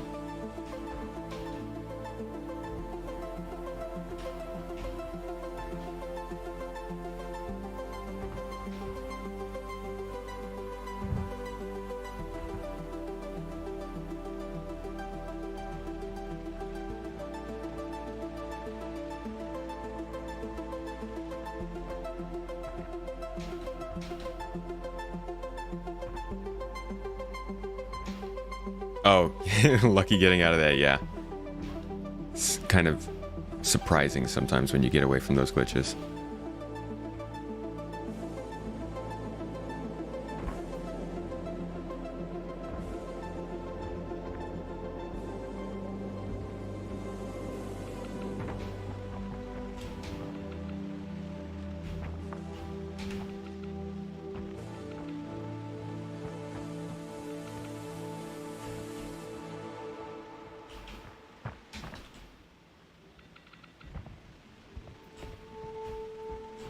Okay, so we're back on top. That's what she said. And we've got some... I don't know how to get in there, guys.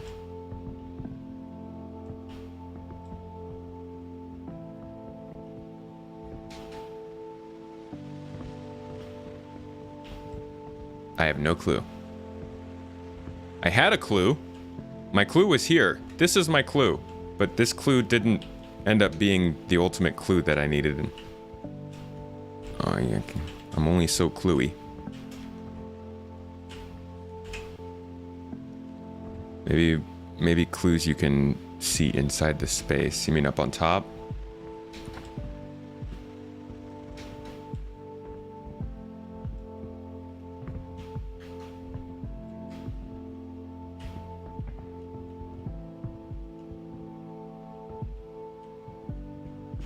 Looks pretty straightforward. See boxes down there. There's the door I was trying to get into. But I don't see any other openings to get in here besides that very bottom one that's down there. And then this one on the second floor that's right there. So I don't know. Maybe the door's broken or something.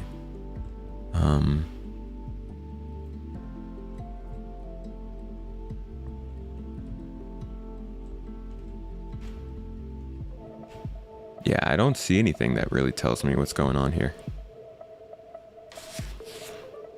The edge of the hole.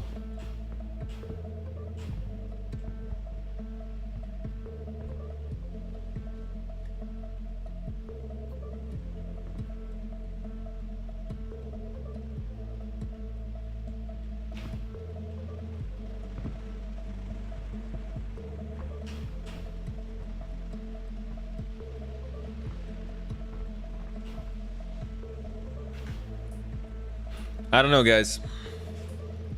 I think this one's a lost cause for me. Unfortunately. But we have been here for a little while, so I am going to go ahead and call it here. With the Space Tomato Zero Derelict Tier 1, I guess. They beat me this time. Oh no, it's no problem, dude. But yeah, it seems like I can't get in here. Maybe I have a messed up derelict here, or maybe I'm just too dumb to figure it out. But unfortunately, I think we'll have to leave this loot and ultimately leave these derelicts. Maybe there's something you can land on to get to the higher hole with the bar in front. Maybe, yeah. I have to go get the MSR though. But this has been, I mean, you kind of see it. We didn't do the loot, but the loot is there. You can see that it's there. The puzzles are there that we got through. So this is clearly a different setup from the other derelicts that we were seeing earlier in the gameplay. And overall, for anybody who decided to watch this after the fact, or everybody who was here, been here for the whole stream, we started out looking at how Derelict started their development process in 2016, looking at what they were talking about, what they wanted, and where they were in the process. We looked at how that developed through 2017, what they were saying, how the feature seems to have grown over time, and ultimately where they ended up with it so far in 2022. That being with these new Tier 1 derelicts that use more elements like loot, fire, traversal, and stuff like that. Clearly they're continuing to build these features that they're making into these locations, so I think derelicts will improve even when they're not getting improvements on the roadmap. I think every new little bit of gameplay that they get, they'll figure out ways to build it into here. So ultimately going from this sort of standalone feature that was meant to be some kind of a big storytelling element into something that was a little more integrated into the gameplay and the things that they were doing, I think they did a good job of moving this through development. Obviously there was a little bit of struggle there with the first implementation, and the scope did creep a bit. But I think it was good scope creep overall. I think this feature turned out a little bit better, even though it's still not quite good enough. But I like where it is, and I'm excited to see what they do with derelicts, especially with the Reclaimer coming soon. For your part, they are too dark. The derelicts are? I would try to... You could always just come to the ones in the daytime side of these moons. For some reason, I found a lot of nighttime scenarios today. But yeah, if you can always skip them if they're too dark. With those bars, even with that door open, not sure you'd be able to climb through. Yeah, it's a weird one. It is a weird one. But anyways, folks, I'm gonna go. I got a video to edit. New video coming out for newcomers, hopefully tomorrow. For everybody who's doing the free fly and for everybody who's coming in afterwards, that will talk a little bit more about what newcomers should be doing in the game to have some fun and get around. But guys, I want to thank everybody so much for coming to this live stream. Thank you all for the support. Anybody who followed, I see we got 4 new subscribers today, $30 in super chats. It means a ton to me, guys. Seriously, this week I didn't get to stream twice, so we're already well behind in terms of funding, but I appreciate everybody who helps. As of right now, we've got about, I'm actually not going to talk about that. As of right now, we're hoping that we can keep this going past April, and that's what we're working towards right now. So thank you all for the support. Thanks for coming and watching. Thanks to anybody who helps us keep this going, and I'll catch you all in the next one. Have a good day, y'all. Have a good weekend.